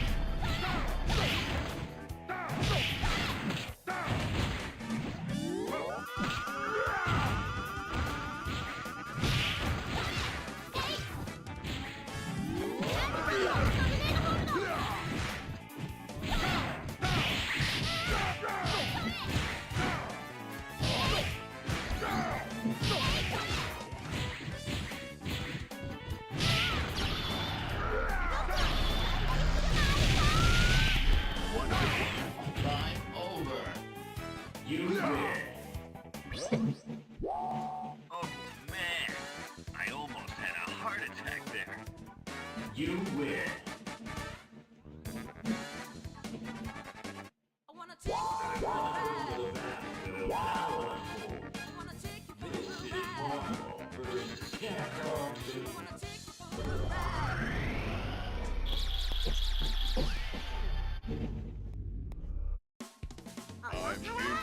I'm impressed.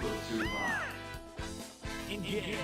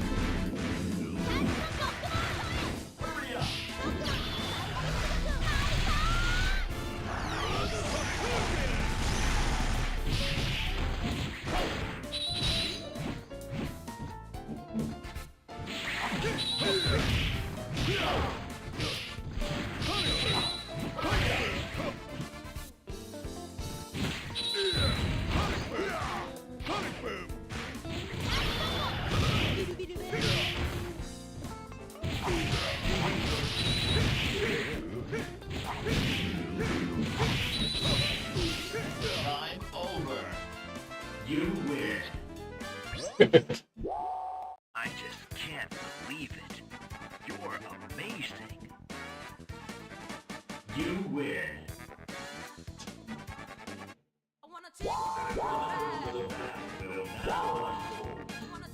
This is Marvel versus Capcom 2.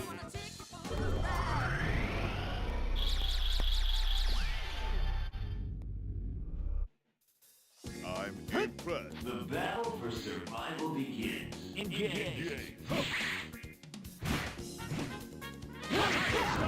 Good work, soldier.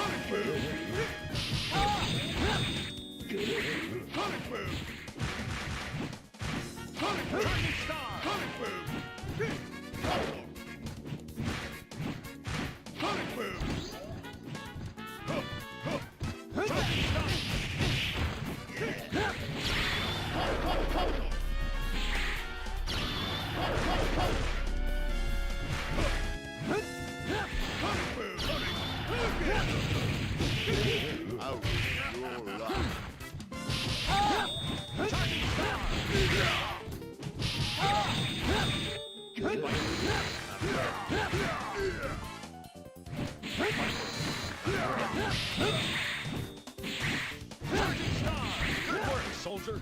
Good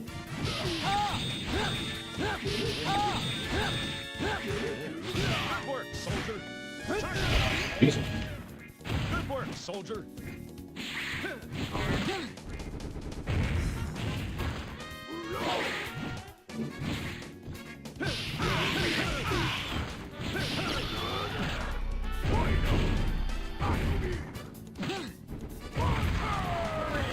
Shield flash.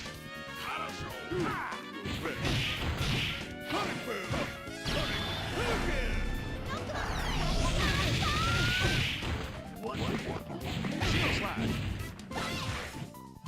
Stars and strikes. Charging star.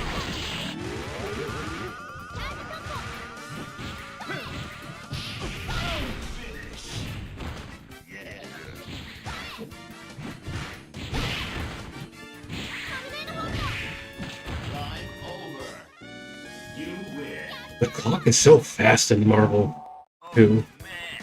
Probably all the versus games, but especially this one because it's 3v3. You win. Hot.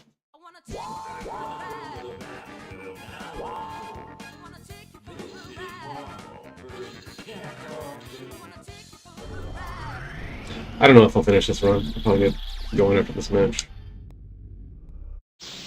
I'm impressed. Who will survive? I can't get any of the rest of these achievements unless I played like fucking again, making another account or begging people to play with me on a dead game. Yeah.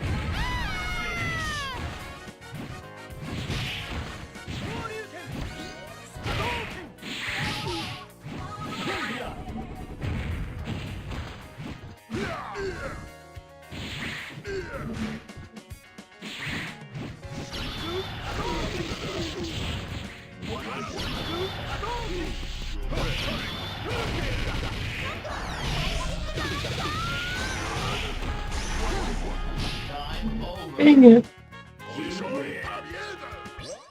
Oh man, I almost had a heart attack there.